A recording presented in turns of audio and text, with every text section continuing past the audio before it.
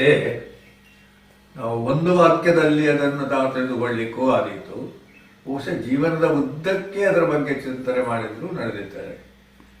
ಆಗಬೇಕಾದ್ದೇನು ಅಂತ ಹೇಳಿದ್ರೆ, ಅರ್ಜುನ ಹೇಳಿದ ರೀತಿಯಲ್ಲಿ ಹೇಳಿದ್ರೆ, ಮೋಹದಿಂದ ಏನು ಮಾಡಬೇಕು ಅಂತ ಗೊತ್ತಾಗುವುದಿಲ್ಲ, ಹೇಗೆ ಬದುಕಬೇಕು ಅಂತ ಗೊತ್ತಾಗುವುದಿಲ್ಲ. ಏನು ಮಾಡುವುದು ಅಂತ ಕೆಲಸ ಅಲ್ಲ, ನಮ್ಮ ಬದುಕು ರೂಪಿಸಲ್ಪಡುವುದಿಲ್ಲ. ಯಾಕೆಂದ್ರೆ ನಾವು ಯಾವುದರಿಂದಲೋ ಆವರ್ತರಾಗಿದ್ದೇವೆ. ಅದು ನಷ್ಟ ಆದ್ರೆ ಏನಾಗ್ತದೆ ಅಂದ್ರೆ, ನಾವು ಏನು ಮಾಡಬೇಕು ಅಂತ ಗೊತ್ತಾಗ್ತದೆ. ಅದನ್ನೇ ನಷ್ಟೋ ಮೋಹ ಸ್ಮೃತಿರ್ಲಬ್ಧ, ಬದುಕಲಿಕ್ಕೆ ಗೊತ್ತಾಗ್ತದೆ. ಬದುಕಲಿಕ್ಕೆ ಗೊತ್ತಾಯಿತು ಅಂತ ಹೇಳಿದ್ರೆ ಅದು ಮೋಕ್ಷ ಅಂತ ಹೇಳ್ತಾನೆ. ಅಂದ್ರೆ ಒಳ್ಳೆ ರೀತಿಯಲ್ಲಿ ಬದುಕಲಿಕ್ಕೆ ಅದನ್ನೇ ಮೋಕ್ಷ ಅಂತ ಹೇಳುದು. ಬಹುಶಃ ನಾವು ಮೊದಲು ಪ್ರಸ್ತಾಪಿಸಿದ ಯುಧಿಷ್ಠಿರನ ಧರ್ಮೋ ವಿವರ್ಧನೆ, ಪಾಪ ಪ್ರನಾಶ, ಶತ್ರುನಾಶ, ಆರೋಗ್ಯ. ಅಲ್ಲಿ ಆರೋಗ್ಯದಲ್ಲಿ ಆರೋಗ್ಯ ಅಂದ್ರೆ ಮನಸ್ಸು ದೇಹ ಸರಿಯಾಗಿರುವುದು. ಇದು ಎಲ್ಲವೂ ಆಯಿತು ಅಂತ ಹೇಳಿದ್ರೆ ಅದು ಜೀವನ್ಮುಕ್ತಿ. ಆಮೇಲೆ ದೇಹ ತ್ಯಾಗ ಮಾಡಿದ ಮೇಲೆ ಅದೇ ಸ್ಥಿತಿಯಲ್ಲಿ ಯಾವುದೇ ಬದಲಾವಣೆ ಇಲ್ಲದ, ಯಾವುದೇ ಒಂದು ರೀತಿಯ ಮಾನಸಿಕವಾಗ್ಲಿ ದೈಹಿಕವಾಗ್ಲಿ ಯಾವುದೇ ಬಾಧೆಗಳಿಲ್ಲದ, ಚಿಂತೆಗಳಿಲ್ಲದ ಸ್ಥಿತಿ ಬರ್ತದೆ. ಅದನ್ನು ನಾವು ಬದುಕಿರುವಾಗ ನಾವು ಪಡೆಯದೇ ಇದ್ರೆ ಮತ್ತೆ ಸಿಗುತ್ತದೆ ಅಂತ ಹೇಳಿದ್ರೆ ನಾವು ಏನ್ ಮಾಡಿದ ಹಾಗಾಗ್ತದೆ, ಕನಸು ಕಟ್ಟಿದ ಹಾಗಾಗ್ತದೆ. ಬದುಕಿರುವಾಗಲೇ ಅದನ್ನು ಸಾಧಿಸಬೇಕು. ಅದನ್ನು ಭಗವದ್ಗೀತೆ ಅಂತಲ್ಲ, ನಮ್ಮ ಧರ್ಮಶಾಸ್ತ್ರಗಳೆಲ್ಲ ಹೇಳಿದ್ದಾವೆ. ಅದನ್ನು ಭಗವದ್ಗೀತೆ ಯಾವುದೇ ಸಂದೇಹ ಇಲ್ಲದೆ, ಯಾರಿಗೆ ಏನು ಸಂದೇಹ ಬಂದರೂ ಅದಕ್ಕೆ ಪರಿಹಾರ ಹೇಳ್ತಾ ಹೋಗ್ತದೆ. ಈಗ ನಾವು 5 ಅಧ್ಯಾಯಗಳಲ್ಲಿ ಸಾಕಷ್ಟು ಸಾಂಖ್ಯಯೋಗ, ವಿಷಾದ ಯೋಗ, ಸಾಂಖ್ಯಯೋಗ, ಕರ್ಮಯೋಗ, ಕರ್ಮ ಸನ್ಯಾಸ ಇತ್ಯಾದಿಗಳನ್ನೆಲ್ಲ ತಿಳಿದಿದೆ. ಅದು ತಿಳಿದಿದ್ದೇವೆ ಅಂದ್ರೆ ಪೂರ್ಣ ತಿಳಿದಿದ್ದೇವೆ ಅಂತಿಲ್ಲ, ಅದನ್ನೇ ಪುನಃ ನಾವು ಹೇಳುವುದು. ಈಗ ಇಲ್ಲಿ 6ನೇ ಅಧ್ಯಾಯಕ್ಕೆ ಹೆಸರು ಕೇಳುವಾಗಲೂ ನಮ್ಗೆ ಸ್ವಲ್ಪ ವಿಚಿತ್ರ ಆಗ್ತದೆ. ಆತ್ಮ ಸಂಯಮ ಯೋಗ. ನಾವು ಒಮ್ಮೆ ಎಲ್ಲ ತಿಳ್ಕೊಂಡೆವು, ಆತ್ಮಜ್ಞಾನವಾದ್ರೆ ಅದನ್ನು ಏನು ಸಂಯಮ ಮಾಡ್ಲಿಕ್ಕೆ ಬರೋದಿಲ್ಲ. ಹೌದು, ಮನಸ್ಸನ್ನು ಸಂಯಮ ಮಾಡಬಹುದು. ಆದ್ರೆ ಇಲ್ಲಿ ಆತ್ಮ ಹೇಳಿದ್ದೇನು, ನಾವು ಮೊದಲು ತಿಳ್ಕೊಂಡ ವಾಕ್ಯದ ಹಾಗೆ, ಉದ್ಧರೇದ್ ಆತ್ಮನಾತ್ಮಾನಂ. ಅದನ್ನೇ ನಾವು ಇಲ್ಲಿ ತಿಳ್ಕೊಳ್ಬೇಕು. ಆತ್ಮ ಅಂದ್ರೆ ಏನು? ದೇಹ ಅಂತ ಭಾವಿಸ್ತೀರಾ? ದೇಹ ಅಂತ ಭಾವಿಸ್ತಿದ್ರೆ 100 ವರ್ಷ ಬದುಕಬೇಕು, ರೋಗ ಬರಬೇಕು, ಯಾರು ಮಾಡಬೇಕು? ಯಾವ ವೈದ್ಯರೂ ನಮಗೆ ಮಾಡಿಕೊಡೋದಿಲ್ಲ, ಅವನೇ ಅದನ್ನು ಮಾಡಬೇಕು. ಆಯುರ್ವೇದ ಅದಕ್ಕೆ ಹೇಳ್ತದೆ. ಮನಸ್ಸು ಅಂತ ಭಾವಿಸ್ತೀರಾ? ಮನಸ್ಸಾದ್ರೆ ಮನಸ್ಸನ್ನು ನಾವೇನು ನಿರ್ಮಾಣ ಮಾಡಬೇಕು? ಯಾರು 1000 ಗಟ್ಟಲೆ ಗುರುಗಳನ್ನು ಕಂಡು ಉಪದೇಶ ಮಾಡಿದ್ರು ಅವನು ಉದ್ಧಾರ ಆಗುವುದಿಲ್ಲ. ಬುದ್ಧಿಯು ಆಮೇಲೆ ನಮ್ಗೆ ಅನುಭವಕ್ಕೆ ಈಗ ಬರದೇ ಇರುವ, ಆದ್ರೆ ಅಂತರಂಗದಲ್ಲಿ ತಿಳಿಯಲಿಕ್ಕೆ ಸಾಧ್ಯ ಇರುವ ಆತ್ಮ ಎಂಬಲ್ಲಿಗೆ ಬಂದಾಗ ಅಲ್ಲಿ ಸಂಯಮವೂ ಇಲ್ಲ, ಏನೂ ಇಲ್ಲ. ಸಮುದ್ರಕ್ಕೆ ಹೋದಂತ ನೀರಿಗೆ ಮತ್ತೆ ಅದಕ್ಕೆ ಹೆಸರು ಇಲ್ಲ, ಅದಕ್ಕೆ ಕರ್ತವ್ಯವೂ ಏನಿಲ್ಲ, ಅದು ಸಮುದ್ರದಲ್ಲಿ ಒಂದು ಲೀನ ಆಗ್ತದೆ. ಹೌದು, ಅದರ ಹಾಗೆ ಈ ಆತ್ಮ ಸಂಯಮ ಎಂಬುದನ್ನು ನಾವೀಗ ಅದು ಯಾಕೆ ಹೇಳ್ತಾರೆ ಅಂತ ಹೇಳಿದ್ರೆ, ಇದು ನಮ್ಮ ಅಭ್ಯಾಸ ಮಾಡುವವರಿಗೆ, ಸಾಧನೆ ಮಾಡುವವರಿಗೆ ಇದು ಮಾರ್ಗವನ್ನು ಹೇಳ್ತದೆ. ನಾವು ವಿಸ್ತಾರ ಹೋಗುವುದಿದ್ರೆ ಒಂದೊಂದು ಶ್ಲೋಕವನ್ನು ವಿಸ್ತಾರವಾಗಿ ತಿಳಿಯಬಹುದು. ಅವನು ಬೇಕಾದ್ರೆ ತಿಳಿಯಬೇಕು. ಆದ್ರಿಂದ ಅದು ಪುಸ್ತಕದಲ್ಲಿ ಇರ್ತದೆ, ಓದಿಕೊಂಡು ಹೋದರೆ ಸರಿ. ನಾವೀಗ ಅದನ್ನು ಎಷ್ಟು ಇದು ಮಾಡುವ ಅಂತ ಹೇಳಿದ್ರೆ, ಈಗ ಕರ್ಮ ಫಲ ಸನ್ಯಾಸ ಎಂಬುದಕ್ಕೆ ನಾವು ಯಾವುದೇ ವೇಷಭೂಷಣ ತೊಳೆದುಕೊಳ್ಳಲ್ಲ. ಸಮ್ಯಕ್ ನ್ಯಾಸ, ನ್ಯಾಸ ಅಂದ್ರೆ ತೆಗೆದಿಡುವುದು, ಬಿಡುವುದು, ಸಮ್ಯಕ್ ನ್ಯಾಸ ಅಂತ. ಹಾಗೆ ಇಲ್ಲಿ ಕರ್ಮ ಫಲ ತ್ಯಾಗ, ಇದನ್ನು ಏನು ಅಂತ ಹೇಳಿದ್ರೆ, ಈ ಕರ್ಮ ಫಲ, ಕಾರ್ಯ ಕರ್ಮ, ಇದನ್ನು ಅನಾಶ್ರಿತ ಕರ್ಮ ಫಲ. ನಾವೆಲ್ಲ ಕರ್ಮ ಮಾಡುವುದು ಯಾವುದೋ ಒಂದು ಉದ್ದೇಶಕ್ಕೆ. ಯಾಕೆ ನೀರು ಕುಡಿಯುವುದು? ಬಾಯಾರಿಕೆ ಹೋಗ್ಲಿಕ್ಕೆ ಅಂತ. ಹಾಗೆ ಯಾರೋ ಒಬ್ಬ ಹೇಳಿದ, ನೀನು ಇಷ್ಟು ನೀರು ಕುಡಿತಾ ಅಂತ ಹೇಳ್ತಾರೆ. ಅದು ಆಯುರ್ವೇದದಲ್ಲಿ ಉಂಟು. ಬಾಯಾರಿಕೆ ಆಗಲಿಲ್ಲ ನೀರು ಕುಡಿ ಅಂತೇಳಿ ಎಲ್ಲೋ ಒಂದು ಕಡೆ ಹೇಳ್ತಾರೆ. ಅದು ಅನಾಶ್ರಿತ ಕರ್ಮ ಫಲ, ಅದು ಕರ್ತವ್ಯ ಕರ್ಮ. ಹಾಗೆ ಅದನ್ನು ಹೇಳ್ತಾರೆ. ಅದೇನು ಅಂತ ಹೇಳಿದ್ರೆ ಕರ್ತವ್ಯ ಕರ್ಮ ಅಕರಣಾತ್. ನಮ್ಮ ಆಹಾರದಲ್ಲಿ ನಾವು ಹಸಿವಾದ್ರೆ ಮಾತ್ರ ತಿನ್ನುವುದು ಅಂತಲ್ಲ, ಹಸಿವಾದಾಗ ತಿನ್ನಬೇಕು ಎಂಬ ನ್ಯಾಯ ಬೇರೆ, ಆ ಆಹಾರದಲ್ಲಿ ನಿಯಮ ಇರಬೇಕು ಅಂತ ನ್ಯಾಯ ಬೇರೆ. ಮನಸ್ಸು ಇತ್ಯಾದಿಗಳನ್ನು, ಅದನ್ನು ಕರ್ಮ ಫಲವನ್ನು ಬಿಟ್ಟು ಕರ್ಮವನ್ನು ಮಾಡುವುದು, ಅದಕ್ಕೆ ಕರ್ತವ್ಯ ಕರ್ಮ. ಈಗ ಪಾಪ ಬರುವುದು ಎಲ್ಲಿ ಅಂತ ಹೇಳಿದ್ರೆ, ಕರ್ತವ್ಯ ಕರ್ಮ ಅಕರಣಾತ್. ನಾನು ದೇಹಧಾರಿಯಾದ್ರಿಂದ ದೇಹದಲ್ಲಿ ಕರ್ಮಾಂಗಗಳಿವೆ, ಕರ್ಮ ಮಾಡಬೇಕು. ಮನಸ್ಸು ಯೋಚನೆ ಮಾಡ್ತದೆ, ಬಾಯಿ ಮಾತಾಡ್ತದೆ, ಮತ್ತೆ ದೇಹ ಕೆಲಸ ಮಾಡ್ತದೆ. ಇದನ್ನು ಕರ್ಮ ಫಲ ಅನಾಶ್ರಿತ್ಯ, ಅದರ ಫಲವನ್ನು ನಾಡು ಮಾಡಿದರೆ ಅವನು ಸನ್ಯಾಸಿಯೂ ಹೌದು. ಇನ್ನು ಅಷ್ಟಾಂಗ ಯೋಗವೋ ಎಂಥದೋ ಯೋಗ ಎಲ್ಲ ಹೇಳಿತು. ನಾವು ಯೋಗಕ್ಕೆ 2 ಸಲ ಹೇಳಿದೆವು. ಯೋಗ ಕರ್ಮಸು ಕೌಶಲಂ, ಸಮತ್ವಂ, ಯೋಗ ವಿಚ್ಯತೆ ಇತ್ಯಾದಿ ಎಲ್ಲ ಬಂತು. ಆದರೆ ಅಲ್ಲಿಗೂ ಅದು ಪೂರ್ಣ ಆಗಲಿಲ್ಲ. ಅದು ಅದರದ್ದು ಒಂದೊಂದು ಸ್ವರೂಪ ಕೊಟ್ಟದ್ದು. ಅದು ಯೋಗಿ. ಆದ್ರಿಂದ ಸನ್ಯಾಸಿ ಅಂದರೆ ಬಿಟ್ಟವ ಅಲ್ಲ. ಸನ್ಯಾಸಿಗೆ ಜನಿವಾರ ಇಲ್ಲ, ಅದನ್ನು ಬಿಟ್ಟ ಕೂಡಲೇ, ಅಥವಾ ವೇಷ ಬಿಟ್ಟ ಕೂಡಲೇ, ಮನೆ ಬಿಟ್ಟ ಕೂಡಲೇ ಸನ್ಯಾಸಿ ಅಲ್ಲ ಅಂತ ಹೇಳ್ತಾರೆ. ಹಾಗಾದ್ರೆ ಸನ್ಯಾಸ, ಯೋಗ, ಕರ್ಮ ಇತ್ಯಾದಿಗಳೆಲ್ಲ ಒಂದೇ ಆಗುವುದು ಹೇಗೆ ಅಂತ ಹೇಳಿದ್ರೆ, ಈ ಕರ್ಮ ಎಂಬುದನ್ನು ನಾವು ಮೊದಲಿಂದ ಇಟ್ಕೊಳ್ಬೇಕು. ಕರ್ಮ ಯಾಕೆ ಅಂತ ಹೇಳಿದ್ರೆ, ಈ ಭೂಮಿಯೇ ಕರ್ಮ ಭೂಮಿ. ಇಲ್ಲಿ ಸುಮ್ಮನೆ ಇರ್ಲಿಕ್ಕೆ ಆಗುವುದಿಲ್ಲ. ಈ ದೇಹವೇ ಕರ್ಮಕ್ಕೆ ಬೇಕಾದಂಥ ದೇಹ. ದೇಹ ಇಲ್ಲದಿದ್ರೆ ಕರ್ಮ ಇಲ್ಲ, ದೇಹ ಇಲ್ಲದಿದ್ರೆ ಕರ್ಮ ಇಲ್ಲ. ಹಾಗಾದ್ರೆ ದೇಹವನ್ನು ಆಶ್ರಯಿಸಿದ ಮನಸ್ಸಿಗೆ ದೇಹ ಇಲ್ಲದಿದ್ರೂ ಆ ದೇಹ ಆಶ್ರಯಿಸಿದ ಮನ ಇತ್ಯಾದಿ ಹೇಳ್ತಾರೆ. ಆದ್ರಿಂದ ಈ ಕರ್ಮ ನಿಜವಾಗಿದಂಥ ಇದು ಬೇಕಾಗ್ತದೆ. ಅಲ್ಲಿ ಇಂದ್ರಿಯಗಳ ಸೆಳೆತಕ್ಕಾಗಿ ಕರ್ಮ ಅಲ್ಲ, ನಾಲಿಗೆಯ ರುಚಿಗಾಗಿ ತಿನ್ನುವುದಲ್ಲ, ನನಗೆ ಇಷ್ಟ ಎಂದು ಕೇಳುವುದಲ್ಲ. ಈಗ ಓಂಕಾರಾದಿ ಸಂಗೀತವು ಆತ್ಮಾನಂದ ಆಗತದಾದರೆ ಕೇಳಬೇಕು.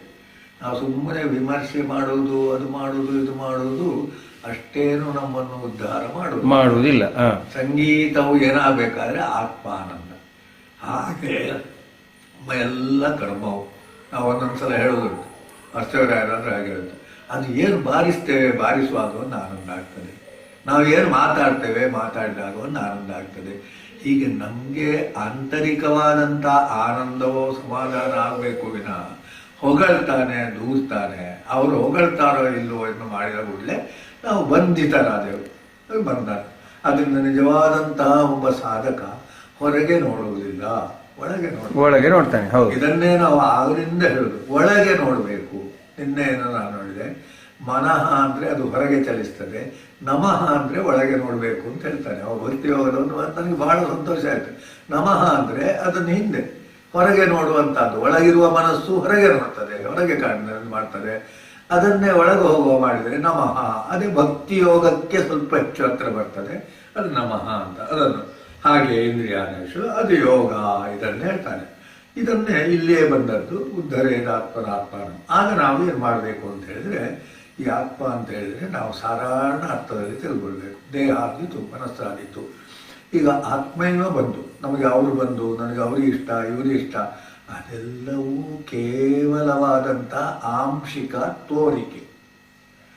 ತಾಯಿ ಮಗುವನ್ನು ಪ್ರೀತಿಸುವುದು ಮಗುವಿಗಾಗಿ ಅಲ್ಲ ಅಂತ ಹೇಳಿದ, ತನಗಾಗಿ. ತಾಯಿ ಮಗುವನ್ನು ಪ್ರೀತಿಸುವಾಗ ಅವಳಿಗೆ ತೃಪ್ತಿ ಆಗ್ತದೆ. ಹೌದು, ಕರೆಕ್ಟ್.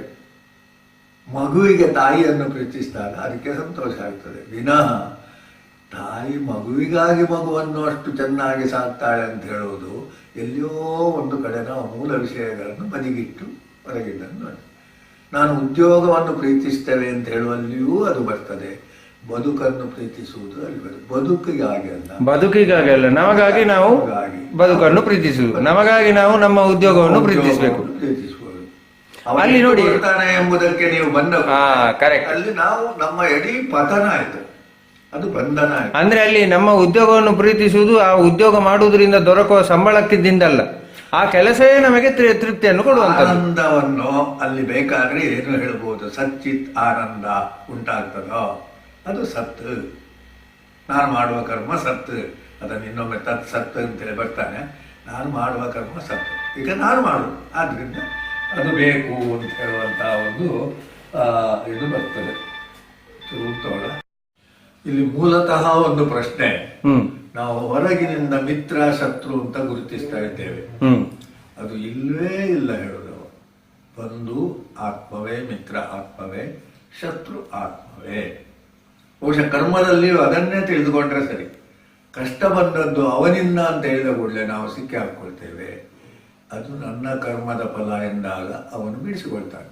ಅದನ್ನು ಅನುಭವಿಸಬೇಕು. ಪ್ರಾಕರ್ಮ ಪ್ರವಿಲಾಪ್ಯತಾಮ್ ಅಂತ ಹೇಳುವಂಥ ಈ ಮಾತುಗಳೆಲ್ಲ ಇದೆಲ್ಲವನ್ನು ಭಗವದ್ಗೀತೆಯು ಬೇರೆ ಶಾಸ್ತ್ರಗಳು ಆಗಾಗ ಹೇಳುವುದೇ ಯಾಕೆಂದ್ರೆ ಇದೀಗ ಯಾವುದೇ ಒಂದು ಪ್ರಚಾರದ ಉದ್ದೇಶ ಅಲ್ಲ, ನಮ್ಮಲ್ಲಿ ಸುಧಾರಣೆ ಮಾಡಿಕೊಳ್ಳುವುದು ಹೇಗೆ ಅಂತೇಳಿ. ಹಾಗಾದ್ರೆ ಆತ್ಮಜಿತಾತ್ಮನ, ಇಲ್ಲಿ ಆತ್ಮ ಅಂತ ಹೇಳಿದಾಗ ದೇಹ ಮನಸ್ಸು ಬುದ್ಧಿ ಎಲ್ಲ ಅರ್ಥದಲ್ಲಿ ತೆಗೆದುಕೊಳ್ಬೇಕು, ಒಂದೇ ಅರ್ಥದಲ್ಲೆಲ್ಲ. ಹಾಗಾದ್ರೆ ಈ ಆತ್ಮವನ್ನು ಗೆದ್ದಿದ್ದಾನೆ ಅಂತ ಹೇಳಿದಕ್ಕೆ ಒಂದೇನೋ ಅವನು ಪ್ರಶಾಂತವಾಗಿ ಇರ್ತಾನೆ, ಯಾವುದೇ ಉದ್ವೇಗ ಇಲ್ಲ, ಯಾವುದೇ ಉದ್ರೇಕ ಇಲ್ಲ, ದ್ವೇಷ ಇಲ್ಲ, ಕಾಮ ರಾಗ ಇತ್ಯಾದಿಗಳು ಬರುವುದಿಲ್ಲ. ಎಲ್ಲ ಬರುವುದು ಯಾವಾಗ ನಾವು ಹೊರಗಿನದೆಲ್ಲ ನೋಡಿದಾಗ ಬರ್ತದೆ. ಹಾಗಾದ್ರೆ ಹೊರಗಿದ್ದಿಲ್ವಾ? ಅದು ಕೇವಲ ತೋರಿಕೆಗೆ, ಅದು ಬೇಡ ಅಂತ ಹೇಳಿದ್ದಲ್ಲ. ಈಗ ಮನೆ ಅದು ಇದೆಲ್ಲ ಬೇಡ ಅಂತ ಹೇಳಿದ್ದು ಯಾವುದನ್ನೂ ಇಲ್ಲ, ಆದರೆ ಅದು ತೋರಿಕೆ. ನಿಜವಾದ್ದು ಯಾವುದು ಅಂತ ಹೇಳಿದ್ರೆ ನನ್ನದೇ. ಆದ್ರಿಂದಲೇ ಏನು ಅಂದರೆ ಜ್ಞಾನ ವಿಜ್ಞಾನ ತೃಪ್ತ, ಅವನಿಗೆ ತೃಪ್ತಿ ಇರಬೇಕು. ಯಾವುದು ಕಷ್ಟಕ್ಕೂ ಸಮಾಧಾನ ಇರಬೇಕು, ಸುಖಕ್ಕೂ ನಾವೇನಾದರೂ ಇದು ಮಾಡಬೇಕಾಗಿಲ್ಲ. ಸುಖ ಹೇಗೆ ಬಂತು ಮಹಾರಾಯ? ನೀನು ಒಳ್ಳೇದು ಮಾಡಿದ್ದು ಸುಖ ಬಂತು, ಅಲ್ಲಿ ಮುಗೀತು. ನೀನು ಕೆಟ್ಟದ್ದು ಮಾಡಿದ್ದು ಕಷ್ಟ ಬಂತು, ಮುಗೀತು. ಹಾಗಾದ್ರೆ ಇನ್ನು ಏನು ಮಾಡೋದು? ಕಷ್ಟ ಬೇಡ ಅಂತ ಇದ್ರೆ ಕೆಟ್ಟದ್ದು ಮಾಡಬೇಡ ಅಷ್ಟೇ. ಸುಖ ಬೇಕು ಅಂತ ಹೇಳಿದ್ರೆ ಒಳ್ಳೇದು ಮಾಡು, ಮತ್ತೆ ಅದಕ್ಕಿಂತ ಮೇಲೆ ಹೋಗು. ಸುಖವೂ ಬೇಡ, ಕಷ್ಟವೂ ಬೇಡ, ಅದರ ಸಂಪರ್ಕವೇ ಇಲ್ಲದೆ ಇರುವ ಸ್ಥಿತಿ ಅದು ಮುಕ್ತನಾಗುವಂಥದ್ದು. ಸುಖಕ್ಕಾಗಿ ಮಾಡುವುದಲ್ಲ, ಕರ್ತವ್ಯವನ್ನು ಮಾಡಿದಾಗ ಸುಖವೂ ಬಂದಿತು, ಬರಲಿ. ಸುಖವು ಬಂದ್ರೆ ಅದರಷ್ಟಕ್ಕೆ ಬರ್ತದೆ, ಹೋಗ್ತದೆ. ಹೌದು, ಈಗ 3 ಕಾಲಗಳು ಅದರಷ್ಟಕ್ಕೆ ಬರ್ತಾ ಹೋಗ್ತವೆ. ಮನುಷ್ಯ ಬದುಕುವಾಗ ಏನೂ ಆಗುದಿಲ್ಲ. ಮಳೆಗಾಲದಲ್ಲಿ ಏನಾದ್ರು ಕೂಗುವುದು ಇಲ್ಲ, ಸೆಕೆಗಾಲದಲ್ಲಿ ಏನೋ ಅದಕ್ಕೆ ಬೇಕಾದನ್ನು ಮಾಡಿಕೊಳ್ತಾನೆ. ಹಾಗೆ ಅದು ಇದು. ಮತ್ತೆ ಲಾಭ ನಷ್ಟ ಇಲ್ಲ, ಸಮಲೋಷ್ಟಾಶ್ಮ ಕಾಂಚನ. ನಮಗೆ ಯಾವುದು ಅಂತ ಹೇಳಿದ್ರೆ ಚಿನ್ನ ಹಣ ಇದರದ್ದೇ ಹುಚ್ಚು ನಮ್ಮನ್ನು ಬಿಡ್ಲಿಕ್ಕೆ ಕೇಳುವುದಿಲ್ಲ. ಅದು ಒಂದೇ, ಬಂದ್ರು ಒಂದೇ, ಬರದಿದ್ರು ಒಂದೇ. ಬಂದ್ರೆ ಏನು ಅಂತ ಹೇಳಿದ್ರೆ ದುರುಪಯೋಗ ಮಾಡಬೇಡ. ಈಗ ತುಂಬಾ ಶ್ರೀಮಂತನಾಗಿದ್ದಾನೆ, ದುರುಪಯೋಗ ಮಾಡಿದ. ದುರುಪಯೋಗ ಮಾಡಿದ್ರೆ ಪುನಃ ಇಟ್ಟುಕೊಳ್ತಾನೆ, ನಿನಗೆ ಬಡತನ ಬರ್ತದೆ, ಶ್ರೀಮಂತಿಗೆ ಬರ್ತಾನೆ. ಇದನ್ನೇ ಈ ಚಕ್ರವನ್ನು ತಿನ್ಬೇಕಾದ್ರೆ ಅದಿರ್ತದೆ. ಹಾಗಾದ್ರೆ ಏನಾಗಿರ್ಬೇಕು ನಾವು ಬದುಕಬೇಕು? ಎಲ್ಲರಲ್ಲಿಯೂ ಉದಾಸೀನ ಅಂತ. ಉದಾಸೀನ ಮನೆಗೆ ಬಂದವರಿಗೆ ತಿಂಡಿ ಕೊಡಬೇಕು, ಊಟ ಹಾಕಬಾರ್ದು ಅಂತ ಹೇಳಿದಲ್ಲ, ಆದರೆ ಅದೊಂದು ದೊಡ್ಡ ವಿಷಯ ಅಲ್ಲ. ಮನೆ ನನ್ನದು, ಬಂದವರಿಗೆ ಏನಾದ್ರು ಕೊಡಬೇಕು, ನನ್ನ ಕರ್ತವ್ಯ ಆಯಿತು ವಿನಃ ಅವರನ್ನು ಮೆಚ್ಚಿಸ್ಲಿಕ್ಕೆ ಅಲ್ಲ. ಅಥವಾ ಅದರಿಂದ ನಮ್ಮ ಈ ಒಂದು ಧರ್ಮಶಾಸ್ತ್ರ ಎಲ್ಲಿ ಹೇಳ್ತಾರೆ, ಅತಿಥಿಗೆ ಸಂತೋಷ ಆದರೆ ನಿನಗೆ ಪುಣ್ಯ ಬರ್ತದೆ ಅಂತ ಹೇಳ್ತಾರೆ. ಅದಕ್ಕೂ ಹೆಚ್ಚು ಇದು ಮಾಡಬೇಡ. ಅತಿಥಿಯನ್ನು ಸತ್ಕಾರ ಮಾಡುವುದು ನನ್ನ ಕರ್ಮ ಅಂತ ತಿಳಿದುಕೊಂಡು ಮಾಡಿದರೆ ಅದರಿಂದ ಪುಣ್ಯ ಬರ್ತದೆ, ಲಾಭ ಆಗ್ತದೆ. ಇದನ್ನು ಹೇಳುವುದು ವೇದಗಳು ಹೇಳ್ತವೆ. ಅದಕ್ಕೆ ಕರ್ಮ ಬಂಧ ಅಂತ ಹೇಳುದು. ಯಾಗ ಮಾಡಿದರೆ ಸ್ವರ್ಗ ಸಿಗ್ತದೆ, ಇದು ಮಾಡಿದರೆ ಪುತ್ರಗಾಮ, ಎಷ್ಟು ಮಾಡಿದರೆ ಮಕ್ಕಳು ಸಿಗ್ತಾರೆ. ಇಂಥದ್ದನ್ನು ಮಾಡುವುದು ಬೇಡ ಹೇಳುವಲ್ಲಿ ಅದು ಮೇಲಿನ ಹಂತಕ್ಕೆ ಹೋಯ್ತು. ಮಾಡಬಾರ್ದು ಅಂತಲ್ಲ, ಅದಕ್ಕಾಗಿ ಮಾಡಬೇಡ ಅಂದರೆ. ಆದ್ರಿಂದಲೇ ಇದಕ್ಕೆ ಯೋಗ ಅಂತ ಹೇಳುದು. ಕರ್ತವ್ಯ ಎಂದು ಮಾಡುವುದು ಯೋಗ, ಲಾಭಕ್ಕೆಂದು ಮಾಡುವುದು ಕರ್ಮ. ನಷ್ಟ ಆಗಬಾರ್ದು ಅಂತ ಮಾಡುವುದು ಕರ್ಮ. ನಮ್ಮ ಉದ್ಯೋಗವನ್ನೇ ಯೋಗ ಮಾಡಿಕೊಂಡು ನಾವೇನು ಮಾಡ್ಬೋದು ಅಂತ ಹೇಳಿದ್ರೆ ಸ್ವಕರ್ಮಣ ಸಮಭ್ಯರ್ಚ ಸಿದ್ಧಿ ವಿನ್ನತಿ.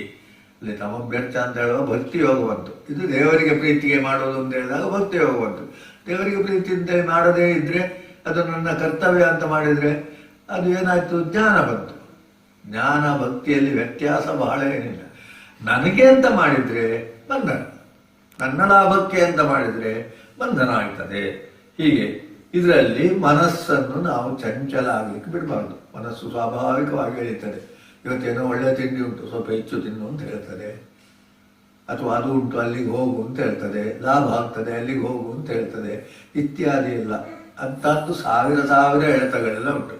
ಅದನ್ನೆಲ್ಲ ನಾವು ಬಿಟ್ಟು ಅದನ್ನೆಲ್ಲ ನಿಯಂತ್ರಣ ಮಾಡಿಕೊಂಡ್ರೆ ನಾವು ಏನು ಮಾಡಬೇಕು, ನಾನು ಏನು ಮಾಡಬೇಕು ಅಂತ ಯಥಾರ್ಥ ಇಲ್ಲವೇ ಇಲ್ಲ. ಆ ನಾನು ಎಂಬುದು ಇರುವಾಗ ಅದು ಏನು ಮಾಡಬೇಕು ಅದೆಲ್ಲ ಮಾಡ್ತದೆ. ಕಣ್ಣಿದ್ದದ್ದು ಕಣ್ಣಿನ ಕೆಲಸ ಮಾಡಲಿ, ಇದಿಷ್ಟ. ನನಗದಕ್ಕೂ ಸಂಬಂಧ ಇಲ್ಲ. ದೇಹ ಇರುವಾಗ ಕರ್ಮ ಮಾಡಬೇಕು, ಬದುಕಿರುವಾಗ ಮಾಡಬೇಕು. ಅದರಲ್ಲಿ ಏನಾದರೂ ನನಗೆ ಇದಿಲ್ಲ. ಇರುವುದು ಎಂಬುದೇ ಒಂದು ರೀತಿಯಲ್ಲಿ ನಮ್ಮ ಹಿಡಿತದ್ದಲ್ಲ. ನಾವು ಹುಟ್ಟಿದ್ದು ನಮ್ಮ ಹಿಡಿತದಲ್ಲೆಲ್ಲ. ನಮ್ಮ ಈಗಿನ ಸ್ಥಿತಿ ಅದು ಯಾವುದರಿಂದಲೂ ಒಂದು ಬಂದಿದೆ. ಅದನ್ನು ಯಾವುದೇ ಸಂಬಂಧ ಇಲ್ಲದೆ, ನಾನು ಎಂದು ಇಲ್ಲದೆ ಅನುಭವಿಸಿದರೆ ಅದು ಮೋಕ್ಷ, ಬಿಡುಗಡೆ ಆಗ್ತದೆ. ಅದರಿಂದ ಬಿಡುಗಡೆ ಆಗಲೇಬೇಕು. ಸುಖದಿಂದಲೂ ಬಿಡುಗಡೆ ಆಗಬೇಕು ಅಂತ ಹೇಳುವಾಗ ಸಾಮಾನ್ಯ ಜನ ಹಾಗೆ ಹೇಳಿದರೆ ಇದೆಲ್ಲ ಹುಚ್ಚು ಅಂತ ಹೇಳ್ತಾನೆ. ಸುಖದಿಂದಲೂ ಬಿಡುಗಡೆ ಆಗಬೇಕು, ದುಃಖದಿಂದಲೂ ಬಿಡುಗಡೆ ಆಗಬೇಕು, ಬದುಕಿನಿಂದಲೂ ಬಿಡುಗಡೆ ಆಗಬೇಕು, ಸಾವಿನಿಂದಲೂ ಬಿಡುಗಡೆ ಆಗಬೇಕು. ಈ ಬಿಡುಗಡೆ ಎಂಬಲ್ಲಿಗೆ ಆಸಕ್ತಿ ಅಥವಾ ಇತ್ಯಾದಿ ನಾವು ಬೇರೆ ಬೇರೆ ರೀತಿಯಲ್ಲಿ ಹೇಳಿದ್ವಿ. ಅದಕ್ಕೀಗ ಒಂದು ಯೋಗದ ಮಾರ್ಗವನ್ನು ಹೇಳ್ತಾನೆ. ಸಮಕಾಯ ಶಿರೋಗ್ರೀವ ಅಷ್ಟಾಂಗ ಯೋಗ ಉಂಟು, ಯೋಗಿಗಳಿದ್ದಾರೆ, ಬೇಕಾದಷ್ಟಿದ್ದಾರೆ, ಮಾಡ್ತಾರೆ ಸಾಧನೆ. ಆದರೆ ಅಷ್ಟರಲ್ಲೇ ಆಗುತ್ತದೆ. ಮನಸ್ಸನ್ನು ಅವನು ಸರಿ ಇಟ್ಟುಕೊಳ್ಳಲಿಲ್ಲ. ಈ ನಿಜವಾದಂಥ ಇದು ಆಗದೆ ಅದರಲ್ಲಿ ಎಷ್ಟು ಇದು ಮಾಡಿದ್ರು ಎಂತೆಂಥ ಅಂಗದ ಇದೆಲ್ಲ ಮಾಡ್ತಾರೆ. ಅದು ಯೋಗಾಸನಗಳಲ್ಲಿ ಯೋಗ ಅಲ್ಲ ಅಂತ ಹೇಳ್ತಾರೆ. ಯೋಗ ಅಂತ ಹೇಳಿದ್ರೆ ಏನು? ಯೋಗೇನ ಚಿತ್ತಸ್ಯ, ಈ ಕರ್ಮದಿಂದ ಮನಸ್ಸನ್ನು ಇದನ್ನು ಸರಿ ಮಾಡಬೇಕು. ಚಿತ್ತ ಸಮಸ್ಥಿತಿಗೆ ಬರುವುದೇ ಯೋಗ. ಹಾಗಾದ್ರೆ ಆ ಯೋಗ ಮಾಡಬೇಕಾ ಬೇಡ? ಇನ್ನು ಮನಸ್ಸನ್ನೇ ಮಾಡಿಕೊಂಡ್ರು ಸಾಕು. ಯಾವುದನ್ನೇ ನಾವು ತಿರಸ್ಕರಿಸುವುದಿಲ್ಲ. ಅದೊಂದು ಮಾರ್ಗ. ಅದರಲ್ಲಿ ಅವರವರು ಬೇಕಾದವರು ಹೋಗಿ. ಯಾವುದೇ ಮಾರ್ಗ ಇಲ್ಲದೆಯೂ ನಾವು ಪ್ರಶಾಂತ ಸ್ಥಿತಿಗೆ ಬರಬಹುದು. ಅದೇನು? ಆತ್ಮ ಸಂಯಮ ಯೋಗ. ನನ್ನನ್ನು ನಾನು ನಿಯಂತ್ರಿಸಿಕೊಳ್ಳುವುದು. ಕಂಡದ್ದಕ್ಕೆಲ್ಲ ಬೆನ್ನ ಹಿಂದೆ ಹೋದರೆ ನಾವು ಸಿಕ್ಕಿ ಹಾಕ್ಕೊಳ್ತೇವೆ. ಈಗ ಯಾವುದೇ ಆಸಕ್ತಿ ಹಾಗೆಂತೇಳಿ ಹಾಗಾದರೆ ನನ್ನ ಆಸಕ್ತಿಯನ್ನು ಹವ್ಯಾಸವನ್ನು ಒಮ್ಮೆ ಬಿಡಬೇಡ. ಅದನ್ನು ಅಷ್ಟೇ ಅಂತ ತಿಳ್ಕೊ. ಅದರಿಂದ ನಾನು ಉದ್ಧಾರ ಆಗುವುದಿಲ್ಲ. ಅದೀಗ ಮಾಡುವ ಅವಕಾಶ ಉಂಟಾಗ ಮಾಡು. ಯಾವುದನ್ನೇ ಒಮ್ಮೆ ಬಿಡುವುದು ಯಾವಾಗಲೂ ಅಪಾಯ. ಆದ್ದರಿಂದಲೇ ಮಾಡುವಾಗ ಅದರಲ್ಲಿ ನಾವು ಅಂಥ ಆಸಕ್ತಿ, ಅದರಿಂದ ಉದ್ಧಾರ ಆಗ್ತೇವೆ ಅಂತ ಹೇಳುವುದು ಇದನ್ನು ಬೇಡ. ಹಾಗಾದರೆ ಇದರಲ್ಲಿ ಇದು ಹೇಳುವಾಗ ಇದು ಪ್ರಾಣಾಯಾಮ ಇದನ್ನೆಲ್ಲ ಹೇಳ್ತಾನೆ. ಮತ್ತು ಯುಕ್ತಾಹಾರ ವಿಹಾರ ಅಂತ ಹೇಳ್ತಾನೆ. ಹೆಚ್ಚು ತಿನ್ನುವುದು, ಹಾಗಾಗಿ ಇದೆಲ್ಲ ತಿನ್ನುವುದು ವಿಹಾರ. ನನಗೆ ಅಲ್ಲಿ ಹೋಗಲೇಬೇಕು, ನನಗೆ ಇದು ಮಾಡಲೇಬೇಕು. ಕೆಲವನ್ನು ಒಮ್ಮೆ ಅಲ್ಲ, ನನಗಿದು ಈ ಕಾರ್ಯಕ್ರಮಕ್ಕೆ ಹೋಗಲೇಬೇಕು ಅಂತೇಳಿ ಮಾಡುವಾದರೆ ಅದು ಹೋಗಲೇಬೇಕು ಎಂಬಲ್ಲಿ ಸ್ವಲ್ಪ ಕಡಿವಾಣ ಮಾಡ್ತಾ ಬಂದು ಮತ್ತೆ ಆದರೆ ಆಯಿತು. ಸಿಕ್ಕಿದ್ದನ್ನು ಇದು ಪ್ರಾಪ್ತಂ ಉಪಾಸೀತ ಹೃದಯೇನಾಪರಾಧಿತ. ನಮಗೆ ಸಹಜವಾಗಿ ಏನು ಸಿಗ್ತದೆ ಅದನ್ನು ನಾವು ಉಪಾಸಿಸುವುದು ಅಂತ ಹೇಳಿದ್ರೆ ಪ್ರೀತಿಯಿಂದ ಸ್ವೀಕರಿಸಬೇಕು. ಭಿಕ್ಷೌಷಧಂ ಭುಜ್ಯತಾಂ. ಇವತ್ತೇನು ಸಿಕ್ಕಿತೋ ಅದನ್ನೇ ತಿನ್ನುವುದು. ನನಗೆ ಅದು ಬೇಕು ಇದು ಬೇಕು ಅಂತ ಹುಡುಕೋ ಏನು ಮಾಡ್ತಾನೆ? ಆಯುಷ್ಯವನ್ನು ಹಾಳು ಮಾಡಿಕೊಳ್ತಾನೆ, ಧನವನ್ನು ಹಾಳು ಮಾಡಿಕೊಳ್ತಾನೆ, ಇದನ್ನೆಲ್ಲ ಮಾಡ್ತಾನೆ.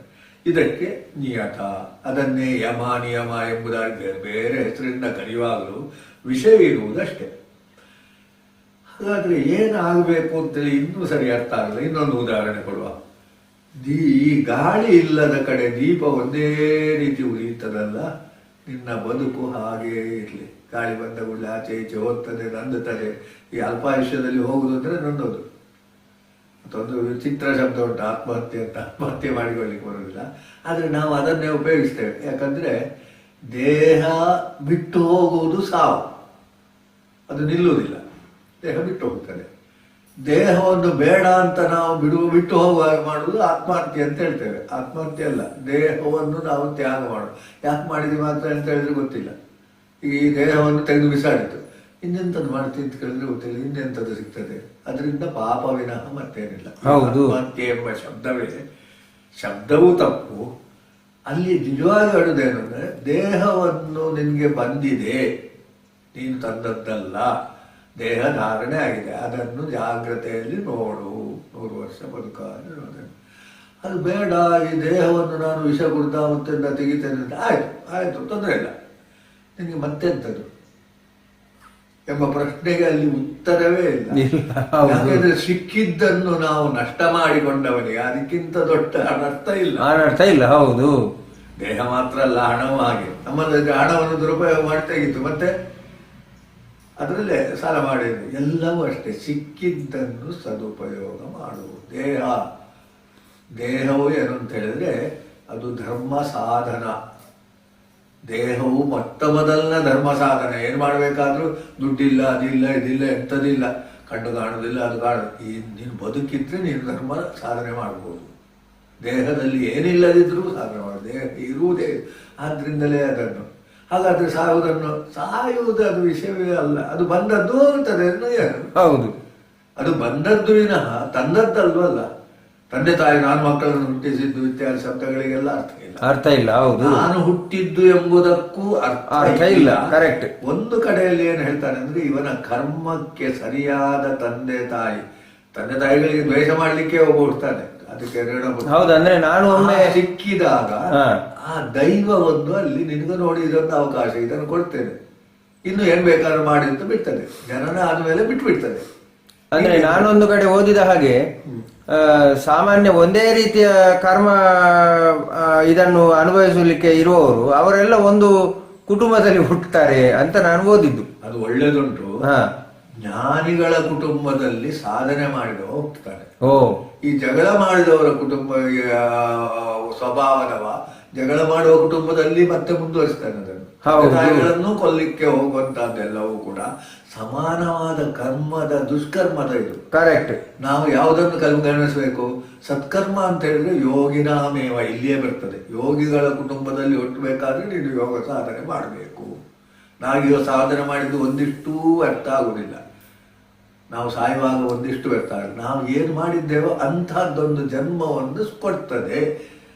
ಭಕ್ತಿ ಬಂತ ಬೇಕಾದ್ರೆ ದೇವರು ಕೊಡ್ತಾನೆ ಅಂತ ಹೇಳುವ. ಹೌದು, ದೇವರು ಕೊಡ್ತಾನ ಬರ್ತದ ಎಂಬುದರಲ್ಲಿ ಚರ್ಚೆ ಇಲ್ಲವೇ ಇಲ್ಲ.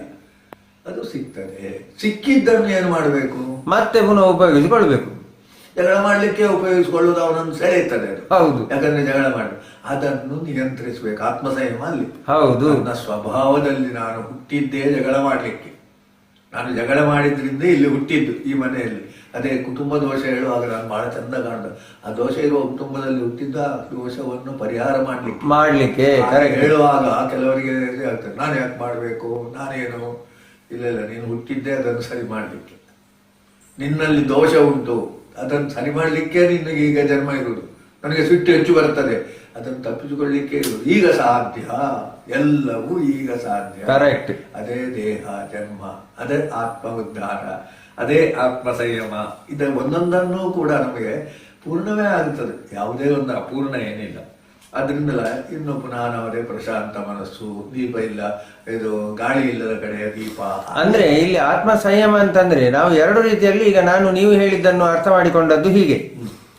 ಒಂದು, ನಾವು ಕರ್ಮವನ್ನು ಮಾಡಲೇಬೇಕು. ಕರ್ಮವನ್ನು ಮಾಡ್ಲಿಕ್ಕಾಗಿಯೇ ನಾವು ಹುಟ್ಟಿದವರು. ಕರ್ಮ ಮಾಡ್ಲಿಕ್ಕೆ ಇರುವುದು. ಹೌದು, ಅದರಿಂದ ಕರ್ಮ ಮಾಡಲೇಬೇಕು. ಆದ್ರೆ ಆತ್ಮ ಸಂಯಮ ಅಂತ ಹೇಳುವಾಗ ಯಾವುದೇ ಒಂದು ಕರ್ಮ ಮಾಡಿದ್ರೆ ಅದರ ಪ್ರತಿಫಲದ ಅಪೇಕ್ಷೆ ಇಲ್ಲದೆ ನಾವು ಮಾಡುವಂತದ್ದು. ಪ್ರತಿಫಲದ ಅಪೇಕ್ಷೆ ಇಲ್ಲದೆ ನಾನು ಮಾಡಿದ್ದು ಎಂಬ ಅಹಂಕಾರ ಇಲ್ಲದೆ. ಹೌದು. ಯಾವುದೇ ಲೇಪ ಬರಬಾರ್ದು. ಈ ನೀರಿನಲ್ಲಿದ್ದಂತಹ ಕಮಲದ ಪತ್ರಕ್ಕೆ ನೀರು ಅಂಟಿಕೊಳ್ಳುವುದೇ ಇಲ್ಲ. ಆದ್ರೆ ನಾವು ಅಂಟಿಸಿಕೊಳ್ತೇವೆ. ಸ್ನಿಗ್ಧತೆ ನಾವು ಅಂಟಿಸಿಕೊಳ್ತೇವೆ. ಹಾಗಾದ್ರೆ ಇಲ್ಲಿ ನೋಡಿ, ಇನ್ನೊಂದು ನನ್ನ ಪ್ರಶ್ನೆ ಇರುವುದೇ. ಈಗ ನಾವು ನಮ್ಮ ಆತ್ಮ ಸಂತೋಷಕ್ಕೆ ಅಥವಾ ಯಾವುದೇ ಲೇಪ ಇಲ್ಲದೆ, ಅಂದ್ರೆ ಒಳಿತು ಕೆಡುಕುಗಳ ಇದು ಇಲ್ಲ, ಪಾಪ ಪುಣ್ಯವು ನನಗೆ ಬೇಡ, ಅಂತೂ ಕರ್ಮ ಮಾಡಬೇಕು, ಅದು ನಾನು ಮಾಡುವುದು ಅಂತಲ್ಲ, ಆಗಿ ಹೋಗ್ತದೆ ಅಂತ ಇಟ್ಟುಕೊಳ್ಳುವಾಗ ಯಾವುದೋ ಒಂದು ಕಾರ್ಯಕ್ರಮಕ್ಕೆ ನಾವು ಮನಸ್ಸಿಟ್ಟು ಹೋದ್ರೆ ತಪ್ಪೇನು? ಮನಸ್ಸಿಟ್ಟು ಹೋಗುವುದು ತಪ್ಪಲ್ಲ. ಯಾಕೆಂದ್ರೆ ನಾನು ಇದನ್ನು ಹೋಗ್ಬೇಕು ಅಂತ ಹೇಳುದು. ಹೌದು, ಕರೆಕ್ಟ್. ಅದು ಹೋಗದಿದ್ರೆ ನನಗೆ ಜೀವವೇ ಹೋಗ್ತದೆ, ಅತಿಯಾಯ್ತು. ಮತ್ತೆ ಕಡೆಗೆ ಏನ್ ಕಾಣ್ತದೆ, ಇದು ನನ್ನ ಉದ್ಧಾರಕ್ಕೆ ಒಂದು ಸಾಧನ ಆಗಬೇಕು ಅಂತ ತಿಳಿಯುವುದು ಜ್ಞಾನ. ಆ ಕಾರ್ಯಕ್ರಮದಿಂದಲೇ, ಅಲ್ಲಿ ಒಂದು ಸೆಕೆಂಡ್, ಅಲ್ಲಿ ಆ ಕಾರ್ಯಕ್ರಮದಿಂದಲೇ ನನ್ನ ಉದ್ಧಾರ ಆಗ್ತದೆ ಅಂತ ತಿಳಿಯುವುದು ಅದು ಪುನಃ ಮೋಹಪಾಶ ಅಲ್ವಾ?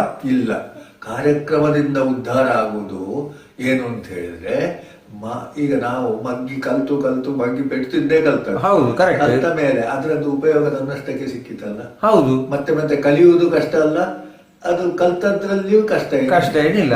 ಏನ್ ಕಾಣ್ತದೆ, ಓ ಇದು ಇಷ್ಟೇ. ಈಗ ಒಂದು ಕಾರ್ಯಕ್ರಮದಲ್ಲಿ ವ್ಯಕ್ತಿಯ ಕಡೆಗೆ ಗಮನ ಕೊಟ್ಟಾಗ ಆ ವ್ಯಕ್ತಿಯನ್ನು ದೂರ್ಬೇಕು, ಬೈಬೇಕು, ಹೊಗಳಬೇಕು, ಸನ್ಮಾನ ಆಗಿರ್ಮಾನ, ನಮ್ಮ ಈಗ ಸನ್ಮಾನ ಅಲ್ಲ, ಅದು ಸನ್ಮಾನ ಮಾಡ್ಬೇಕು, ಅದು ಬೇಡ ನನಗೆ. ಅಲ್ಲಿ ಏನು ಸಿಗ್ತದೆ? ಈಗ ಒಂದು ಯಕ್ಷಗಾನದಂತ ಕಾರ್ಯಕ್ರಮಕ್ಕೆ ನಾನು ಹೇಳುದು, ನೋಡಿ ಇದು ಏನು ಉದ್ಧಾರ ಆಗ್ತದೆ, ಅಲ್ಲಿ ಏನೋ ಒಂದು ಸಂಸ್ಕಾರ ಆಗ್ತದೆ, ಮನೆಯಲ್ಲಿ ಸಿಗುವುದಿಲ್ಲ. ಆದ್ರಿಂದ ಕಲೆಗಳೆಲ್ಲವೂ ಹಾಗೆ. ಆದ್ರೆ ಆ ಕಲಾವಿದನನ್ನೇ ನಾವು ನೋಡಿ ಇಟ್ಟರೆ ಕೂಡಲೇ ನಮ್ಗೇನಾಗ್ತದೆ, ಕಲಾವಿದನಂತ ಮನಸ್ಸು ಸೆಳೆಯಲ್ಪಡ್ತದೆ. ನಮಗೆ ಸೆಳೆಯಲ್ಪಟ್ಟು ನಾವು ಅವನಿಗೆ ಬೈಯುವುದು, ಇದು ಮಾಡುವುದು, ಜಗಳ ಗಿಡ ಅಥವಾ ಹೊಗಳಿಗೆ ಅದು ಪ್ರಯೋಜನ ಇಲ್ಲ, ನಮ್ಮನ್ನು ಅಧಪತನಕ್ಕೆ ತಳ್ತದೆ. ಯಾರನ್ನೂ ಹೊಗಳಬೇಡ, ಯಾರನ್ನೂ ನಿಂದಿಸಬೇಡ ಎಂಬ ಸ್ಥಿತಿಗೆ ಬರಬೇಕು. ಕರೆಕ್ಟ್. ಹಾ, ಈಗ ಅದು ಕಾರ್ಯಕ್ರಮಕ್ಕೆ ನಾನು ಹೋಗುದು ಯಾಕೆ ಅಂತ ಹೇಳಿದ್ರೆ ಅದರಿಂದ ನನಗೇನೋ ಸಂಸ್ಕಾರ ಆಗುತ್ತದೆ. ಅದನ್ನು ನಾನು ಅಂಟಿಕೊಂಡು ರಾತ್ರಿಡೀ ಮತ್ತೆ ನಿದ್ದೆ ಬಿಟ್ಟು ಅವ ಹಾಗೆ ಮಾಡಿದ ಇವ ಹೀಗೆ ಮಾಡಿದ ಅದು ಬೇಡ. ಬಹುಶಃ ಇಂಥ ಕಲೆಗಳೆಲ್ಲ ಇರುವುದು ಆ ಅಧ್ಯಯನ ಮಾಡಲಿಕ್ಕೆ ಸಾಧ್ಯ ಇಲ್ಲದವನಿಗೆ. ಬ್ರಹ್ಮಚಾರಿಗೆ ಹೋಗಬೇಡ ಅಂತ ಹೇಳಿ, ನಾಟಕಕ್ಕೆಲ್ಲ ಹೋಗಬೇಡ ಅಂತ ಅವನ ಅಧ್ಯಯನ ಮಾಡಿ ಕಲಿತಾನೆ. ಕರೆಕ್ಟ್. ಇಲ್ಲಿ ಹೋಗಿ ನಾವು ಆ ವಿಷಯವನ್ನು ಅಧ್ಯಯನ ಮಾಡಿ, ಸಂಗೀತದಿಂದ ಆನಂದ ಸಿಗುವುದು ಯಾರಿಗೆ ಆ ಸಂಸ್ಕಾರ ಇದ್ದವನಿಗೆ, ಎಲ್ರಿಗೂ ಸಿಗುವುದಿಲ್ಲ. ಅದನ್ನು ಬೆಳೆಸಿ ಅವ ಮತ್ತೆ ಸಂಗೀತಗಾರರ ಬಗ್ಗೆ ಮಾತಾಡ್ತಾ ಇರುವುದರಿಂದ ಅವನೇನು ಉದ್ಧಾರ ಆಗುದಿಲ್ಲ. ಸಂಗೀತದ ಬಗ್ಗೆ ಮಾತಾಡಿದ್ರೆ ಉದ್ಧಾರ ಆಗಬಹುದು. ಆ ಸಂಗೀತ ಕೇಳುವಾಗ ಆನಂದ ಆಗಿ ಇವನು ಮನ್ನನ್ನು ಮರೆತು ಬಿಡ್ಲಿ, ಅದು ಆಗಿತ್ತು.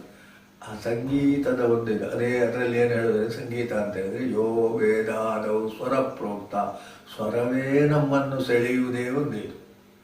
ಅದೇ ಜಿಂಕೆಯನ್ನು ಶ್ವಾಸ ಹಿಡಿದು ಅದರ ಸಾವಿಗೆ ಕಾರಣ ಆಗ್ತದೆ ಅಂಥದ್ದೆಲ್ಲ ಆಗಬಾರ್ದು. ಅದರಲ್ಲಿ ಸಂಘ ಫಲಾಪೇಕ್ಷೆ ಎರಡೂ ಇಲ್ಲದೆ, ಈಗ ನಾನು ಏನು ಮಾಡಬೇಕು, ಇವತ್ತು ಒಂದು ಕಾರ್ಯಕ್ರಮಕ್ಕೆ ಹೋಗ್ಬೇಕು.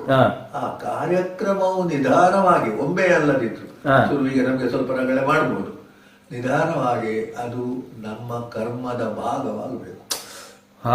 ಹಾಗೆ ಈಗ ನಾವೇನು ಮಾಡಬೇಕು, ಸುಮ್ಮನೆ ನಿದ್ದೆ ಮಾಡುದು ಆಲಸ್ಯ ಆಗ್ತದೆ. ಆಲಸ್ಯ ಮಾಡ್ಲಿಕ್ಕೆ ಕುಡಿದು ಒಂದು ಎಂಥದೋ ಒಂದೇನು ಕಾರ್ಯಕ್ರಮ ಉಂಟು, ಅದು ಬೇಕು ಅಂದ್ಕೊಂಡಿದ್ದು ಮಾಡಿ. ಅದು ಬಹಳ ನೀಚವಾದ್ದನ್ನು ಕೂಡ ನಾವು ಹಾಗೆ ಹೇಳುವುದು. ನಾವು ಯಾವುದೇ ಒಂದು ದುರಭ್ಯಾಸ ಇದ್ದವನಿಗೆ ನಾನು ಒಮ್ಮೆ ಹೇಳುವುದಿಲ್ಲ, ನೀನು ಬಹಳ ದುಷ್ಟ ಅಯೋಗ್ಯ, ಅವನಿಗೆ ಬೈಲಿಕ್ಕೆ ಇಲ್ಲ, ಅದನ್ನು ಬಿಡ್ತಾ ಬಾ. ಅದು ಅವನು ಮಾಡಬೇಕಾದ ಕೆಲಸವೇ, ನಾನು ನನ್ನ ಉಪದೇಶದಿಂದ ಆಗುದಿಲ್ಲ. ಮಾರ್ಗದರ್ಶನ ಮಾಡಬಹುದು.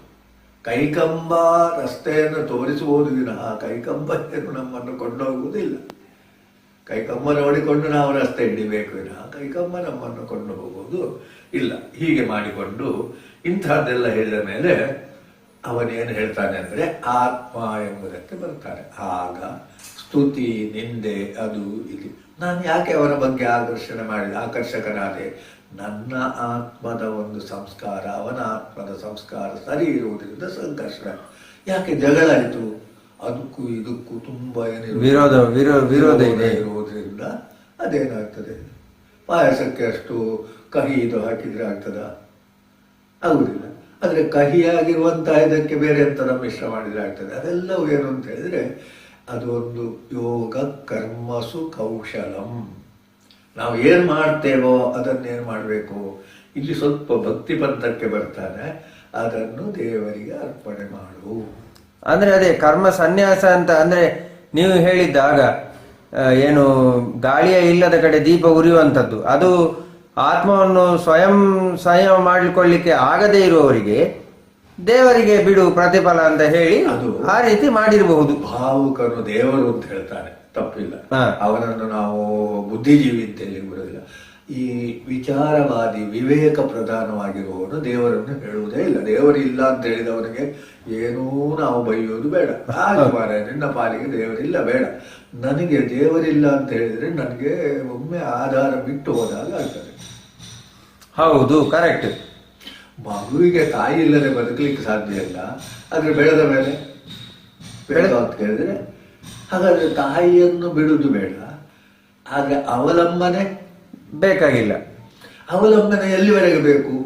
ಬೆಳೆಯುವಲ್ಲಿವರೆಗೆ ಮಾತ್ರ. ನಮ್ಗೆ ಎಲ್ಲಿಯೋ ಒಂದು ಹಂತದವರೆಗೆ ಬೇಕು, ಯಾವಾಗ ಅಂತಿಲ್ಲ. ಕೆಲವರಿಗೆ ಮುದುಕರಾಗುವಾಗಲೂ ಅಮ್ಮ ಅಂತ ಹೇಳಿದ್ರೆ ಅಷ್ಟು ಇದಿರ್ತದೆ, ಅದು ಅವರಿಗೆ ಬಿಟ್ಟ ವಿಷಯ.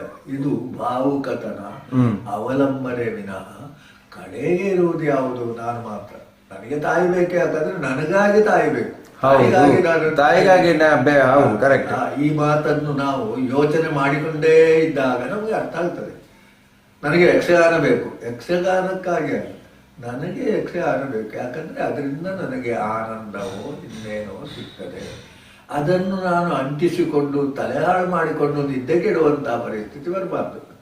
ಆಯಾಸದ ನಿದ್ದೆ ಬೇರೆ, ಮತ್ತೆ ಅದೇ ಯೋಚನೆ ಮಾಡಿ ಅದು ಹಾಗಾಯಿತು ಹೀಗಾಯಿತು ಎಲ್ಲ ಬೇಡ. ಈ ವಿಮರ್ಶೆಯು ಆ ರೀತಿಯಲ್ಲಿ ಹೋಗಬಾರ್ದು. ವಿಮರ್ಶೆಗೂ ನಮಗೂ ಅಷ್ಟಂತ ಸಂಬಂಧ ಇಲ್ಲ. ನಮಗಾಗಿ ವಿಮರ್ಶೆ ವಿನಃ ವಿಮರ್ಶೆಗಾಗಿ ಲೋಕಕ್ಕೆ ತೋರಿಸ್ಲಿಕ್ಕಾಗಿ ವಿಮರ್ಶೆ ಬೇಡ. ಕರೆಕ್ಟ್. ವಿಮರ್ಶೆ ಅಂತ ಹೇಳಿದ್ರೇನು? ಯುಕ್ತ ಅಯುಕ್ತ, ಇದು ಸರಿ ತಪ್ಪು ಅಂತ. ಅದು ನಮಗಾಗಿ ವಿನಃ ಲೋಕಕ್ಕಾಗಿ ಅಲ್ಲ. ಈಗ ಮಳೆ ಬಂದದ್ದು ನನಗೆ ಒಳ್ಳೆಯದು ಕೆಟ್ಟದ್ದು ಅಂತ ನಾನು ಹೇಳಿದ್ರೆ, ಮಳೆ ಬರಬಾರ್ದು ಅಂತ ನನಗೆ ಹೇಳಲಿಕ್ಕಿಲ್ಲ. ನಮ್ಮ ಕೆಲಸ ಆಗುವವರೆಗೆ ಮಳೆ ಬಾರ್ದು ಅಂತ ಹೇಳುವಂಥದ್ದೊಂದು ಅದು ಸ್ವಾಭಾವಿಕ ನಮ್ಮದು. ಆಮೇಲೆ ಮಳೆ ಬಂದರೆ ಬರಲಿ, ನಾನು ನನ್ನ ಕೆಲಸ ಮಾಡ್ತೇನೆ ಅಂತ ಹೇಳುವಲ್ಲಿಗೆ ನಾವು ಸ್ವಲ್ಪ ಯೋಗಿಗಳಾಗ್ತೇವೆ. ನಾವು ಮಳೆ ಬರಬಾರ್ದು ಅಂತ ಹರಿಕೆ ಹೇಳುವುದು ಅದನ್ನೆಲ್ಲ ಕಡಿಮೆ ಮಾಡ್ತೇವೆ. ಹಾಗಾದ್ರೆ ಹರಿಕೆ ಹೇಳುವುದು ಸರಿಯಾ ತಪ್ಪ ಅಂತ ಹೇಳಿದ್ರೆ ಅವನ ಹಂತದಲ್ಲಿ ಸರಿ. ಹೌದು. ನನ್ನ ಒಂದು ಕಾರ್ಯಕ್ರಮಕ್ಕೆ ಮಳೆ ಬರಬಾರ್ದು ಅವರ ಹಂತದಲ್ಲಿ ಸರಿ. ಆದ್ರೆ ನಿಜವಾದ ಸರಿ ಅಲ್ಲ ಅದು. ಆ ಮೇಲೆ ಹೋದವನಿಗೆ ಅದೆಲ್ಲ ಯಾವುದೂ ಇಲ್ಲ. ಅದನ್ನು ನಾವು ಬೇಡ್ತಾರೆ ಆತ್ಮೋಪೇತ. ಈಗ ಇಲ್ಲಿ ಏನ್ ಹೇಳ್ತಾನೆ ಅಂದ್ರೆ ಅವ ಸ್ತುತಿ ನಿಂದೆ ಅದು ಇದು ಪ್ರೀತಿ ದ್ವೇಷ ಯಾವುದಿಲ್ಲ. ಯಾಕಂದ್ರೆ ಎಲ್ಲವೂ ಆತ್ಮವೇ ಅಂತ ತಿಳಿದುಕೊಂಡಾಗ ಇದು ಬರ್ತದೆ. ಆಗ ಶ್ವೇತಾಶ್ವತ ಪರಶತದ್ದು ಅಂತ ಹೇಳಿದಾನೆ, ಒಂದನ್ನು ತಿಳಿದ್ರೆ ಎಲ್ಲವೂ ತಿಳಿದ ಹಾಗೆ ಆಗ್ತದೆ. ಅದನ್ನು ತಿಳಿದಿದ್ದ ಮಗ ಹೋಗಿ ತುಂಬಾ ಓದಿಕೊಂಡು ಬಂದು ತಂದೆ ಎದುರಿಗೆ ಬಹಳ ಗೌರವ ಇದರಿಂದ ನಿಮಗೆ ಗೊತ್ತಿದ್ದಲ್ಲದಲ್ಲ ನಿಮ್ಗೆ ಗೊತ್ತಿಲ್ಲದಕ್ಕಿಂತಲೂ ಹೌದಯ್ಯ, ನೀನು ಯಾವುದು ಒಂದನ್ನು ತಿಳಿದ್ರೆ ಎಲ್ಲವನ್ನೂ ತಿಳಿದ ಆಗ್ತದೋ, ಯಾವುದು ಒಂದನ್ನು ತಿಳಿದ್ರೆ ಬೇರೆ ಯಾವುದನ್ನು ತಿಳಿಯಬೇಕಾಗಿಲ್ಲವೋ ಅದನ್ನು ತಿಳಿದಿದ್ಯಾ ಅಂತ ಹೇಳ್ತಾನೆ. ಹೋದ ಮತ್ತು ಬಂದ ಕಡೆಗೆ ಅವನೇ ಹೇಳ್ತಾನೆ, ನೋಡು ಒಂದು ಚಿನ್ನದ ತುಂಡನ್ನು ನೋಡು, ಅದನ್ನು ಸರಿ ತಿಳಿದುಕೋ. ಆಮೇಲೆ ಎಲ್ಲ ಆಭರಣಗಳ ಬಗ್ಗೆ ನೋಡ್ಬೇಕಾ? ಆಭರಣ ಅಂದ್ರೆ ನೀವು ಬೆರಕೆ ಮಾಡಿದ್ರು ಬೇಡ, ನೋಡ್ಬೇಕಾಗಿ ಒಂದು ತುಂಡು ಚಿನ್ನ ಅಂತ ಗೊತ್ತಾದ್ರೆ ಎಲ್ಲ ಇದನ್ನು ನೋಡ್ಬೇಕಾಗಿಲ್ಲ. ಈಗ 1 ಕಿಲೋ ಚಿನ್ನದ ಗಟ್ಟಿ ಇದ್ದವನು ಶ್ರೀಮಂತನೇ, ಅಷ್ಟು ಆಭರಣ ಮಾಡಿಕೊಂಡು ಮೆರೆಯುವವನು ಶ್ರೀಮಂತನೇ. ತೋರಿಸಿದ್ರಿಂದ ಶ್ರೀಮಂತಿಗೆ ಅಂತಲ್ಲ. ಹೌದು, ಕರೆಕ್ಟ್. ಹಾಗೆ ಚಿನ್ನ ಬೇಕು ಅಂತ ಹೇಳಿದ್ರೆ ಅದು ಹಾಗೆ ಇದ್ರೂ ನಡೀತಾರಲ್ಲ ಶ್ರೀಮಂತನಲ್ಲ. ಅದನ್ನು ಹೇಗೆ ಮಾಡಬೇಕು ಏನು ಮಾಡಿ. ಆದ್ರಿಂದ ಒಂದನ್ನು ತಿಳಿದ್ರೆ ಎಲ್ಲವನ್ನೂ ತಿಳಿದ ಹಾಗೆ, ಒಂದು ಚಿನ್ನದ ತುಂಡನ್ನು ತಿಳಿದ್ರೆ ಎಲ್ಲ ಆಭರಣಗಳನ್ನು ತಿಳಿದ ಹಾಗೆ. ಈಗ ನಮಗೆ ಆಭರಣ ಆಗಬೇಕು ಅಂದರೆ ನಾನು ಚೆಂದಾಗಿ ಆಡಬೇಕು, ಅಲ್ಲಿ ಹೋಗಬೇಕು, ಅವರ ಹತ್ರ ಉಂಟು, ಇದೆಲ್ಲ ಎಲ್ಲಿ ಉಂಟು? ನಾವು ಭಾಳ ಎಲ್ಲಿದ್ದೇವೆ? ಕೆಳಗಿದ್ದೇವೆ. ಹಾಗೆ ಹೇಳಿದಾಗ ಒಂದು ಆತ್ಮ ಅಂತ ತಿಳಿದ ಕೂಡಲೇ ಮತ್ತೆ ಅವನು ಇಲ್ಲ, ಇವನು ಇಲ್ಲ, ಅದು ಇಲ್ಲ, ಇದು ಇಲ್ಲ. ಅವನು ಯಾಕೆ ಹಾಗೆ ಮಾಡ್ತಾನೆ? ಅವನಿಗೆ ಇಷ್ಟ ಆಯಿತು ಹಾಗೆ ಮಾಡ್ತಾನೆ. ನಾನು ಯಾಕೆ ಹೀಗೆ ಮಾಡ್ತೇನೆ? ನನಗೆ ಇಷ್ಟ ಆಯ್ತು ಹೀಗೆ ಮಾಡಿ ಆತ್ಮ. ಹಾಗಾದ್ರೆ ಅವನನ್ನು ನಾವು ಬೈಲಿಕ್ಕಿಲ್ಲ. ಹೌದು, ಅವನು ಕುಡಿತಾನೆ ಯಾಕೆ ಅಂತ ಬೈಲಿಕ್ಕಿಲ್ಲ. ಅದನ್ನು ಸರಿಯಲ್ಲ ಅಂತ ಹೇಳು, ಅಥವಾ ಅವನನ್ನು ತಪ್ಪಿಸ್ಲಿ. ಅವನಿಗೆ ನಾವು ಏನು ಮಾಡ್ಬೋದು ಅಂದರೆ ಕರುಣೆ ತೋರಿಸ್ಬೋದು ವಿನಃ ತಪ್ಪು ಅಂತ ಹೇಳಲಿಕ್ಕೆ ಆಗೋದಿಲ್ಲ. ಯಾಕೆ ಅಂತ ಹೇಳಿದ್ರೆ ಅವನಿಗೆ ಅದು ಏನೋ ಒಂದು ಕೊಡ್ತದೆ. ನಾನು ಮಾಡೋದು ಅಷ್ಟೇ ಅಲ್ವ, ನನಗೆ ತೃಪ್ತಿ ಆಗೋದನ್ನು ಮಾಡೋದಲ್ವ. ಅದು ಒಳ್ಳೆಯದು ಕೆಟ್ಟದ್ದು ಹೇಳಲಿಕ್ಕೆ ತೀರ್ಮಾನ ಮಾಡಲಿಕ್ಕೆ ಧರ್ಮಶಾಸ್ತ್ರ ಇದ್ರೂ ನಾನಲ್ವಲ್ಲ. ಹೌದು, ಕರೆಕ್ಟ್. ಅವನು ಮಾಡಿದ್ದು ಸರಿ ತಪ್ಪು ಅಂತ ನಾನಲ್ಲ. ಅದಕ್ಕೆ ಧರ್ಮಶಾಸ್ತ್ರ ಉಂಟು, ಮತ್ತೆ ಬೇಕಾದ್ರೆ ನಮ್ಮ ಪುರಾಣದ ಯಮ ಇದ್ದಾನೆ, ಅದನ್ನು ನೋಡಿಕೊಳ್ತದೆ. ಅದರಲ್ಲಿ ಏನು ದೊಡ್ಡದಿಲ್ಲ. ಅದರಲ್ಲಿ ಇರುವುದೆಷ್ಟು? ತಪ್ಪು ಮಾಡಿದ್ರೆ ದುಃಖ, ಒಳ್ಳೆದು ಮಾಡಿದ್ರೆ ಸುಖ. ಈಗ ಅದು ಅವನಿಗೆ ಅಷ್ಟೇ, ನನಗೂ ಅಷ್ಟೇ. ನಾನು ನನ್ನನ್ನು ತಿದ್ದುಕೊಳ್ಳೋದು ಬಿಟ್ಟು ಅವನನ್ನು ತಿದ್ದುವುದು ಯಾಕೆ? ಹಾಗೆ ಅಂತ ಹೇಳಿ ತಿದ್ದಬಾರದು ಅಂತ ಹೇಳಿದ್ದು ಅಲ್ಲ, ಮಕ್ಕಳನ್ನು ತಿದ್ದುದ ಇದನ್ನು ಮಾಡಿ. ಅದು ಆತ್ಮೋಪಜ್ಞಾನ ಅಂತ ಹೇಳುವ. ಇಲ್ಲಿ ಅರ್ಜುನ ಒಂದು ಚಂದದ ಪ್ರಶ್ನೆಯನ್ನು ಹಾಕ್ತಾನೆ. ಇದೆಲ್ಲ ಹೇಳಲಿಕ್ಕೆ ಒಳ್ಳೆಯದು, ಅದು ಆಗುವುದಿಲ್ಲ. ಈ ಮನಸ್ಸು ಸಮಸ್ಥಿತಿಗೆ ತರಬೇಕು ಅಂತ ಹೇಳ್ತಲ್ಲ. ಚಂಚಲಮ್ಮಿ ಮರ ಕೃಷ್ಣ, ಮನಸ್ಸು ಚಂಚಲ, ಕೇಳುವುದೇ ಇಲ್ಲ. ಸ್ವಲ್ಪ ಹೊತ್ತಾದ್ಮೇಲೆ ಇನ್ನು ಬೇಡವೇ ಬೇಡ ಅಂತ ಹೇಳ್ತಾರೆ. ಪ್ರಮಾತಿ ಬಲವದೃಢಂ, ಅದನ್ನು ನಿಗ್ರಹ ಮಾಡಲಿಕ್ಕೆ ಸಾಧ್ಯ ಇಲ್ಲ ಅಂತ ಹೇಳ್ತಾನೆ. ಕೃಷ್ಣ ಹೇಳ್ತಾನೆ, ಹೌದು ಸತ್ಯ ನೀನು ಹೇಳಿದ್ದು, ಆದರೆ ಒಂದು ದಾರಿ ಉಂಟು. ಅಭ್ಯಾಸೇನತು ಕೌಂತೆಯ ವೈರಾಗ್ಯೇಣ ಚ ಗೃಹ್ಯತಾಂ.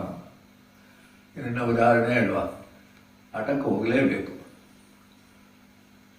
ಆಯ್ತಲ್ಲ. ಆಮೇಲೆ ಇವತ್ತು ನನಗೆ ಆಯಾಸ ಆಗಿದೆ, ಇವತ್ತೊಂದು ಬೇಡ, ಹೀಗೆ ಸ್ವಲ್ಪ ಸ್ವಲ್ಪ ಬಿಡಬೇಕು. ಇವತ್ತು ಮನೆಯಲ್ಲಿ ಯಾರೋ ಬರ್ತಾರೆ, ಇವತ್ತು ಬೇಡ, ಯಾರು ಬರಲಿ ಏನಾಗಲಿ ಹೋಗಬೇಕು ಎಂಬಂಥ ಸ್ಥಿತಿಯಿಂದ ಅಭ್ಯಾಸವನ್ನು ಕಡಿಮೆ ಮಾಡ್ತಾ ಬರಬೇಕು. ಹೌದು, ಅಭ್ಯಾಸ ಮಾಡಿಕೊಂಡು. ಹೌದು. ಮತ್ತೆ ವೈರಾಗ್ಯ ಅಂದ್ರೇನು? ಇದರಲ್ಲಿ ಏನು ದೊಡ್ಡ ಉದ್ಧಾರ ಆಗುವುದಿಲ್ಲ.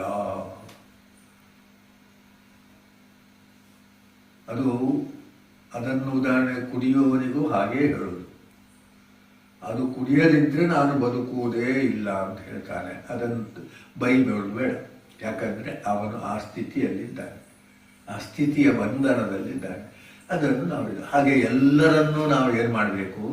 ಒಪ್ಪಿಕೊಳ್ಬೇಕು, ನಮ್ಮನ್ನು ತಿಳಿದುಕೊಳ್ಬೇಕು. ನನಗೆ ಯಾಕೆ ಇದು ಹುಚ್ಚು? ಅದು ಏನೋ ಒಂದು ಬಂದಿದೆ. ಅದನ್ನೇನು ಮಾಡಬೇಕು? ಬೇಡದಿದ್ದದ್ದನ್ನಾದರೆ ಬಿಡಬೇಕು, ಅಭ್ಯಾಸ ಮಾಡ್ತಾ ಬರಬೇಕು. ಒಮ್ಮೆ ಬಿಡ್ಲಿಕ್ಕೆ ಆಗುವುದಿಲ್ಲ, ಒಮ್ಮೆ ಬಿಡುವುದು ಬೇಡ. ಅಭ್ಯಾಸೇನತು ಕೌಂತೆಯ ವೈರಾಗ್ಯ. ಇದರಿಂದ ಏನು ಉದ್ಧಾರ ಆಗ್ತದೆ? ಈಗ ಫ್ಯಾಷನ್ ಮಾಡೋ ಹುಚ್ಚಿರುವವರು ಆಗ ಏನು ಹೇಳಿದ್ರು ಕೇಳಿದ್ರು, ಅದು ನನಗೆ ಬೇಕು, ಮತ್ತೆ ಇದರಿಂದ ಎಂಥದ್ದಾಗ್ತದೆ ಅಂತಲೇ ವೈರಾಗ್ಯ ಬರ್ತದೆ. ವೈರಾಗ್ಯ ಅಂದರೆ ವಿರಾಗ. ರಾಗ ಅಂದ್ರೇನು? ವಿಶೇಷವಾದಂಥ ಪ್ರೀತಿ. ಹೌದು. ಈಗ ಮಕ್ಕಳ ಮೇಲೆ ತುಂಬ ಪ್ರೀತಿ ಇರ್ತದೆ, ಮತ್ತೆ ಅವ ಏನೇನೋ ಮಾಡ್ಲಿಕ್ಕೆ ಶುರು ಮಾಡಿದಾಗ ವಿರಾಗ ಬರ್ತದೆ. ಅಂದರೆ ಅಷ್ಟೇ ಅಲ್ವ ಕಡೆಗೆ. ಅದು ಯಾವುದೇ ಉದಾಹರಣೆ ಕೊಟ್ಟರೆ ಅಷ್ಟು ಪೂರ್ಣ ಆಗುವುದಿಲ್ಲ. ಅವನವನು ಅದಕ್ಕೆ ಬೇಕಾದ ಉದಾಹರಣೆ ಇರಬೇಕು.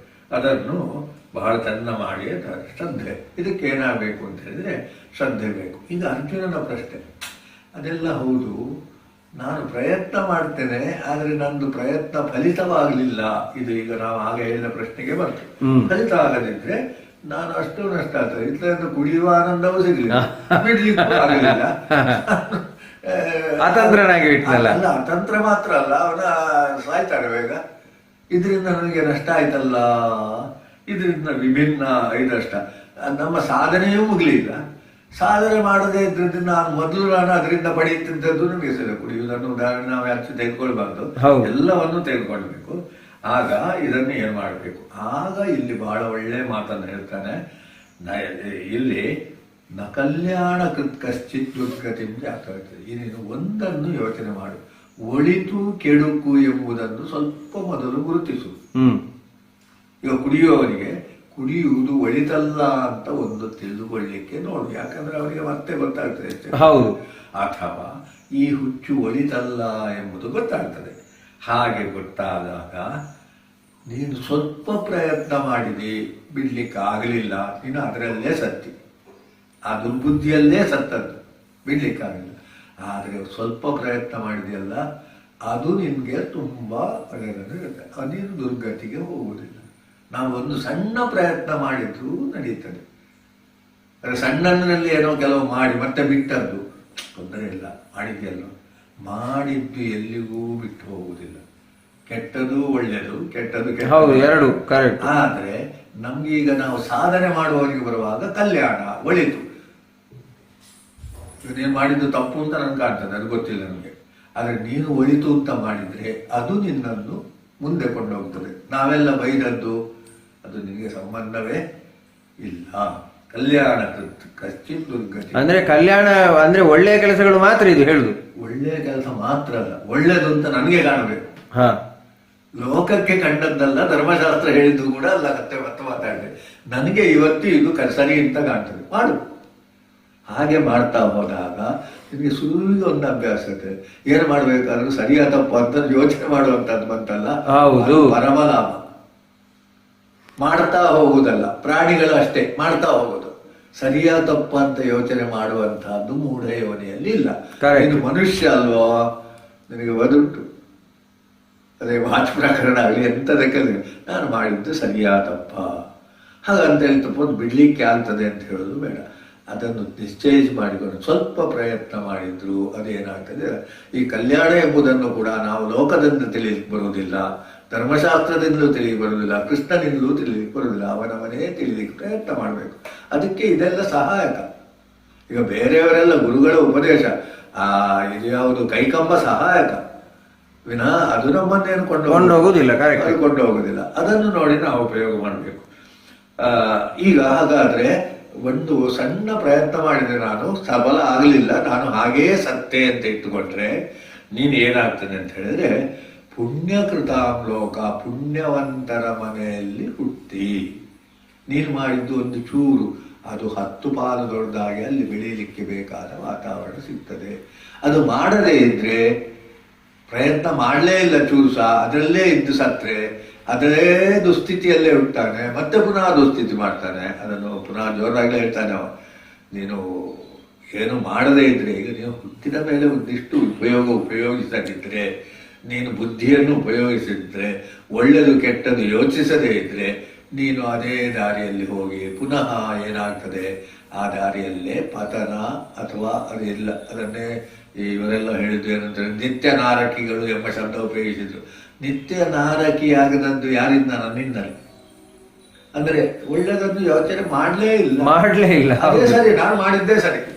ಅದಕ್ಕೆ ಬಹುಶಃ ಹೇಳಿದ್ರೆ ಎಂಥದ್ದು ಇದೊಂದು ನಾಟಕ ಉಂಟಲ್ಲ, ನಾವಿರುವುದೇ ಹೀಗೆ, ಆಯ್ತಪ್ಪ ನೀನು ಇರುವುದೇ ಹೀಗೆ ಆದರೆ ನೀನು ಇದೇ ದಾರಿಯಲ್ಲೇ ಹೋಗು. ನಿತ್ಯ ನಾರಕಿಯಾಗಿ ನಾನಿರುವುದು ಹೀಗೆ, ಆದರೆ ಹೀಗಿದ್ರೆ ಹೇಗೆ ಇತ್ಯಾದಿಗಳಿಗೆ ವಿವೇಕ ಅಂತ ಹೇಳಿದ್ರು. ವಿವೇಕ ಯಾರಿಗೆ ಮಾತ್ರ ಇರೋದು? ಮನುಷ್ಯನಿಗೆ ಮಾತ್ರ. ಹೌದು. ದಡ್ಡನೋ ಹೆಡ್ಡನೋ ಮೂರ್ಖನೋ ಎಲ್ಲರಿಗೂ ಇದೆ, ಬುದ್ಧಿವಂತನಿಗೂ ಇದೆ. ಇಷ್ಟೇ, ಬುದ್ಧಿವಂತನಾದ್ರೂ ಆ ವಿವೇಕವನ್ನು ಉಪಯೋಗಿಸದಿದ್ರೆ ಅವನು ಏನಾಗಿ ಆಗ್ತಾನೆ? ಪತನದಲ್ಲಿಯೇ ಹೋಗ್ತಾನೆ. ಈ ಪತನ ಉದ್ಧಾರ ಅಷ್ಟೇ. ಆದ್ರಿಂದಲೇ ಇಲ್ಲಿ ಬುದ್ಧಿಯೋಗ ಅಥವಾ ಯೋಗಿನಾಪುರದಲ್ಲಿ ಹುಟ್ಟುತ್ತಾನೆ. ಆದ್ರಿಂದ ಈ ಹುಟ್ಟೇ ಯಾವುದೇ, ಈ ಬದುಕುವುದೇ ಯಾವುದಕ್ಕೆ ಅಂತ ಹೇಳಿದ್ರೆ, ಒಂದು ಕಡೆ ಹೇಳ್ತಾನೆ ಸಾಯ್ಲಿಕ್ಕೆ, ಮತ್ತೊಂದು ಕಡೆ ಹೇಳ್ತಾನೆ ಇನ್ನೊಮ್ಮೆ ಹುಟ್ಟಲಿಕ್ಕೆ. ಈ ಬದುಕು ಯಾವುದಕ್ಕೆ? ಈ ತಿಂಗಳಿಡೀ ಕೆಲಸ ಮಾಡುದು ಯಾವುದಕ್ಕೆ? ಬರೋ ತಿಂಗಳಲ್ಲಿ ಸಂಬಳ ಸಿಗ್ಲಿಕ್ಕೆ ಅಲ್ವಾ? ಕರೆಕ್ಟ್. ನನಗೆ ಎಂಥದ್ದು ಇವತ್ತು ಕೆಲಸ ಮಾಡಿದ್ರೆ ನನಗೆ ಇವತ್ತೇನು ಸಂಬಳ ಸಿಗುವುದಿಲ್ಲ, ನಾಳೆ ಸಿಗುವುದಿಲ್ಲ, ಇತ್ಯಾದಿ ಇತ್ಯಾದಿ. ಅಂದರೆ ನಮಗೀಗ ಅದು ಸರಿ ಗೊತ್ತುಂಟು. ಆದರೆ ಆ ರೀತಿ ಯೋಚನೆ ಮಾಡಿದವನಿಗೆ ತಿಂಗಳ ಕೇಳಿಗೆ ಸಿಗ್ತದೆ ಏನಾದರೂ ಮಾಡಿದರೆ ಎಲ್ಲ ಸಿಗುವುದು. ಅದನ್ನು ಸ್ವಲ್ಪ ಪುಣ್ಯ ಪಾಪಕ್ಕೆ ಅಂತ ತಿಳ್ಕೊಂಡು, ಆದ್ದರಿಂದ ನಿತ್ಯವೂ ನಾವು ಏನು ಮಾಡಬೇಕು? ಪ್ರತಿ ಜನ್ಮದಲ್ಲಿಯೂ ನಾವೇನು ಮಾಡಬೇಕು? ವಿವೇಕವನ್ನು ಉಪಯೋಗಿಸಬೇಕು. ಆಗ ಅವನೇನಾಗ್ತಾನೆ ಅಂತ ಹೇಳಿದ್ರೆ ಯೋಗಿ ಆಗ್ತಾನೆ, ಎಂಥದ್ದು ಬೇಕಾದ್ರೆ ಆಗ್ತಾನೆ. ಅಥವಾ ಕಡೆಗೆ ನಮ್ಮ ಮೋಕ್ಷ ಅಂತ ಹೇಳೋದಕ್ಕೆ ಸಿಗ್ತದೆ. ನಮ್ಗೆ ಕಡೆಗಿರುವುದು ಮೋಕ್ಷ, ಆತ್ಮಜ್ಞಾನ, ಯಾವುದನ್ನು ಬೇಕಾದರೂ ಹೇಳ್ಬೋದು. ಆದ್ರಿಂದಲೇ ತಪಸ್ವಿಗಳಿಗೆ ಅಂತ ಹೇಳಿದ್ರು ಜ್ಞಾನಿ ಆಗಬೇಕು. ಈ ಜ್ಞಾನ ಅಂತ ಹೇಳಿದ್ರೆ ದೊಡ್ಡ ಗೊಂದಲ ಮಾಡಿಕೊಳ್ಳುದು ಬೇಡ. ಒಳಿತು ಕೆಡುಕು ಯಾವುದು ಅಂತ ನಿರ್ಣಯ ಮಾಡುವಷ್ಟು ತಿಳಿವಳಿಕೆ ಜ್ಞಾನ. ಈ ಜ್ಞಾನ ಯಾರಿಗಿದೆ? ಎಲ್ಲರಿಗೂ ಇದೆ. ಇದೆಲ್ಲವೂ ಜ್ಞಾನಕ್ಕೆ ಸಹಾಯ ಮಾಡುವುದು ವಿನಃ ಜ್ಞಾನ ಎಲ್ಲಿ ಬರಬೇಕು? ಅವನಲ್ಲೇ ಬರಬೇಕು ವಿನಃ ಮತ್ತಾರಿಂದಲೂ ಬರುವುದಿಲ್ಲ. ಉದ್ಧರೇದಾತ್ಮನಾತ್ಮಾನಂ ಹೇಳಿದ್ದು ಅದನ್ನೇ, ಇಲ್ಲಿ ಹೇಳುವುದು ಅದನ್ನೇ. ಆದ್ರಿಂದ ಆಯ್ತಲ್ಲ, ಜ್ಞಾನಿಯಾಗು, ಯೋಗಿಯಾಗು ಅಂತ ಹೇಳಿದ. ಆಮೇಲೆ ಪುನಃ ಅರ್ಜುನನಿಗೆ ಅದು ಗಂಡಲಾಗ್ತದೆ, ಇದೆಲ್ಲ ನನ್ನಿಂದ ಆಗುತ್ತದೋ ಇಲ್ಲೋ ಕೇಳಿದ್ರೆ ಇಲ್ಲ. ಮದ್ಭಕ್ತ ಯೋಗಿನಾಮಪಿ ಮದ್ಗತೇನಾಂದ್ರ ಮದ್ಭಕ್ತ, ನನ್ನನ್ನು ಭಕ್ತನಾಗು ಅಂತ ಹೇಳಿದ. ಇದು ಬಹುಶಃ ಯಾರಿಗೆ ಸ್ವಲ್ಪ ಹೆಚ್ಚು ಅನುಕೂಲ? ಭಾವುಕನ. ನಮ್ಗೆ ಅದು ಬೇಕೋ ಬೇಡೋ ಅದು ನಮ್ಗೆ ಸ್ವೀಕರಿಸುವುದು ಬಿಡುವುದು ನಮ್ಗೆ ಬಿಟ್ಟದ್ದು. ಅಲ್ಲಿಯೇ ಜ್ಞಾನ, ಅಲ್ಲಿಯೇ ವಿವೇಕ, ಅಲ್ಲಿಯೇ ಉದ್ಧಾರ.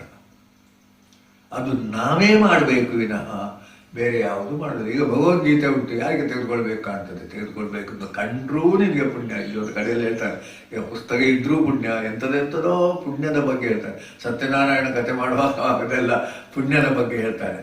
ಅದು ನಿಮ್ಮನ್ನು ಏನು ಮಾಡಲಿಕ್ಕೆ, ಸೆಳಲಿಕ್ಕೆ ಇರುವಂತಹದ್ದು ವಿನಃ ಸತ್ಯನಾರಾಯಣ ಪೂಜೆ ಮಾಡಿದ ಒಳ್ಳೆ ಉದ್ಧಾರ ಆಗ್ತದೆ ಅಂತ ಹೇಳುವಂತಹ ಕೊನೆಯ ಮಾತು ಅಲ್ಲ. ಯಾವುದೇ ನಮ್ಮ ಕರ್ಮವು ಕೊನೆಯ ಮಾತಲ್ಲ.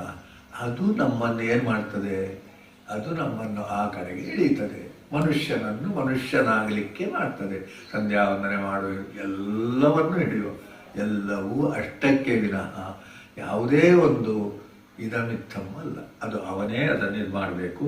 ಇದು ಆತ್ಮ ಸಂಯಮ ಯೋಗ. ಈಗ ಇನ್ನೇನು ಬರ್ತದೆ ಅಂದರೆ ಜ್ಞಾನ ವಿಜ್ಞಾನ ಯೋಗ ಅಂತ ಹೇಳ್ತಾರೆ.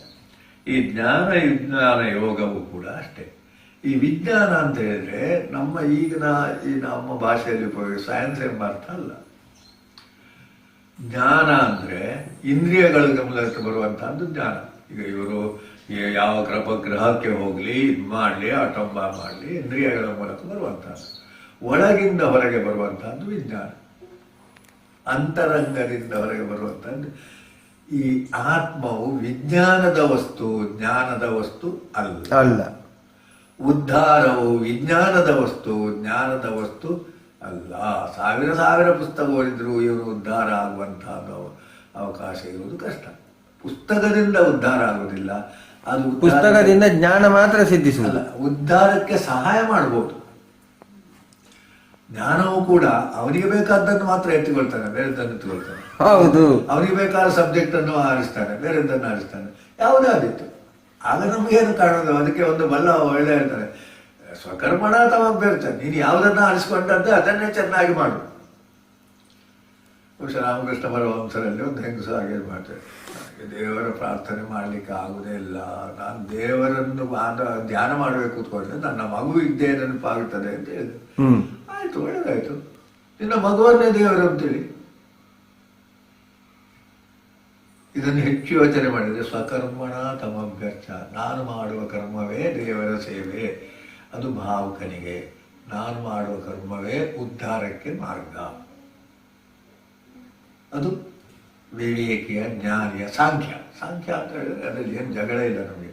ಇನ್ನು ಯೋಗಿ ಕೂಡ ಅಷ್ಟೇ, ಏನು ಮಾಡಬೇಕೋ ಅದನ್ನು ಮಾಡಬೇಕು ಅಂತ ಅದರಲ್ಲಿ ಇದನ್ನು ಬಹಳ ಇರ್ತಾನೆ. ಇನ್ನು ಹೇಳುವಾಗ ಸೂರ್ಯಗೆ ಏನು ಹೇಳ್ತಾರೆ ಅಂತ ಹೇಳಿದ್ರೆ, ಮನುಷ್ಯರು ಇದ್ದಾರೆ ಸಹಸ್ರ, ಆದರೆ ಸಿದ್ಧಿಗಾಗಿ ಪ್ರಯತ್ನ ಮಾಡುವವರು ಇಲ್ಲ, ಯಾರೋ ಕೆಲವರು.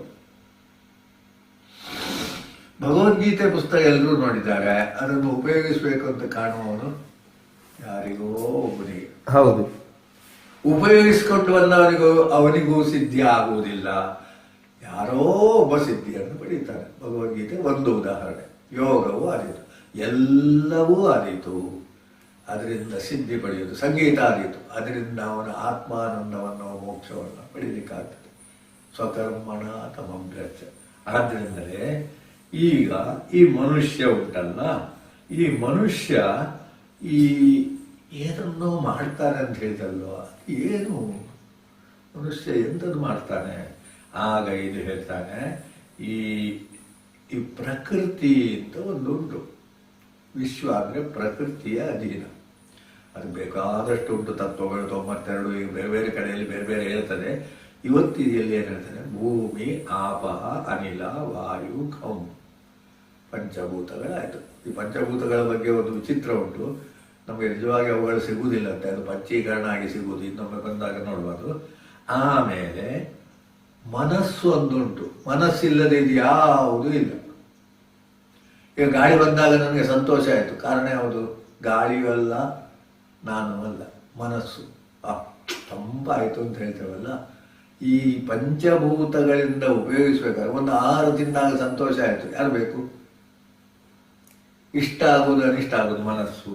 ಆಮೇಲೆ ಬುದ್ಧಿ ನಿರ್ಣಯ ಮಾಡ್ತದೆ. ಹೌದು, ಇದು ನನಗೆ ಇಷ್ಟ ಆಗ್ತದೆ, ಆದರೆ ನನ್ನ ಹತ್ರ ದುಡ್ಡು ಕೊಡ್ಲಿಕ್ಕೆ ಉಂಟಾ ಇಲ್ಲೋ, ಇಷ್ಟ ಆಗ್ತದೆ ಅಂತ ನಾನು ತಿಂದು ಬರ್ತೇನೆ.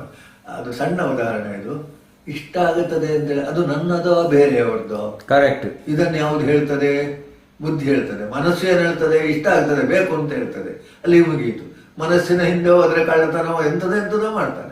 ಆದರೆ ಬುದ್ಧಿ ಹೇಳ್ತದೆ ಅದು ಯಾರ್ದು ಅಂತ. ಇದು ಸಣ್ಣ ಉದಾಹರಣೆ ಆಯಿತು, ಅದನ್ನು ಗಂಭೀರವಾಗಿ ನಾವು ತೆಗೆದುಕೊಳ್ಬೇಕು. ಬುದ್ಧಿ. ಇನ್ನೊಂದು ಏನು ಅಂದರೆ ಅಹಂಕಾರ. ನಾನು ಅವನ ಹತ್ರ ಕೇಳೋದ, ಆ ಅಹಂ ಎಂಬುದು ಏನು ಅಂದರೆ ಅವನು ನನ್ನ ಮಿತ್ರ, ಶತ್ರು, ಅದು ಇದು ಏನೇನೋ ಭಾವಗಳನ್ನು ಮಾಡಿಕೊಂಡು ಈ ಅಹಂಕಾರ ಎಲ್ಲವನ್ನೇನು ಮಾಡಿಬಿಡ್ತದೆ, ನಾಶ ಮಾಡ್ತದೆ. ಅದನ್ನು ಹಾಗಾದ್ರೆ ಅದು ಉಂಟಲ್ವಾ, ಅದನ್ನು ನೀನು ಸರಿ ಮಾಡು. ಉದಾತ್ತೀಕರಣ, ಅಹಂಕಾರವನ್ನು ಸರಿ ಮಾಡು. ಬ್ರಹ್ಮೈವಾಸ್ಮಿ, ನಾನು ಅವನೇ ಅಂತ ಹೇಳಲಿಕ್ಕೆ ನೀನು ಪ್ರಯತ್ನ ಮಾಡು. ನಾನು ಏನಲ್ಲ, ದೇಹ ಅಲ್ಲ, ನಾನು ಇಂಥವರ ಮಗ ಅಲ್ಲ ಅಂತಲ್ಲ, ಹೌದು. ಆದರೆ ಇದು ಹೆಚ್ಚಾದ ಕೂಡಲೇ ನಮಗೆ ಜಗಳ ಅದು ಇದೆಲ್ಲ ಬರ್ತದೆ. ಅಹಂಕಾರ ಇದು ಅಹಂಕಾರ. ಇದನ್ನು 8 ಪ್ರಕೃತಿ ಅಂತ ಹೇಳ್ತಾನೆ. ಬಹುಶಃ ಈಶ್ವರನಿಗೆ 8 ಪ್ರಕೃತಿ ಅಂತ ಹೇಳುವಾಗ ಅಹಂಕಾರ. ಈ ಎಲ್ಲವನ್ನು ನಾವು ಏನು ಮಾಡಬೇಕು? ಉಪಯೋಗಿಸ್ಲಿಕ್ಕೆ ಕಲಿಬೇಕು. ಅಹಂಕಾರ ಬಿಡ್ಲಿಕ್ಕೆ ಆಗುವುದಿಲ್ಲ. ಅಹಂಕಾರವನ್ನು ಅದೇ ನಿನ್ನ ಯಾರಿಗೂ ಹೇಳಿದ್ರೆ, ನಾನು ಇದು ಹನುಮಂತರ ಹತ್ರ ಕೇಳಿದ್ರಂತೆ, ಏನಪ್ಪ ನೀನು ಯಾರು ಅಂತ ಕೇಳಿದ್ರೆ, ರಾಮ ಅಂತ ನೀನು ಯಾರು ಅಂತ ಕೇಳಿದ, ದೇಹ ಬುದ್ಧಿಯಾತು ದಾಸೋಹಂ, ನಾನು ದೇಹ ಅಂತ ಹೇಳಿದಾಗ ನಿನ್ನ ದಾಸ. ಆತ್ಮಬುದ್ಧಿಯಾತು ತ್ವದಂಶಕ. ಇದು ಆಧ್ಯಾತ್ಮ ರಾಮಾಯಣ ಅಂತ ಉಂಟು. ಎಲ್ಲ ಜೀವಬುದ್ಧಿಯಾತ್ ತ್ವದಂಶಕ, ಆತ್ಮಬುದ್ಧಿಯಾತ್ ತ್ವಮೇವಾಹಂ, ನೀನು ನಾನು ಒಂದೇ. ಆದೀತ ಅಂತ ಕೇಳಿದ್ರೆ ಅಧ್ಯಾತ್ಮ ಅಂದರೆ ಇದು. ಹಾಗಾದರೆ ಅದನ್ನು ತಿಳಿದುಕೊಳ್ಳುವುದು, ಅಹಮ್ಮನ್ನು ನಾವು ಹೇಗೆ ತಿಳಿದುಕೊಳ್ಳುವುದು? ನಾನು ಏನು? ಈಗ ತಾಯಿಯ ಮಗ ಆಗುವಾಗ ಹೇಗಿರಬೇಕು, ಇನ್ನೊಂದಾಗುವಾಗ ಹೇಗಿರಬೇಕು, ಒಬ್ಬ ಅಧಿಕಾರ ಪಡೆದಾಗ ಅಧಿಕಾರಿಯಾದಾಗ ಹೇಗಿರಬೇಕು, ಅಲ್ಲಿ ಅವನ ಸೇವಕನಾಗಿರುವಾಗ ಹೇಗಿರಬೇಕು, ಇದೆಲ್ಲವೂ ಯಾವುದನ್ನು ನಾವು ಸರಿ ಮಾಡಿಕೊಂಡು ಹೋಗುವುದು ಅಹಂಕಾರವು. ನಾನು ಎಂಬ ಅಹಂಕಾರವನ್ನು ಒಂದೇ ರೀತಿಯಾಗಿ ತೋರಿಸಲಿಕ್ಕೆ ಬರುವುದಿಲ್ಲ.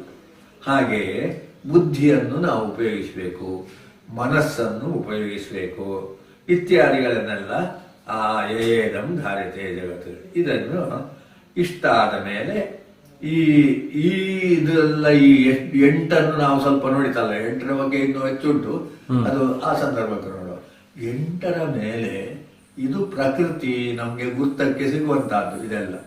ಅದರಿಂದ ಅಪರ ಒಂದುಂಟು, ಅದು ದೇವರೋ ಪರಮಾತ್ಮನೋ ಆತ್ಮನೋ ಏನು ಅಂತೇಳಿ ನೋಡಬೇಕು. ಆಗ ಇಲ್ಲಿಯ ಉದಾಹರಣೆಯನ್ನು ನಾವು ಅಷ್ಟಕ್ಕೆ ತೆಗೆದುಕೊಳ್ಳುವ. ಈ ಪ್ರಕೃತಿ 8 ಹೇಳಿದಲ್ಲ, ಪಂಚಭೂತಗಳು, ಮನೋ ಬುದ್ಧಿ ಅಹಂಕಾರ ಅಂತ ಹೇಳಿದಲ್ಲ, ಅದನ್ನು ಇನ್ನು ಹೆಚ್ಚು ಮಾಡ್ಬೋದು, ಕಡಿಮೆ ಮಾಡ್ಬೋದು. ಇದರಲ್ಲಿ ಇವುಗಳನ್ನು ಸೇರಿಸಿಕೊಂಡು ನಾನು ಜೀವಿಗಳನ್ನು ಸೃಷ್ಟಿ ಮಾಡ್ತೇನೆ. ಹಾಗಾದ್ರೆ ಅಲ್ಲಿ ಪುಟಃ ಏನು ಬಂತು? ನಾವು ಸೃಷ್ಟಿಯಾದಂತಲ್ಲ. ಆಗ ನಮ್ಮ ನಾಸ್ತಿಕರು ಹೇಳಿದ್ರು, ಅದೆಂಥದ್ದು ಕಾಮ, ಹೆಣ್ಣು ಗಂಡು ಕೂಡಿದರೆ ಮಗು ಹುಡ್ತದೆ, ಹೆಣ್ಣು 5 ಹುಡಿದ್ರೆ ಮರ ಹುಡ್ತದೆ, ಬೀಜ ಸೇರಿದ್ರೆ ಮರ ಹುಡ್ತದೆ. ಇಲ್ಲ ಇಲ್ಲ ಇಲ್ಲ, ಅದರ ಹಿಂದೆ ಯಾರಿದ್ದೇನೆ?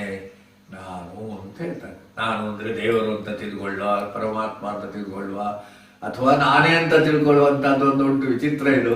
ಹೌದು, ನಾನೇ ಅಂತ ತಿಳ್ಕೊಂಡದ್ದುಂಟು. ಈಗ ಈ ಇದನ್ನು ಹಿಡ್ಕೊಂಡು ಮಾಡಿದ್ಯಾರು ನಾನೇ ಅಂತ ಹೇಳೋದು ಒಂದು ಕಡೆಯಲ್ಲಿ ಬರ್ತದೆ. ಅದನ್ನು ಮತ್ತೆ ನಾನೇ ಅಂತ ಹೇಳುವಂತ ಇದಕ್ಕೆ ಬರುವ, ಅದನ್ನು ಬಿಟ್ಟರೆ. ಆದ್ರಿಂದಲೇ ಮತ್ತ ಈ ಎಲ್ಲದರ ಉಪಯೋಗ ಮಾಡುವವ ನಾನು. ಆತ್ಮಹತ್ಯೆ ಮಾಡಿಕೊಂಡು ಸತ್ತವ ಯಾರಿಂದ? ಅವನಿಂದ ಅಲ್ವಾ? ಆ ನಾನು ಅಲ್ಲಿ ಸತ್ಯವೇ ಅಲ್ವ? ಆ ನಾನು ಪ್ರಲಯ, ಹುಟ್ಟು ಪ್ರಲಯಗಳಿಗೆ ಕಾರಣ ನಾನು. ಇದನ್ನು ಬೇರೆ ರೀತಿ ತಿಳ್ಕೊಂಡ್ರು ಅಷ್ಟೇ. ನಾವು ಮಾಡಿದ ಕರ್ಮವೇ ಅಂತ ಹೇಳಿದ್ರೆ ಕರ್ಮ ಆಯ್ತು ಪ್ರಧಾನ. ಈಗ ಸಾಯುವುದಕ್ಕೂ ಸಾವು ಹುಟ್ಟುಗಳೆಲ್ಲ ನಮ್ಮ ಕರ್ಮದಿಂದ ಇದಾಗಿದೆ ಅಂತ ಹೇಳಿದ್ರು. ಆದ್ರಿಂದಲೇ ಇಲ್ಲಿ ಪುನಃ ಏನ್ ಹೇಳ್ತಾನೆ? ನನ್ನಿಂದ ಬೇರೆ ಆಗಿಲ್ಲ. ಅದ್ವೈತಕ್ಕೆ ಬರುವನ, ಅದು ನಾನೇ, ಅಹಂ ಬ್ರಹ್ಮಾಸ್ಮಿ. ಅದಕ್ಕೆ ಅಲ್ಲ ಹುಚ್ಚು ಅಂತ ಹೇಳೋದು ಬೇಡ. ಕೃಷ್ಣ ಆದೀತು, ಮತ್ತೊಂದು ಆದೀತು, ಏನ್ ಬೇಕಾದ್ರೂ ಆದೀತು. ಈ ನಮ್ಮದಾದ ಅನುಭವಕ್ಕೆ ಬರುವಂತಹ ಈ ಪ್ರಕೃತಿಗಳಿಂದ ಮೀರಿದ ಒಂದು ಇದನ್ನು ನಡೆಸ್ತದೆ. ಅಲ್ಲಿಂದ ನಾವು ಆಸ್ತಿಕರಾಗುವುದು. ಇದನ್ನು ಅವನು ಬೇಕಾದಷ್ಟು ರೀತಿಯಲ್ಲಿ ಕೃಷ್ಣ ಹೇಳ್ತಾನೆ. ನಾನು ಅಂತ ಹೇಳ್ತಾನೆ. ಅದನ್ನು ನಾನನ್ನು ನಾವು ಅರ್ಥ ಮಾಡಿಕೊಳ್ಳುವುದರಲ್ಲೇ ಭಗವದ್ಗೀತೆ ಓದುವುದರಲ್ಲಿ ದೊಡ್ಡ ಇದು ಯಾವುದು ಅಂತ ಹೇಳಿದ್ರೆ ಬೀಜ ಮಂತ್ರಗಳು. ನಾವು ಭಗವದ್ಗೀತೆಯಲ್ಲಿ ನಾನು ಯಾರು ಎಂಬುದನ್ನು ತಿಳ್ಕೊಳ್ಳುವುದರಲ್ಲಿ ಇರುವುದು. ಅದು ಅವನಿಗೆ ಬಿಟ್ಟಂತಹ ವಿಷಯ ವಿನಃ ನಾನು ಅಂತ ಹೇಳಿದ ಕೃಷ್ಣ ಆಯಿತು, ಕೃಷ್ಣ ಭಕ್ತಿಯೇ ಆದೀತು, ರಾಮಪಂಥ ಆದೀತು, ಯಾವ ಪಂಥವೂ ಆದೀತು. ಹಾಗಾದ್ರೆ ನಾನು ಎಲ್ಲಿದ್ದೇನೆ ಅಂತ ಕೇಳಿದಾಗ ಈ ಭೂಮಿ ರಾಪವನ್ನೆಲ್ಲ ಹೇಳಿದಲ್ಲ, ಭೂಮಿಯಲ್ಲಿ ಗಂಧವಾಗಿದ್ದೇನೆ, ಈ ಅಗ್ನಿಯಲ್ಲಿ ತೇಜಸ್ಸಾಗಿದ್ದೇನೆ, ಇದರಲ್ಲಿ ತೇಜಸ್ಸಾಗಿದ್ದೇನೆ. ಹಾಗಾದ್ರೆ ಆ ತೇಜಸ್ಸು ಅಗ್ನಿ ಅದೆಲ್ಲ ಬೇಕೋ ಬೇಡೋ ಅಂತ ಹೇಳಿದ್ರೆ ಅದು ಇರುವುದರಿಂದ ನಮ್ಗೆ ಗೊತ್ತಾಗುವುದು. ಭೂಮಿ ಗಂಧ ಅದನ್ನು ಇನ್ನು ವಿವರವಾಗಿ ಹೇಳಬೇಕಾದ್ರೆ ಅದಕ್ಕೆ ಬೇರೆ ವಿಷಯ ಬೇಕು, ಪಂಚೀಕರಣ ಇದೆಲ್ಲ ಬೇಕು. ನಾನೇ ಎಲ್ಲರಿಗೂ ಬೀಜ. ಹಾಗಾದ್ರೆ ನಾನಲ್ಲ. ನಾನು ಯಾರಿಂದ? ಪುರುಷನಿಂದ. ಅದೇ ಪ್ರಕೃತಿ ಪುರುಷ ಹೇಳುವಾಗ ಪುರುಷ ಹೇಳ್ತಾನೆ, ವಿಷ್ಣು ಮಾಯೆ ಅಂತ ಹೇಳುವಾಗ ವಿಷ್ಣು ಅಂತ ಹೇಳ್ತಾನೆ, ಶಿವಶಕ್ತಿ ಅಂತ ಹೇಳುವಾಗ ಶಿವ.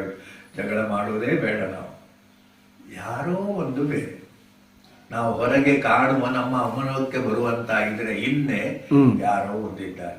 ಆ ಕಾಣುವಂತಹದ್ದನ್ನು ಕೂಡ ಮಾಡಿದ್ಯಾರು, ಅದರಲ್ಲಿರುವ ವಿಶೇಷವನ್ನು ಮಾಡಿದ್ಯಾರು. ಹಾಗಾದ್ರೆ ನಿನ್ನಲ್ಲಿ ಏನುಂಟು ಅದೆಲ್ಲ ನಾನು ಅಂತ ಹೇಳ್ತಾನೆ. ನಿನ್ನಲ್ಲಿ ಬಲ ಉಂಟಾ? ಆ ಬಲ ನಾನು, ನೀನಲ್ಲ. ಒಳ್ಳೆ ವಿಚಿತ್ರ ಆಯ್ತು ನನಗೆ. ನಿನ್ನಲ್ಲಿರುವ ಬಲ ನಾನು. ಅದೇ ನೀನು ಆ ಊಟ ಮಾಡ್ತೀಯಲ್ಲ, ಅಹಂ ವೈಶ್ವಾನರೋ ಭೂತ್ವ, ನಾನು ಅಗ್ನಿಯಾಗಿ ನೀನು ಉಂಡದ್ದನ್ನು ಪಚನ ಮಾಡೋದು. ನೀನು ಊಟ ಮಾಡೋದು ನಿನ್ನ ಸ್ವಾತಂತ್ರ್ಯ ಇರ್ಬೋದು, ಆದರೆ ಪಚನ ಆಗ್ತದ ಇಲ್ವಾ, ಅಜೀರ್ಣಾಗಿ ಸಾಯ್ತಾನ ಎಂಥದ್ದು ಯಾರಿಗೆ ಬಿಟ್ಟದ್ದು? ಆ ವೈಶ್ವಾನರ ಇರುವವರೆಗೆ. ಹಾಗೆ ಪ್ರಾಣಾಪಾನ ಇತ್ಯಾದಿಗಳನ್ನೆಲ್ಲ ಹೇಳ್ತಾನೆ. ಇದನ್ನೆಲ್ಲ ಹೇಳುವಾಗ ಪುನಃ ಇನ್ನೊಂದು ರೀತಿಯಲ್ಲಿ ಹೇಳ್ತಾನೆ. ಇದೆಲ್ಲ ಈಗ ಹಾಗಾದ್ರೆ ಏನಾಗಿದೆ ಅಂತ ಹೇಳಿದ್ರೆ, ಈ ಪ್ರಕೃತಿಗೊಂದು ಗುಣ ಉಂಟು. ಪ್ರಕೃತಿ ಅಂತ ಉಂಟಲ್ಲ, ವಿಶ್ವ, ಅದಕ್ಕೆ ಗುಣ ಉಂಟು. ಅದಕ್ಕೆ ತ್ರಿಗುಣ ಅಂತ ಹೇಳ್ತಾರೆ. ಆ ಗುಣಮಯಿ ಸತ್ವ ರಜ ತಮ, ಇದನ್ನು ವಿಸ್ತಾರವಾಗಿ ಹೇಳುವಂತಹದ್ದೇ ಇಲ್ಲಿರುವಂತಹದ್ದು. ಇದು ನಾವು ತಿಳಿದುಕೊಳ್ಳಿಕ್ಕೆ ಅದೊಂದು ದೊಡ್ಡದಾದ ವಿಷಯ, ಸತ್ವ ರಜ ತಮ. ಈಗ ಈ ವಿಷಯವನ್ನು ಯಾರು ತಿಳಿಯುವುದಿಲ್ಲ? ಮೂಢರು ತಿಳಿದ ನಾಸ್ತಿಕ, ನಾನೇ. ಅದೇ ಅದು ಇದರಲ್ಲಿ ಪಂಚದಶೋಧ್ಯಾಯದಲ್ಲಿ ಬರ್ತದೆ. ಇದೇನಾಗುದು? ನಾನು ಹುಟ್ಟಿದ್ದು ತಂದೆ ತಾಯಿಗಳು ಒಟ್ಟುಗೂಡಿದರೆ ಹುಟ್ಟಿದ್ದು, ಅದರಿಂದ ಸಾಯುವುದಂದ್ರೆ ಏನು? ಉಸಿರು ನಿಲ್ಲುವುದು ಸಾಯುವುದು, ಅಥವಾ ಡಾಕ್ಟರ್ ಎಂತದ್ದು ಹೇಳ್ತಾರೆ, ಅದೆಲ್ಲ ಅಲ್ಲ. ಅದರಲ್ಲಿ ಹಿಂದೆ ಯಾರಿದ್ದಾರೆ? ಯಾವುದೋ ಒಂದಿದೆ. ಅದನ್ನು ಕರ್ಮಯೋಗಿ ಹೇಳ್ತಾನೆ, ಕರ್ಮ ಅಂತ ಹೇಳ್ತಾನೆ. ಜ್ಞಾನಯೋಗಿ ಅದು ಪ್ರಕೃತಿ ಅಂತ ಹೇಳ್ತಾನೆ. ಭಕ್ತ ಏನು ಹೇಳ್ತಾನೆ? ಅದು ದೇವರು ಅಂತ ಹೇಳ್ತಾನೆ. ಏನು ಹೇಳಬೇಕಾದ್ರೆ, ಹಾಗಾದ್ರೆ ಅದನ್ನು ನಾವು ಭಜಿಸಬೇಕು. ಅದು ಕೃಷ್ಣನೋ ಅವನ ಇವನ ಚರ್ಚೆ ಬೇಡ, ಭಜಿಸಬೇಕು. ಭಜಿಸುವುದಂದ್ರೆ ಏನು? ನಾನು ಸಣ್ಣವ, ಅದಕ್ಕಿಂತ ದೊಡ್ಡದು ಅದು. ಹೆಚ್ಚು ಮಾತಾಡಿದ್ರೆ ಮನಸ್ಸನ್ನು ಭಜಿಸುವುದು. ನನಗೆ ಮನಸ್ಸನ್ನು ಹಿಡಿತದಕ್ಕೆ ತರಲಿಕ್ಕಾಗ, ಮನಸ್ಸು ದೊಡ್ಡದು, ಅದಕ್ಕೆ ಒಂದು ನಮಸ್ಕಾರ, ಅದರ ಅನುಗ್ರಹ, ಹೀಗೆ ಹೇಳು. ಅದರಲ್ಲಿ ಈಗ ಈ ಸಾಮಾನ್ಯ ಭಕ್ತಿ ಅಂತ ಹೇಳೋದನ್ನು ಎಲ್ಲಿ ಹೇಳ್ತಾನೆ ಅಂದರೆ, ಚತುರ್ವಿಧ ಭಜಂತೆ ಮಾಂ. ದೇವರ ಹತ್ರ ಹೋಗ್ಬೇಕಾದ್ರೆ ಯಾಕೆ? ದೇವರ ಹತ್ರ ಯಾಕೆ ಹೋಗುವುದು? ನಮಗೆ ಬಿಡಿಸಿಕೊಳ್ಳಲಾಗದ ದುಃಖ ಬರ್ತದೆ. ಆಗ ದೇವರ ಹತ್ರ ಬೇಡಿದ್ರೆ ದುಃಖ ಪರಿಹಾರ ಆಗ್ತದೆ. ಇದು 100ರಲ್ಲಿ 99 ಈ ಮಠಗಳು ದೇವಸ್ಥಾನಗಳಲ್ಲಿ ಅದರಲ್ಲಿ ತಪ್ಪೇನಿಲ್ಲ. ಆರ್ತರು ಇರುವವರೆಗೆ ಯಾರಿದ್ದಾರೆ? ದೇವರು ಬರ್ತಾರೆ. ಅದು ಆಗುತ್ತದ ಅಂತ ಹೇಳಿದ್ರೆ ಖಂಡಿತ ಆಗ್ತದೆ. ನಾನು ಹೇಳ್ತೇನೆ, ಜಪದಿಂದ ಫಲ ಸಿಕ್ಕಿದ್ದು ನನಗೆ ಗೊತ್ತುಂಟು, ಒಂದು ಶಾಂತಿ ಮಾಡಿದ್ರೆ ಸಿಕ್ಕಿದ್ದು ಗೊತ್ತುಂಟು. ಅದು ಮಾತ್ರ ಹೇಗೆ ಸಿಗೋದು? ಅವನ ಶ್ರದ್ಧೆಗೆ ಅನುಸಾರವಾಗಿ ಅಲ್ಲ. ಮತ್ತೆ ಈಗ 1000 ಸತ್ಯನಾರಾಯಣ ಪೂಜೆ ಮಾಡಿದ್ರು ಏನು ಉದ್ಧಾರ ಆಗದೆ ಇರ್ಬೋದು. ಅವರಿಗೆ ಶ್ರದ್ಧೆ ಇಲ್ಲ, ಮಾಡ್ಲಿಕ್ಕೆ ಹೇಳ್ತಾರೆ, ಮಾಡ್ತಾರೆ. ಮತ್ತೆ ಅದು ಬೊಮ್ಮಾಯಿಂದ ಬಂದವರು ಹೇಳೋದುಂಟು, ನಾನೊಂದು ಸತ್ಯನಾರಾಯಣ ಪೂಜೆ ಮಾಡಿಸಿದ್ದೇನೆ, ಎಷ್ಟು ಖರ್ಚಾಯಿತು ಗೊತ್ತುಂಟ, ಏನೆಲ್ಲ ಮಾಡಿದ್ದೇನೆ ಗೊತ್ತುಂಟ. ಈಗ ಇಲ್ಲಿ ಊಟ ಹಾಕುವುದು ಅದೇ ಎಲ್ಲ ಆಡಂಬರ, ಇದೆಲ್ಲ ಅದು ಬೇರೆ. ಅದನ್ನ ಇನ್ನು ಜಿಜ್ಞಾಸು, ಈಗ ನಮ್ಮದಿದು ವ್ಯವಹಾರ ಜಿಜ್ಞಾಸು, ಜ್ಞಾತು ನಿತ್ಯ ಜಿಜ್ಞಾಸ. ಇದು ಏನು ಅಂತ ತಿಳಿಯುವ ಇಚ್ಛೆ. ಈಗ ಕ್ಷಣಕ್ಕೆ ಹೋಗುವಾಗಲೇ ಜಿಜ್ಞಾಸುವಾಗಿ ಹೋದ್ರೆ ದೊಡ್ಡ ತೊಂದರೆ. ಸುಮ್ಮನೆ ಒಂದು ಹೊತ್ತು ಕಳೀಲಿಕ್ಕೆ ಹೋಗುದು, ನಿದ್ದೆ ಬರುವುದಿಲ್ಲ, ಮಾಡಿದ್ರೆ ಒಂದು ಆಟಕ್ಕೆ ಹೋಗುವ, ಅದು ದೊಡ್ಡ ವಿಷಯ. ಅದು ಪ್ರಯೋಜನ ಇಲ್ಲ, ಅದು ಅಷ್ಟು ಪ್ರಯೋಜನ ಇಲ್ಲ. ಜಿಜ್ಞಾಸು. ಇನ್ನು ಅರ್ಥಾರ್ಥಿ, ನನಗೆ ಅದು ಬೇಕು. ಈಗ ಮಕ್ಕಳಿಗೆ ನೀನು ಪರೀಕ್ಷೆ ಹೋಗುವ, ದೇವರಿಗೆ ನಮಸ್ಕಾರ ಮಾಡಿ ಹೋಗು, ಒಂದು ಪಾಸ್ ಆದರೆ ತಪ್ಪಲ್ಲ. ಅವನಿಗೆ ಸಿಗಬೇಕು, ಒಳ್ಳೆ ಮಾರ್ಕ್ ಸಿಗಬೇಕು. ನನ್ನ ಪ್ರಯತ್ನದಲ್ಲಿ ಸಿಗ್ತದೆ ಅಂತ ಧೈರ್ಯ ತಪ್ಪಿದಾಗ ದೇವರಿಗೆ ಹರಿಕೆ ಹೇಳೋದು ತಪ್ಪೇನಿಲ್ಲ. ಆದರೆ ಅದು ಅವನ ಭಾವನೆಗೆ ಅನುಗುಣವಾಗಿ ನಾವು ಎಲ್ರಿಗೂ ಹೇಳಲಿಕ್ಕೆ ಹೋಗ್ಲಿಕ್ಕಾಗುವುದಿಲ್ಲ. ಇನ್ನು ಜ್ಞಾನ ಅಂದ್ರೆ ಏನು? ಇದು ಅಲ್ಲ, ಇದು ಹೌದು. ಇಂದ್ರಿಯ ಅಲ್ಲ, ನಾನು ಹೌದು, ಅಥವಾ ಇನ್ನೊಂದಲ್ಲ, ಅದು ಹೌದು ಅಂತ ಹೇಳುವ ಜ್ಞಾನಿ. ಆಗ ಜ್ಞಾನಿ ನಿಜವಾದಂಥ ಇದು ಹೇಳ್ತಾನೆ. ಈ ಜ್ಞಾನ ಎಂದು ಬಂದಾಗಲೇ ನಮಗೆ ಪುನಃ ಗೊಂದಲ ಆಗುವುದಾಗೆ, ಸಾಧಾರಣ ವಿಷಯವೂ ಜ್ಞಾನವೇ, ಇದು ವಿಶೇಷ ಜ್ಞಾನವೂ ಜ್ಞಾನವೇ. ಹೌದು, ಜ್ಞಾನ ಇದ್ದವನು ನಿತ್ಯ ಮುಕ್ತ, ಅವನಿಗೆ ಬಂಧನವೇ ಇಲ್ಲ. ನಹಿ ಜ್ಞಾನೇನ ಸದೃಶಂ ಪವಿತ್ರಂ ಇದಂ ಮುಚ್ಯತೆ. ಜ್ಞಾನದಲ್ಲಿ ಎಲ್ಲ ಪವಿತ್ರ ಆಗುತ್ತದೆ. ಜ್ಞಾನ ಎಲ್ಲಿ ಉಂಟು? ಪುಸ್ತಕದಲ್ಲಿ ಉಂಟ? ಅದು ಬರುವುದು, ಅದು ಒಳಗೆ, ಅದೇ ನಿಜವಾದ ವಿಜ್ಞಾನ. ನಮ್ಮಲ್ಲಿ ಜ್ಞಾನ ಮೂಡಿದಾಗ ನಾನು ಮಾಡುವುದಲ್ಲ, ಅದು ಇಂದ್ರಿಯಗಳು ಮಾಡ್ತವೆ. ಹಾಗೆ ಅದು ಇನ್ನೊಂದು ಕಡೆಯಲ್ಲಿ ಹೆಚ್ಚು ಬರ್ತದೆ. ಅದರಿಂದ ಜ್ಞಾನಿ ನಾನೇ ಅಂತ ಹೇಳಿ ಬಿಡ್ತಾನೆ. ಆಗ ದೇವರು ಬೇರೆ ಇವನು ಬೇರೆ ಆಗುದಿಲ್ಲ. ಜ್ಞಾನಿ ಆದರೆ ದೇವರು ಇವನು ಒಂದೇ ಆಯ್ತಲ್ಲ. ಅದ್ವೈತಕ್ಕೆ ನಮಗೆ ಗೊಂದಲ ಇಲ್ಲ. ಹಾಗಾದ್ರೆ ಆಯ್ತು, ಅದು ಬೇಕು ಅಂತ ಹೇಳಿದ್ರೆ ನಾವು ಹೇಳುವುದಲ್ಲ. ಯಾಕಂದ್ರೆ ಆ ಭಾವುಕನಿಗೆ ಅದ್ವೈತ ಅರ್ಥ ಆಗ್ಲಿಕ್ಕೆ ಗೊತ್ತಿಲ್ಲ, ಬೇಡ. ಈಗ ಹಾಗಾದ್ರೆ ಈ ಲೋಕ ಏನು ಅಂತ ಹೇಳಿದ್ರೆ ನಿನಗೊಂದು ಅವಕಾಶ, ನಾವು ಸುಲಭದಿಂದ ಹೇಳಿ, ಅದನ್ನು ನೀನು ಸಾಧನೆಯ ದೃಷ್ಟಿಯಿಂದ ತೆಗೆದುಕೊಂಡ್ರೆ ಇವತ್ತೇ ಆದೀತು. ಅಥವಾ ಬಹೂನಾಂ ಜನ್ಮನಾಮಂತೆ. ಆಗ ಹೇಳಿದ ಒಂದು ಮಾತು, ನಾವು ಒಳ್ಳೆಯದು ಮಾಡಿದ್ದು ಯಾವ ಕಾಲಕ್ಕೂ ನಷ್ಟ ಆಗುವುದು ಇಲ್ಲ. ಜ್ಞಾನವಾನ್ ಮಾಂ ಪ್ರಪದ್ಯತೆ. ಇಲ್ಲಿ ಭಕ್ತಿಗೆ ಬರ್ತಾನೆ, ನನ್ನನ್ನು ತಿಳಿತಾನೆ. ನನ್ನನ್ನು ತಿಳಿತಾನೆಯೋ ಆತ್ಮಜ್ಞಾನ ಆಗ್ತದೋ ಅಥವಾ ನಾನೇ ಬ್ರಹ್ಮ ಅಂತೇಳಿ ತಿಳಿತಾನೋ ಎಂಬುದರ ಬಗ್ಗೆ ಚರ್ಚೆ ಬೇಡ. ಅದನ್ನು ಇಲ್ಲಿ ಭಗವದ್ಗೀತೆಯಲ್ಲೇ ಕಷ್ಟ ಆಗುದಷ್ಟೇ, ಅವನಿಗೆ ಹೇಳಲಿಕ್ಕೆ ಬರುವುದಿಲ್ಲ ಅಷ್ಟು ಸುಲಭದಲ್ಲಿ. ಕೃಷ್ಣ ಹೇಳುವಾಗ ನಾನು ನಾನು ನಾನು ಅಂತ ಹೇಳಿಬಿಡ್ತಾನೆ. ಆ ನಾನು ಎಂಬುದು ಅಂತಿಮವಾದ ಇದನ್ನು ಹೇಳಿದ್ದಲ್ಲ. ಈಗ ಆ ನಾನು ಯಾರು ನಿಮಗೆ ಸಂಬಂಧಪಟ್ಟ ವಿಷಯ. ಕರ್ಮ ಅಂತ ಹೇಳಿದರೆ ಕರ್ಮಾದೀತು ಇದೇ ಹೇಳಿದಾಗ ಆಯಿತು. ಆತ್ಮ ಅಂತ ಹೇಳಿದರೆ ಆಯಿತು. ಅಂತಹ ವಾಸುದೇವ ಸರ್ವಮಿತಿ, ಎಲ್ಲವೂ ದೇವರು. ಆ ವಾಸುದೇವ ಸರ್ವಮಿತಿ ಎಂಬುದು ಭಾಗವತದಲ್ಲಿ ಹೇಳಿದ ಒಂದು ಪ್ರಚಾರ. ಇದು ಈಶ್ವರನೇ ಸರ್ವೋ ವೈರುದ್ರ ಅಂತ ಹೇಳೋದು ಶಿವಪುರಾಣದಲ್ಲಿ ಯಜುರ್ವೇದ ಮಂತ್ರದಲ್ಲಿ ಸರ್ವೋ ವೈರುದ್ರ. ಅದು ಭಕ್ತಿ ಪಂಥದ ಇದರಲ್ಲಿ ಹಾಗೆ ತಿಳಿದವನು ಏನಾಗ್ತಾನೆ, ಅಂತಹ ಮಹಾತ್ಮನ್ ದುರ್ಲಭ. ಅದರೊಟ್ಟಿಗೆ ನಾವು ಇನ್ನೊಂದು ಯಾವುದು ಸೇರಿಸುವಾಗ ನಾನೇ ಎಲ್ಲ ಅಂತ ತಿಳಿದವನು ಆಗುತ್ತದೆ ಎಂಬುದನ್ನು ನಾವು ಸೇರಿಸ್ಕೊಳ್ಳಿ ಇರಬೇಕು. ಅದು ಭಗವದ್ಗೀತೆಯಲ್ಲಿ ಸೇರಿಸಿಕೊಳ್ಳಿಕ್ಕೆ ಬರುವುದಿಲ್ಲವ. ಅವನಿಗೆ ಕೃಷ್ಣನಿಗೆ ಹಾಗೆ ಹೇಳಲಿಕ್ಕೆ ಬರುವುದಿಲ್ಲ. ನಾವು ಯಾವಾಗಲೂ ಒಂದು ವಿಷಯವನ್ನು ತಿಳಿದಾಗ ಅಲ್ಲಿದ್ದಷ್ಟಕ್ಕೆ ತಿಳಿದಲ್ಲ, ಅದಕ್ಕಿಂತ ಅಲ್ಲ ಕೃಷ್ಣನಿಗೆ ಯಾಕೆ ಹೇಳಿಕ್ಕೆ ಬರುವುದಿಲ್ಲ? ಅರ್ಜುನನಿಗೆ ಉಪದೇಶ ಮಾಡೋದಲ್ವ. ಕರೆಕ್ಟ್. ಕಡೆಗೂ ಅವನಿಗೆ ಹೇಳೋದು, ಅವನಿಗೆ ಅವನು ಪೂರ್ಣ ಜ್ಞಾನಿ ಅಲ್ಲ. ಜ್ಞಾನ ಈಗ 1ನೇ ಕ್ಲಾಸ್ನಲ್ಲಿ ಪಾಠ ಮಾಡುವಾಗ ನಾವು ಎಲ್ಲ ಹೇಳಿಕೊಳ್ಳಿಕ್ಕೆ ಬರುವುದಿಲ್ಲ. ಹೌದು, ಅವರಿಗೆ ಬೇಕಿದ್ದಷ್ಟು ಮಾತ್ರ ಹೇಳಿಕೊಡ್ಬೇಕು. ಆದ್ರಿಂದ ಈ ಭಗವದ್ಗೀತೆಯನ್ನು ಮಾಡುವಾಗ ನಾವು ಈ ಒಂದು ಮಿತಿಯನ್ನು ಹಾಕೊಳ್ಬೇಕು. ಅರ್ಜುನನ ಮೋಹವನ್ನು ನಷ್ಟ ಮಾಡಲಿಕ್ಕೆ ಅರ್ಜುನನಿಗೆ ಎಷ್ಟು ಬೇಕೋ ಅಷ್ಟು ಹೇಳಿದ್ದಾನೆ. ಶಾಂತಿ ಪರ್ವದಲ್ಲಿ ಭೀಷ್ಮ ಅದನ್ನು ಎಲ್ಲ ಹೇಳಿದ್ದಾನೆ. ಆದರೆ ಯಾವುದೂ ಅದು ಇದಾಗುವುದಿಲ್ಲ. ಆ ಹೇಳಿದ್ದಕ್ಕಿಂತ ಹೆಚ್ಚುಂಟು ಅಂತ ಹೇಳುವ ಸತ್ಯ ನಾವು ಇಲ್ಲಿ ತಿಳ್ಕೊಳ್ಬೇಕು. ಹೇಳಿದ್ರು ಕರೆಕ್ಟ್. ಹೇಳಿದ್ದಕ್ಕಿಂತ ಹೆಚ್ಚು ಸತ್ಯ ಉಂಟು. ಹೇಳಿದ್ದು ಯಾಕೆ? ಈಗ ನಾವು ಮಾತಾಡೋದು ಯಾವಾಗ ನಮಗಿಬ್ಬರಿಗೆ ಬೇಕಾದ ಹಾಗೆ. ಆದರೆ ಸತ್ಯ ಎಂಬುದು ಅದಕ್ಕೆ ಉಂಟು. ಅದರಿಂದಲೇ ಮಾತಿನಲ್ಲಿ ಸತ್ಯ ಪೂರ್ಣ ಬರಲಿಕ್ಕೆ ಬರೋದಿಲ್ಲ. ಇದು ಅದಕ್ಕೆ ಬೇಕಾದ ಹಾಗೆ. ಅದನ್ನು ಆಗಾಗ ನಾನು ಯಾಕೆ ನೆನಪು ಮಾಡ್ತಾ ಇರೋದು ಅಂತ ಹೇಳಿದ್ರೆ, ಅಲ್ಲಿ ಪೂರ್ಣ ಹೇಳಲಿಕ್ಕಾಗುವುದಿಲ್ಲ ಅಥವಾ ನಾನು ಹೇಳಲಿಕ್ಕಾಗುವುದಿಲ್ಲ. ಅದು ಕಂಡುಕೊಳ್ಬೇಕಾದವರು ಯಾರು?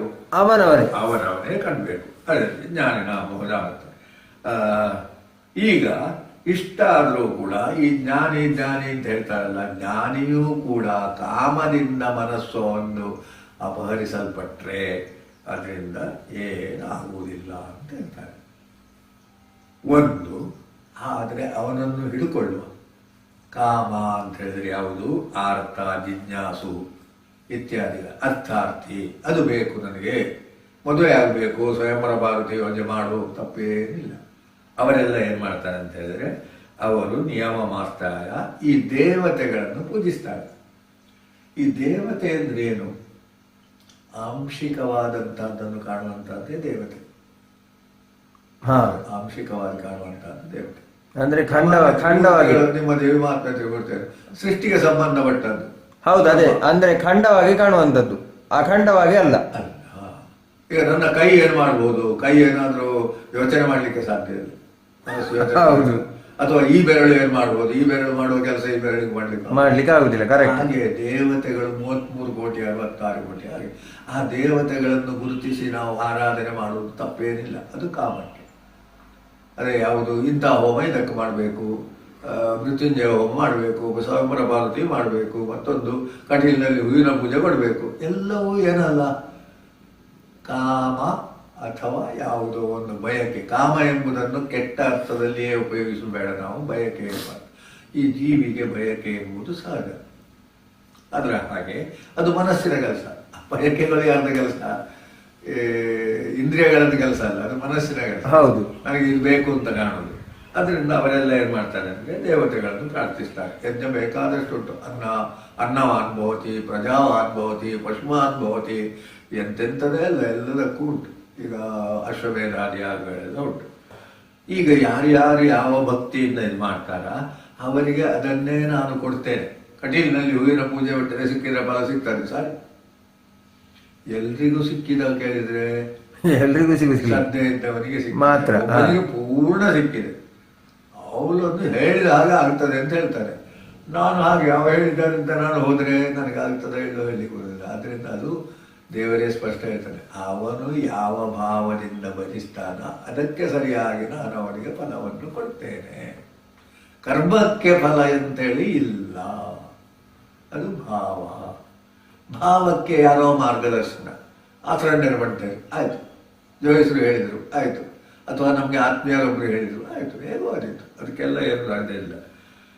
ಶ್ರದ್ಧೆಯಾಯುಕ್ತ, ಅದಕ್ಕೆ ಶ್ರದ್ಧೆ ಅಂತ ಹೇಳುದು. ಶ್ರದ್ಧೆ ಅಂತ ಹೇಳಿದ್ರೆ ಸತ್ಯ ಎಂಬ ನಂಬಿಕೆ. ಹೌದು, ಇದು ಸತ್ಯ, ಇದು ಖಂಡಿತ ಆಗ್ತದೆ ಅಂತ ಹೇಳಿ ಸತ್ಯ ಎಂಬ ಆ ನಂಬಿಕೆಯ ಎಷ್ಟು ಪ್ರಮಾಣಕ್ಕೆ ಸರಿಯಾಗಿ ಅಲ್ಲಿ ಫಲ ಸಿಗುವುದು. ಹೌದು, ಅಂದ್ರೆ ನನ್ನ ನಂಬಿಕೆ 50% ಇದ್ರೆ ನನಗೆ 50 ಸಿಗುದು, 50 ಸಿಗುದು, 100 ಇದ್ರೆ 100 ಸಿಗ್ತದೆ. ಅದು ಎಲ್ಲ 1-2% ಇದ್ರೆ ಸಿಗುದೇ ಇಲ್ಲ. ಒಬ್ಬ ಯಾರು ಹೇಳಿದ್ರು, ನಾವು ಇಷ್ಟು ಶನಿ ಪೂಜೆ ಮಾಡ್ತೇವೆ, ನಮ್ಗೆ ಏನು ಉದ್ಧಾರ ಆಗಲಿಲ್ಲ. ನಾವು ಮಾಡಿದ್ದು ಯಾವುದಕ್ಕೆ?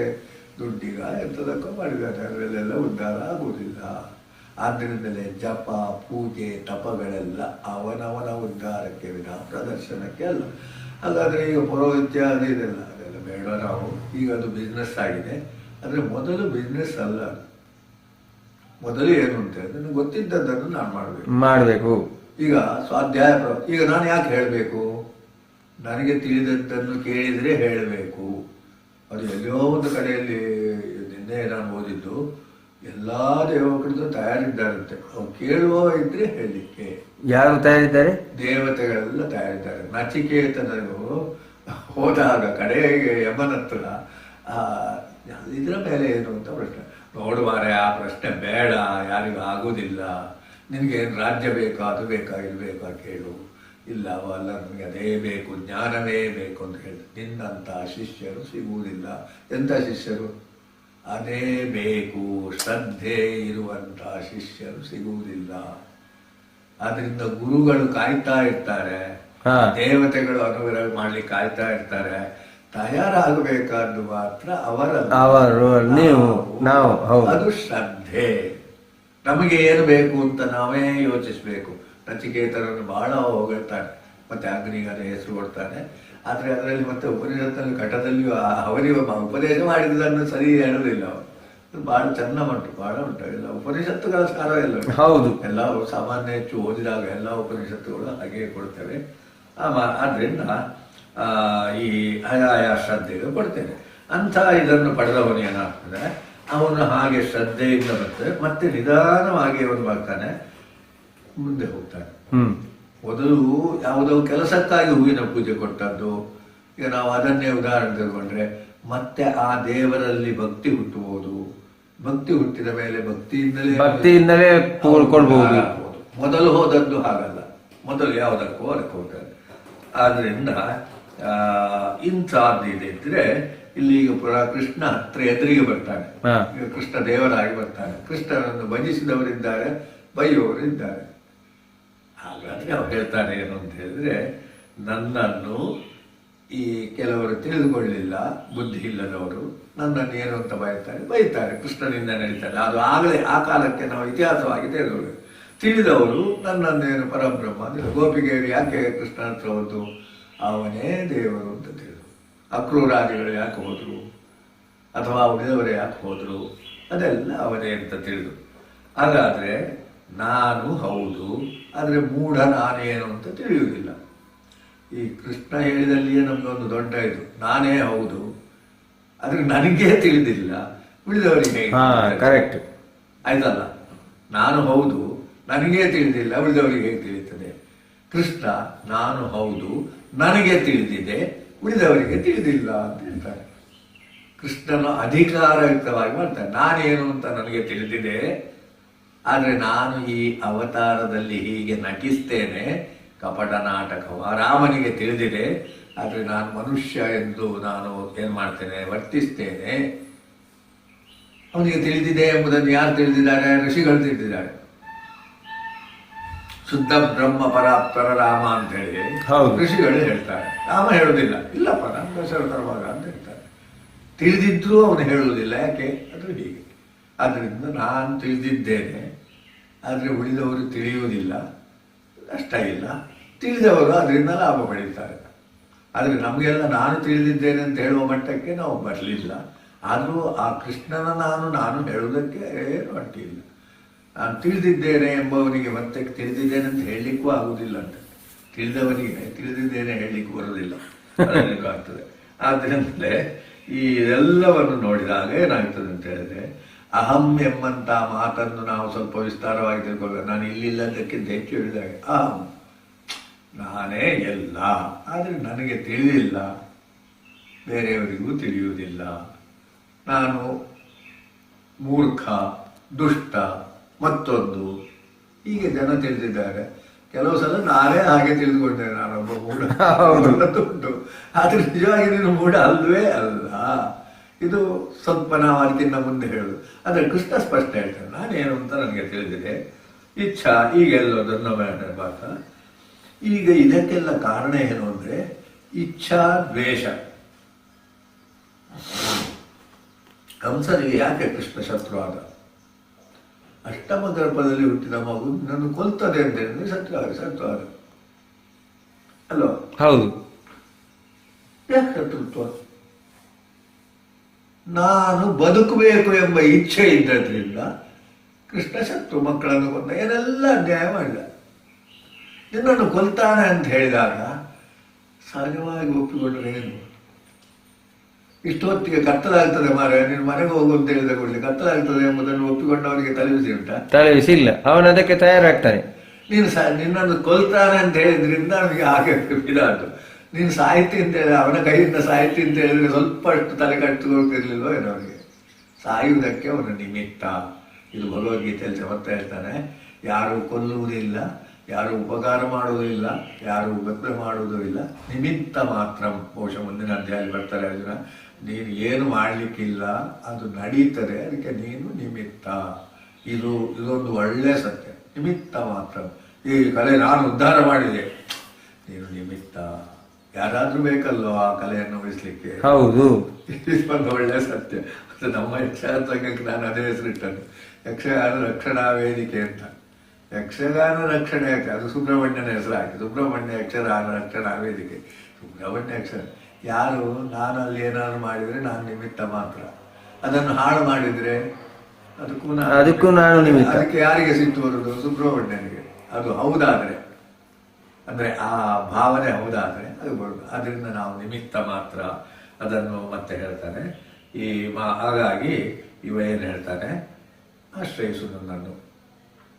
ಇನ್ನು ತಿಳ್ಕೊಳ್ಳುವ ನಾವು ಜ್ಞಾನಿಯನ್ನು ಆಶ್ರಯಿಸಬೇಕು. ಜ್ಞಾನಿ ಯಾರು ಅಂತ ಹೇಳಿದ್ರೆ ಕೃಷ್ಣನ. ನಮ್ಗೆ ಯಾರೋ ಸಿಗ್ತಾರೆ. ಪುಸ್ತಕವಾದಿತು, ಪರೋಕ್ಷವಾದಿತು, ಪ್ರತ್ಯಕ್ಷವಾದಿತು. ಮತ್ತೆ ಆತ್ಮಸಾಕ್ಷಿಯೇ ಆದೀತು. ಆತ್ಮಸಾಕ್ಷಿಗೆ ಅನುಸಾರವಾಗಿ ನಡೆದರೆ ಎಲ್ಲ ಉದ್ಧಾರ ಆಗ್ತದೆ ಅಂತ. ಆತ್ಮಸಾಕ್ಷಿಯನ್ನು ನಾವೇನು ಮಾಡಿದ್ದೇವೆ? ಅದು ಒಳಗೆ ಅಡಿಗೆ ಹಾಕಿಟ್ಟಿದ್ದೇವೆ, ಮಾತಾಡ್ಲಿಕ್ಕೆ ಬಿಡುವುದಿಲ್ಲ. ಇವತ್ತು ಹೋಗುದು ಬೇಡ ಅಂತ ಹೇಳ್ತದೆ, ನನಗೆ ಹೋಗಲೇಬೇಕು, ಹೋಗೋದಕ್ಕೆ ಆಗುದಿಲ್ಲ ಅಂತ ಹೇಳ್ತೇವೆ ನಾವು. ಆತ್ಮಸಾಕ್ಷಿ, ಸಹಜ, ಪ್ರಕೃತಿ. ಯೋಗಿಗಳು ಕೆಲವು ಸಲ ಯಾವ್ಯಾವುದೋ ನಿದ್ದೆ ಮಾಡ್ತಾರೆ, ಆಗ ಹೇಳ್ತಾರೆ ನಿದ್ದೆ ಬಂದಾಗ ನಿದ್ದೆ ಮಾಡಬೇಕು ಅಂತ. ಆದರೆ ನಮಗೆ ಆಗುದಿಲ್ಲ, ಇದೊಂದು ಆಗಲೇಬೇಕು, ಆಗ ನಿದ್ದೆ ಮಾಡಲಿಕ್ಕೆ ಆಗುದಿಲ್ಲ. ಅದು ಈ ಹಂತದಲ್ಲಿ ಸರಿ, ಆದರೆ ಅದು ಮೇಲಿನ ಹಂತಕ್ಕೆ ಹೋಗುವಾಗ ಬಿಟ್ಟು ಹೋಗ್ತದೆ. ನಿದ್ದೆ ಬರೋದು ದೇಹ ಧರ್ಮ ಮಾಡ್ತದೆ ನನಗೆ. ಆದರೆ ವಿದ್ಯಾರ್ಥಿ ಆಗಿ ಮಾಡಿದರೆ ಅದಾಗುದಿಲ್ಲ, ಆಗ್ಲಿಕ್ಕಿಲ್ಲ. ಅದು ಹಂತದಲ್ಲಿ ವಿದ್ಯಾರ್ಥಿನ ನಿದ್ರಾರ್ಥಿ ಚೇತ ಕಥೋ ವಿದ್ಯಾ. ನಿದ್ರಾರ್ಥಿಗೆ ವಿದ್ಯೆ ಇಲ್ಲ ಅಂತ ಹೇಳ್ತಾರೆ. ವಿದ್ಯೆ ಕಲಿಬೇಕು ಅಂತ ಹೇಳಿ ನಿದ್ದೆ ಮಾಡಿದ್ರೆ ಆಗ್ತದ? ಆದರೆ ಈ ಯೋಗಿಗಳು ಎಲ್ಲೆಲ್ಲೋ ನಿದ್ದೆ ಮಾಡ್ತಾರೆ, ಅವರಿಗೆ ಎಂಥದ್ದು ಬೇಕು ಅಂತ ಇಲ್ಲ. ಆ ಹಂತವನ್ನು ಅರ್ಥ ಮಾಡಿಕೊಂಡದಕ್ಕೆ ನಾವು ಹೇಳ್ಬೇಕಲ್ಲದೆ ಇದೆಲ್ಲ ಬೇಡ. ಇನ್ನು ನಾವು ಸ್ವಲ್ಪ ಭಕ್ತಿ ಯೋಗಕ್ಕೆ ಹೆಚ್ಚು ಬರ್ತೇವೆ. ಇನ್ನು ಅದನ್ನು ಮಾಡುವುದು ಹೀಗೆ ಮುಂದುವರಿಸ್ಬೋದಾ? ಸ್ವಲ್ಪ ಅಕ್ಷರ ಬ್ರಹ್ಮ ಯೋಗ ಅಂತ ಬರ್ತದೆ. ಬಹುಶಃ ಇದನ್ನು ಸ್ವಲ್ಪ ಮೊದಲೇ ಹೋಗ್ಲಿಕ್ಕೆ ಬರ್ತದೆ ನಮಗೆ. ಮತ್ತೆ 18ನೇ ಅಧ್ಯಾಯ ಮುಂದೆ ಹೊರಟು ಹೋಗ್ಲಿಕ್ಕೆ ಕಷ್ಟ ಆಗ್ತದೆ. ಯಾಕಂದ್ರೆ ಅಲ್ಲಿ ಕಷ್ಟ ಸ್ವಲ್ಪ ಭಕ್ತಿ ಇದು ಮಾತ್ರ ಸ್ವಲ್ಪ ತಡಿಲಿಯಾ? ಯೋಗ ಈರ್ಜಿದಾತು. ಈ ಯೋಗದ ಬೇರೆ ಬೇರೆ ಅರ್ಥಗಳನ್ನೇ ನಾವು ನೋಡೋದು. ಜ್ಞಾನ ವಿಜ್ಞಾನ ಯೋಗ ಅಂತ ಹಿಂದಿನ ಅಧ್ಯಾಯ. ಜ್ಞಾನ ವಿಜ್ಞಾನ ಹೇಗೆ? ಯೋಗ ಯುಜ್, ನಮ್ಮಲ್ಲಿ ಸೇರಿಸಿಕೊಳ್ಳುವುದ, ನಮ್ಮಲ್ಲಿ ಅದು ಸೇರಿಕೊಳ್ಳುವ ಹಾಗೆ ಮಾಡುವುದ ಅದು. ಈಗ ಅಕ್ಷರ ಬ್ರಹ್ಮ ಯೋಗ, ಇದು ಪುನಃ ಈ ವಿಶ್ವದ ಬಗ್ಗೆ ನಮಗೆ ಹೊಸತೊಂದು ರೀತಿಯಲ್ಲಿ ಅದರದ್ದು ವಿಶ್ಲೇಷಣೆ ಮಾಡ್ತದೆ. ಲೋಕವನ್ನು ಹೊಸತೊಂದು ರೀತಿಯಲ್ಲಿ ವಿಶ್ಲೇಷಣೆ ಮಾಡ್ತದೆ. ಶಬ್ದವೇ ಎರಡು ಬಹಳ ಚೆನ್ನಾಗಿ ಉಂಟು. ಅಕ್ಷರ ಬ್ರಹ್ಮ, ಕ್ಷರ ಇಲ್ಲದ್ದು ಅಕ್ಷರ. ಕರೆಕ್ಟ್. ನಾವೀಗ ಹುಡುಕ್ತಾ ಹೋದಾಗ ಇದು ಒಂದು ಇಲ್ಲವಲ್ಲ ಅಕ್ಷರ, ಈಗ ಉಂಟು ಮತ್ತೆ ಇರುವುದಿಲ್ಲ, ಮತ್ತೆ ಇರುವುದಿಲ್ಲ, ಹೀಗೆ ಕಾಣ್ತದೆ ನಮಗೆ. ಆದರೆ ಮತ್ತೆಯೂ ಇರ್ತದೆ ಅಕ್ಷರ. ಹಾಗಾದ್ರೆ ನನ್ನಲ್ಲಿ ನಂದು ಕ್ಷರ, ಇಲ್ಲ, ನಿನ್ನ ಆತ್ಮ ಅಕ್ಷರ, ದೇಹ ಹೋದ್ರು ಇದು ಹೋದ್ರು ಹಾಗೆ. ಮತ್ತೆ ಸ್ವಲ್ಪ ಮಟ್ಟಿಗೆ ನೀನು ಮಾಡಿದ ಕರ್ಮ ಅಕ್ಷರ, ಅದು ಅನುಭವಿಸದೆ ಮುಗಿಯುವುದಿಲ್ಲ. ಅವಶ್ಯಂ ಅನುಭೋಕ್ತವ್ಯಂ ಕೃತಂ ಕರ್ಮ ಶುಭಾಶುಭಂ ನಾಭುಂಕ್ತೆ ಕ್ಷೀಯತೆ ಕರ್ಮ.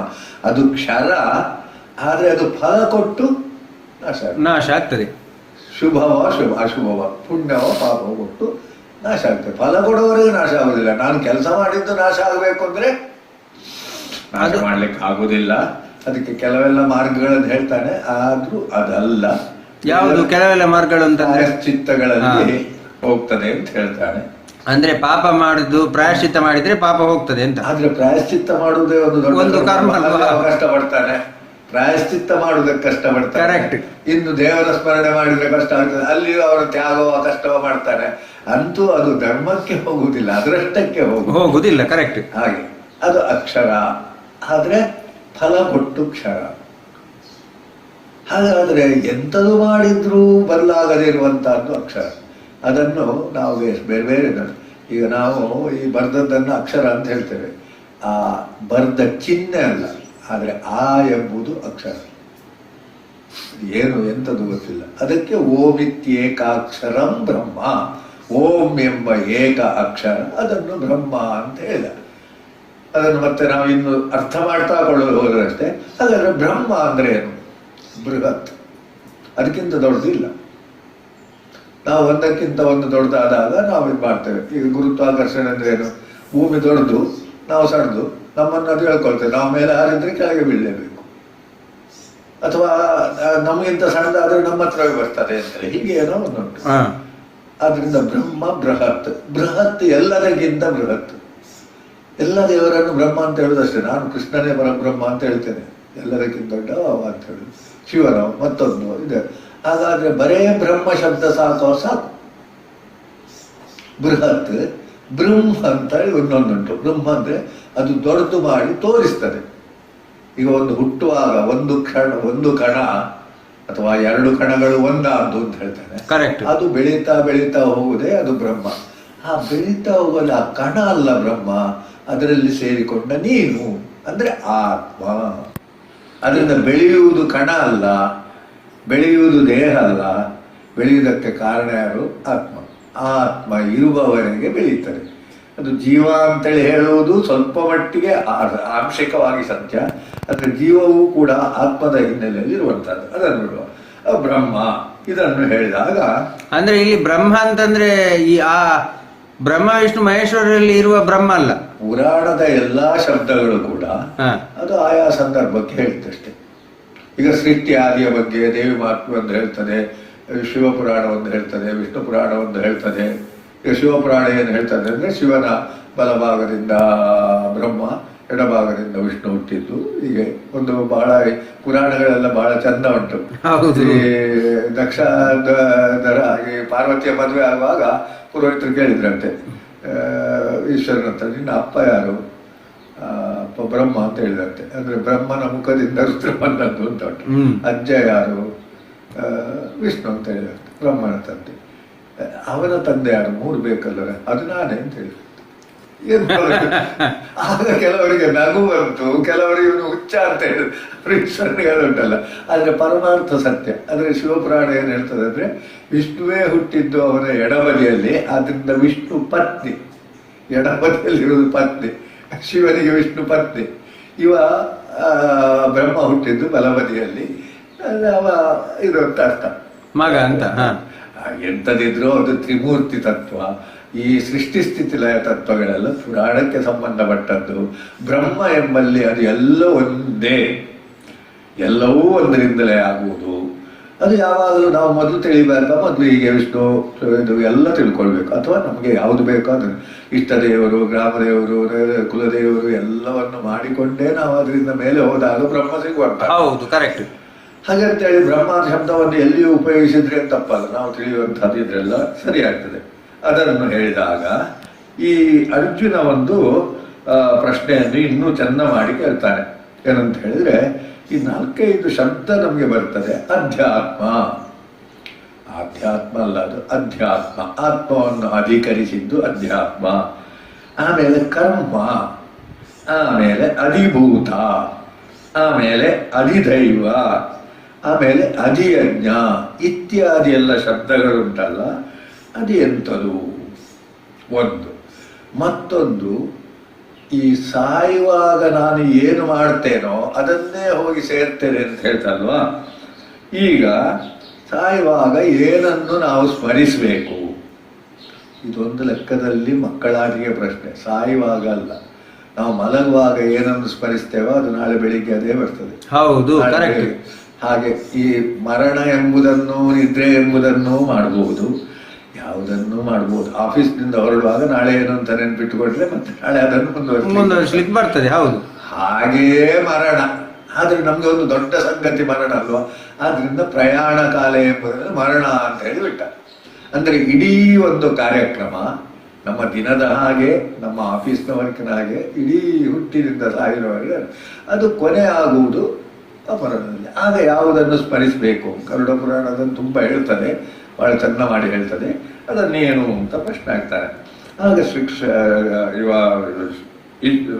ಕೃಷ್ಣ ಅದನ್ನು ಚಂದವಾಗಿ ಹೇಳ್ತಾನೆ, ಅಕ್ಷರಂ ಬ್ರಹ್ಮ. ಯಾವುದು ಕ್ಷರ ಅಲ್ವೋ ಅದು ಬ್ರಹ್ಮ. ಹಾಗಾದ್ರೆ ನಾವು ಹೇಳುವಂತಹದ್ದು ಇದೆಲ್ಲ ಬ್ರಹ್ಮ ಅಲ್ಲ. ಬ್ರಹ್ಮ ಅಂತ ಹೇಳಿದ್ರೆ ಈಗ ಆ ಒಂದು ಲೆಕ್ಕದಲ್ಲಿ ಅಷ್ಟೇ. ಕೃಷ್ಣ ಅವತಾರ ಈಗ ಉಂಟಾ? ಕೃಷ್ಣ ಪರಬ್ರಹ್ಮ ಅಂತ ಹೇಳಿದ್ದನ್ನು ಅದು ಆ ಅರ್ಥದಲ್ಲಿ ಮಾತ್ರ ತೆಗೆದುಕೊಳ್ಬೇಕು, ಅಥವಾ ಕೃಷ್ಣನ ಮೂಲದಿಂದ ತೆಗೆದುಕೊಳ್ಬೇಕು. ಅದರಿಂದ ಇದು ಎಲ್ಲ ಬ್ರಹ್ಮ ಅಲ್ಲ. ಯಾವುದು ಕ್ಷರ ಅಲ್ವೋ ಅದು ಬ್ರಹ್ಮ. ಅದು ಎಂಥದ್ದು ಅಂತ ಹೇಳಿದ್ರೆ ಸಿಗುವುದಿಲ್ಲ, ಅನುಭವಕ್ಕೆ ಬರ್ತದೆ, ಸಿಗುವುದಿಲ್ಲ. ಈಗ ತ್ರಿಮೂರ್ತಿ ತತ್ವಗಳೆಲ್ಲ ಆ ಅರ್ಥದಲ್ಲಿ ಬ್ರಹ್ಮ ಅಲ್ಲ. ತ್ರಿಮೂರ್ತಿಗಳು ಹುಟ್ಟಿದ್ರೋ ಎಂಥದ್ದು ಬೇರೆ ಬೇರೆ ಕಥೆಯಲ್ಲಿ ಬೇರೆ ಬೇರೆ ರೀತಿ ಉಂಟು. ತ್ರಿಮೂರ್ತಿ ಮೊದಲಿತ್ತು ಅಂತ ಕೇಳಿದ್ರೆ ಇಲ್ಲ ಅಂತಲೇ ಬರ್ತದಲ್ಲ. ಹೌದು, ಅದು ಸೃಷ್ಟಿಸ್ತಿತ್ತು, ಅದಕ್ಕೆ ಅಲ್ಲ. ಆದ್ರಿಂದ ಅದಲ್ಲ. ಅಕ್ಷರವಾದ ಯಾವುದಿದೆ ಅದು ಬ್ರಹ್ಮ. ಅದು ನಮ್ಗೆ ಈಗ ಬೇರೆ ಬೇರೆ ರೀತಿಯಲ್ಲಿ ಕೊಡ್ತದೆ. ನೀರು ಒಂದು ರೀತಿಯಲ್ಲಿ ಅಕ್ಷರ ಆದರೆ ನಮ್ಗೆ ಬೇರೆ ಬೇರೆ ರೀತಿಯಲ್ಲಿ ಸಿಗ್ತದೆ, ಬೇರೆ ಬೇರೆ ಪಾನೀಯಗಳಾಗಿ ಸಿಗ್ತದೆ ಅಷ್ಟೇ. ಆಮೇಲೆ ಅಧ್ಯಾತ್ಮ ಅಂತ ಹೇಳಿದ್ರೆ ನಾನು ಎಂಬ ಸಾಮಾನ್ಯ ಅರ್ಥದಲ್ಲಿ ಸ್ವಭಾವ. ರಂಗನಾಥನ ಫೋಟೋ ಅಲ್ಲ ನಮಗೆ. ಜನ ಎಂಥದು ಅಂತ ಹೇಳಿದಾಗ ನಾವು ಅರ್ಥ ಮಾಡಿಕೊಳ್ತೇವೆ. ಬೇಕೋ ಬೇಡವಾ, ಆದೀತೋ ಆಗಲಿಕ್ಕಿಲ್ವಾ, ಗೌರವಿಸ್ಬೇಕಾ ಅಥವಾ ದೂರ ಮಾಡಬೇಕಾ, ಇದೆಲ್ಲವೂ ಯಾವುದರಲ್ಲಿ ಬರ್ತದೆ? ಸ್ವಭಾವ. ಅದನ್ನು ಇನ್ನೂ ಸೂಕ್ಷ್ಮ ಇಟ್ಕೊಂಡ್ರೆ ನೀರು ಅಂದರೆ ಅದರ ಸ್ವಭಾವದಿಂದ ನೀರು, ನಮಗೆ ಅದರ ಸ್ವರೂಪ ಅಲ್ಲ, ಸ್ವಭಾವ. ಅಗ್ನಿ ಅಂದರೆ ಅದರ ಸ್ವಭಾವ. ಅಗ್ನಿ ಯಾಕೆ ಮುಟ್ಲಿಕ್ಕೆ ಕೂಡುದು, ಹೊಗೆ ಯಾಕೆ ಮುಟ್ಲಿಕ್ಕೆ ಕೂಡುದು ಹೇಳ್ತೇವೆ ಅದು ಸ್ವಭಾವ. ಹಾಗೆ ಗಾಳಿ ಎಲ್ಲವೂ ಸ್ವಭಾವ, ಅಧ್ಯಾತ್ಮ. ಹಾಗಾದ್ರೆ ವಸ್ತು ಏನು ಅಂತ ಹೇಳಿದ್ರೆ ಅದರ ಸ್ವಭಾವವೇ ಅದು. ಈಗ ನಾವು ಉಪಯೋಗಿಸುವ ಎಲ್ಲವೂ ಕೂಡ ಅದರ ಸ್ವಭಾವವೇ ಪ್ರಧಾನವಾಗಿ ನಮಗಿರುತ್ತೆ, ಅಧ್ಯಾತ್ಮ. ಹಾಗೆ ಈ ಕರ್ಮ ಅಂತ ಹೇಳಿದ್ರೆ ಎಂಥದಪ್ಪ ಕರ್ಮ ಅಂತ ಹೇಳ್ತಾರೆ? ಭೂತ ಭಾವ ಉದ್ಭವಕರ. ಭೂತ, ವರ್ತಮಾನ, ಭವಿಷ್ಯಕ್ಕೆ ಕಾರಣವಾಗುವಂತಹದ್ದು ಕರ್ಮ. ಈಗ ನಾವೀಗ ಏನೋ ಮಾಡ್ತೇವೆ, ಮಾಡಬೇಕು ಅಂತ ಒಂದು ಭೂತಕಾಲದ ಸಂಕಲ್ಪ ಇತ್ತು, ಮಾಡಿದ್ರಿಂದ ಏನೋ ಒಂದು ಪರಿಣಾಮ ಉಂಟು, ಒಳ್ಳೆದ ಕೆಟ್ಟದ ಹೇಳುವುದಲ್ಲ. ಈ ಮೂರು ಇದ್ದೇ ಇರುವುದರಿಂದ ಕರ್ಮ. ಅದನ್ನು ನಾವು ಈ ಲೋಕಕ್ಕೆ ಹೇಳುವಾಗ ವಿಸರ್ಗ, ಸೃಷ್ಟಿ ಅಂತ ಹೇಳ್ತೇವೆ. ಸೃಷ್ಟಿ ಆಗಬೇಕಾದ್ರೆ ಏನುಂಟು? ಆ ಬ್ರಹ್ಮ ಎಂಬುದರಲ್ಲಿ ಉಪನಿಷತ್ತು ಹೇಳಿದೆ, ಬಹುನಾಮೇತಿ. ಒಂದೇ ಇದ್ದಂಥ ಬ್ರಹ್ಮಕ್ಕೆ ಒಂದು ದಿವಸ ಖಂಡಿತಂತೆ, ಯಾಕೆಂತ ಗೊತ್ತಿಲ್ಲ ನಮಗೆ. ಅದು ನಾವು ಹೇಳಲಿಕ್ಕೆ ಬೇರೆ ದಾರಿ ಇಲ್ಲದ್ರಿಂದ ಬಹುನಾಮೇ, ನಾನು ಬಹು ಆಗ್ತೇನೆ. ಅದು ಯೋಚಿಸಿದ್ದೇ ಭೂತ. ಕರೆಕ್ಟ್. ಒಂದಾಗಿರುವ ಬ್ರಹ್ಮವು ಯಾಕೆ ವಿಶ್ವ ಆಗಬೇಕು ಅಂತ ಖಂಡಿತ ಅದು ಯಾಕೆ ಅದು ಯೋಚಿಸಿದ್ದು ನಮ್ಗೆ ಗೊತ್ತಿಲ್ಲ. ಹೌದು, ಅದು ನಮ್ಗೆ ಅವಶ್ಯಕತೆಯೂ ಇಲ್ಲ. ಅಲ್ಲ, ಅವಶ್ಯಕತೆ ಉಂಟು. ನಾನು ಯಾಕೆ ಇದನ್ನು ಮಾಡ್ತೇನೆ ಅಂತ ಹೇಳುವಾಗ ಒಂದು ಅವಶ್ಯಕತೆ ಉಂಟಲ್ವಾ, ಅದು ಅದಕ್ಕೆ ಗೊತ್ತಿರ್ಬೋದು. ಹೌದು, ಅದೇ ನಮ್ಗೆ ಗೊತ್ತಿರಲಿಲ್ಲ ಅಂತ. ಅಲ್ಲ, ನಮ್ಗೆ ಅಂದ್ರೆ ಒಬ್ಬ ಯಾಕೆ ಹೀಗೆ ಮಾಡ್ತಾನೆ ಅಂತ ನನ್ಗೆ ಗೊತ್ತಾಗ್ಲಿ ಸರ್, ಮತ್ತೊಬ್ಬನಿಗೆ ಗೊತ್ತಾಗಲ್ಲ, ಅವನಿಗೆ ಗೊತ್ತುಂಟಾ ಇಲ್ವಾ? ಹೌದು, ಮಾಡಿದವನಿಗೆ ಗೊತ್ತುಂಟು. ವಿಶಿಷ್ಟ ಅರ್ಥ. ಬ್ರಹ್ಮ ಯಾಕೆ ಮಾಡಿತು ಅಂತ ಬ್ರಹ್ಮನಿಗೆ ಮಾತ್ರ ಗೊತ್ತು ವಿನ ಬೇರೆ ಯಾರಿಗೂ ಗೊತ್ತಿಲ್ಲ. ಆದ ನಮಗೆ ಗೊತ್ತಾಗಲಿಕ್ಕೆ ಸಾಧ್ಯ ಇಲ್ಲ. ಆದ್ರಿಂದ ಅದರ ಬಗ್ಗೆ ಇದು ಏನಾದ್ರೂ ಹೇಳಿದ್ರೆ ನಾಸ್ತಿಕರು ಅದನ್ನೇ ಟೀಕೆ ಮಾಡ್ತಾರೆ. ಆ ಬ್ರಹ್ಮನಿಗೆ ಬೇರೆ ಕೆಲಸ ಇಲ್ಲ, ಬಹುಮಾನ ಯಾಕಾಯ್ತು ಅಂತ. ಅದೆಲ್ಲ ಪ್ರಶ್ನೆ ಅಲ್ಲ. ಈಗ ನಾನು ಯಾಕೆ ಮಾಡ್ತೇನೆ ಹೀಗೆ, ನಾನು ಯಾಕೆ ಬರ್ಲಿಕ್ಕೆ ಒಪ್ಪಿದೆ ಅಥವಾ ಬರ್ಲಿಕ್ಕೆ ಬರುವುದಿಲ್ಲ ಹೇಳಿದೆ ಅಂತ ಹೇಳೋದು ನನಗೆ ಸಂಬಂಧಪಟ್ಟ ವಿಷಯ. ಆದರೆ ಬಂದ ಮೇಲೆ ಏನುಂಟು, ಅಲ್ಲಿ ಭವಿಷ್ಯತ್ತು ಅನ್ನುಂಟು. ಏನು ಮಾಡಿತು ಅದರ ಮೇಲೆ ಭವಿಷ್ಯತ್ತು. ಇದು ಸೃಷ್ಟಿ ವಿಸರ್ಗ ಕರ್ಮ. ಸೃಷ್ಟಿ ವಿಸರ್ಗ ಕರ್ಮ ಅಂತ ಹೇಳುವ ದೊಡ್ಡ ಶಬ್ದ. ಆದರೆ ನಾವು ಮಾಡುವ ಒಂದೊಂದು ಕೆಲಸವೂ ಅಷ್ಟೇ, ಅದು ವಿಸರ್ಗ. ನಾನು ಮಾತಾಡಬೇಕಾದ್ರೆ ಮಾತಾಡಬೇಕು ಅಂತ ಕಾಣಬೇಕು ನನಗೆ. ಇವರು ಮಾತಾಡ್ತಾರೆ, ನಾನು ಮಧ್ಯದಲ್ಲಿ ಮಾತಾಡಬೇಕು ಅಂತ ಕಂಡ್ರೆ ಅಲ್ಲ ಮಾತಾಡೋದು, ಕರೆಕ್ಟ್. ಇಲ್ಲದ್ರೆ ಮಾತಾಡೋದಿಲ್ಲ. ಮಾತಾಡೋದು ಇದು ಮಾಡೋದು ಎಲ್ಲವೂ ನಡೀತದೆ. ಸಹಜವಾದ ಉಸಿರಾಟಕ್ಕೆ ಅಷ್ಟೆಲ್ಲ ಹೇಳಲಿಕ್ಕೆ ಬರುವುದಿಲ್ಲ. ಹೌದೌದು, ಅದು ಸಹಜತೆ. ಅಲ್ಲಿ ಒಂದು ಅದಕ್ಕಿಂತ ಸೂಕ್ಷ್ಮ ಕರ್ಮ ಉಂಟು, ಅದು ನಮ್ಮ ಪ್ರಕೃತಿಯಲ್ಲಿ ಬರ್ತದೆ. ಅದ ಹಾಗೆ ವಿಸರ್ಗ ಅಂತ ಹೇಳುವಂತಹದ್ದು ಸೃಷ್ಟಿ ಸ್ಥಿತಿ ಲಯಗಳನ್ನು ಮಾತ್ರ ಅಲ್ಲ, ನಮ್ಮ ಪ್ರತಿಯೊಂದು ವಿಸರ್ಗವೇ. ಈ ಮನೆ ಆಗಬೇಕು ಅಂತ, ಮನೆ ಆದ್ಮೇಲೆ ಏನು ಅಂತ, ಅದರ ಪರಿಣಾಮ ಏನಂತ, ಅದು ಕ್ಷರವೇ. ಇನ್ನೊಂದು 1000 ವರ್ಷ ಉಳಿಲಿಕ್ಕಿಲ್ಲ. ಆದರೆ ಅದರದ್ದು 3 ಉಂಟಲ್ವ, ಭೂತ, ಭಾವ ಮತ್ತೆ ಭವಿಷ್ಯ ಅಥವಾ ಉದ್ಭವ, ಅದರ ಪರಿಣಾಮ ಇದುಂಟು. ಇದನ್ನು ಇನ್ನೊಂದು ಶಬ್ದಕ್ಕೆ ಹೋಗ್ತಾನೆ. ಇದು ಯಾವನಾಯ್ತು, ಅಕ್ಷರ ಬ್ರಹ್ಮ ಮತ್ತು ಆಧ್ಯಾತ್ಮ ಆಯ್ತು. ಇನ್ನು ಅಧಿಭೂತ ಅಂತ ಹೇಳಿದ್ರೆ ಈ ಎಲ್ಲ ಅಧಿಭೂತ, ಈ ಕಾಣುವಂಥದ್ದೆಲ್ಲ ವಾಯು ಪಂಚಭೂತಗಳಿಂದ ಹಿಡಿದೆಲ್ಲ ಅದು ಎಲ್ಲವೂ ಕ್ಷರ. ನೀರು ಕ್ಷರ ಅಲ್ಲ ಅಂತ ನಾವು ಹೇಳ್ತೇವೆ ನಮ್ಮ ಕಲ್ಪನೆಯಲ್ಲಿ, ಆದರೆ ಇಲ್ಲ. ಅದು ಯಾವುದಾದ್ರು ಲ್ಯಾಬಾರ್ಟರಿಯಲ್ಲಿ ಉಂಟು. ಇದನ್ನು ನೀರನ್ನು ಇದು ಮಾಡಿದರೆ ಅದು ಹೈಡ್ರೋಜನ್ ಮತ್ತು ಆಯ್ತು, ಅದಕ್ಕೆ ಬೆಂಕಿ ಕೊಟ್ಟರೆ ಅದು ಹೋಯಿತು. ಎಲ್ಲವೂ ಕ್ಷರ. ಈ ಭೂಮಿ ಕ್ಷರ ಅಲ್ಲ ಅಂತ ಹೇಳ್ತೇವೆ, ಅದು ಕ್ಷರವೇ. ಹಾಗಾದರೆ ಸೃಷ್ಟಿಯ ಎಲ್ಲವೂ ಕ್ಷರ. ಅದಕ್ಕೆ ಅಧಿಭೂತ ಅಂತ ಹೇಳುದು. ಅಧಿಭೂತಕ್ಕೆ ಪಂಚಮಹಾಭೂತ ಹೇಳುವ ನಾವು ಭೂತವೇ ಅಥವಾ ಎಲ್ಲವೂ ಭೂತವೇ. ಭೂತ ಅಂದ್ರೆ ಏನು, ಆದದ್ದು. ಭೂ ಅಂತ ಹೇಳಿದ್ರೆ ಹುಟ್ಟಿದ್ದು, ಮೊದಲು ಇರ್ಲಿಲ್ಲ, ಈಗ ಇದೆ, ಅಲ್ಲಿಗೂ ಭೂತ ಆಯ್ತು. ಹೌದು. ಮತ್ತೆ ಇರ್ತದ ಇಲ್ಲೋ ಗೊತ್ತಿಲ್ಲ. ಅದು ಮತ್ತೆ ಇರುವುದಿಲ್ಲ ಅಂತ ಹೇಳುವುದೇ ಸತ್ಯ. ಆದದ್ದು ಹೌದಾದ್ರೆ ಇರುವುದಿಲ್ಲ, ಆದದ್ದು ಹೌದಾದ್ರೆ ಇರುವುದಿಲ್ಲ. ಅನಂತ ಅಚ್ಯುತ ಎಂಬಲ್ಲಿ ಅನಂತವೂ ಇರ್ತದೆ. ಆದ್ರೆ ಆದಿ ಇದ್ರೆ ಅಂತ್ಯ ಉಂಟು. ಕರೆಕ್ಟ್. ಆದಿ ಇದ್ರೆ ಅಂತ್ಯ ಉಂಟು. ಅದು ಆಮೇಲೆ ಈ ಪುರುಷ ಎಂಬುದನ್ನು ಬರ್ತಾರೆ. ಈ ಪುರುಷ, ಈಗ ಯಾರು ಪುರುಷ ಅಂದ್ರೆ ಕೃಷ್ಣ ನಾನು ಅಂತ ಹೇಳ್ತಾನೆ, ಅಥವಾ ಆತ್ಮ ಅಥವಾ ಬ್ರಹ್ಮ. ಎಂಥದೋ ನಮ್ಮಲ್ಲಿ ಒಳಗೆ ಯಾವುದಿದೆಯೋ ಅದು ಅಧಿದೈವ. ಆತ್ಮಸಾಕ್ಷಿಯೋ ಎಂಥದೋ ಉಂಟು.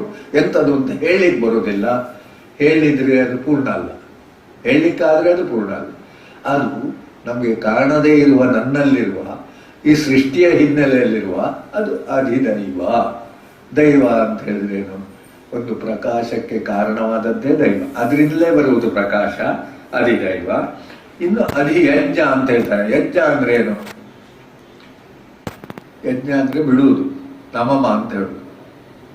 ಅಥವಾ ಪೂಜೆ ಬೇರೊಬ್ಬರಿಗೆ ಕೊಡುವುದು. ಈಗ ಅತಿಥಿ ಯಜ್ಞ ಅಂತ ಹೇಳಿದ್ರೆ ಪೂಜೆ, ದೇವರಿಗೆ ಕೊಡುವಂಥದ್ದು ಪೂಜೆ. ನಾನು ಹೂ ಕಟ್ಟುವುದು ಯಾಕೆ, ದೇವರಿಗೆ ಇಡ್ಲಿಕ್ಕೆ.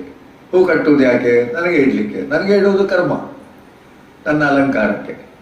ಆದರೆ ದೇವರಿಗೆ ಅಂತ ಮಾಡಿದಾಗ ಅದು ಏನಾಯ್ತು, ಯಜ್ಞ ಆಯ್ತು. ಹೌದು. ಈಗ ನಾವು ಅಡಿಗೆ ಮಾಡುವುದು ಯಾರಿಗೆ, ದೇವರ ಸಮರ್ಪಣೆಗೆ ಅಂತ ಮಾಡಿದ್ರೆ ಏನಾಯ್ತು, ಅದು ಯಜ್ಞ ಆಯ್ತು. ನಮ್ಮ ಹಿಂದಿನವರು ಹೇಳಿದ್ದು ಅಷ್ಟೇ, ದೇವರಿಗೆ ಸಮರ್ಪಣೆ ಮಾಡಿ ಯತ್ಕರೋಷಿ ಯದಶ್ನಾತಿ, ಯದೆಲ್ಲ ಮಾಡ್ತೇವೆ ದೇವರಿಗೆ ಸಮರ್ಪಣೆ ಮಾಡುವಾಗ.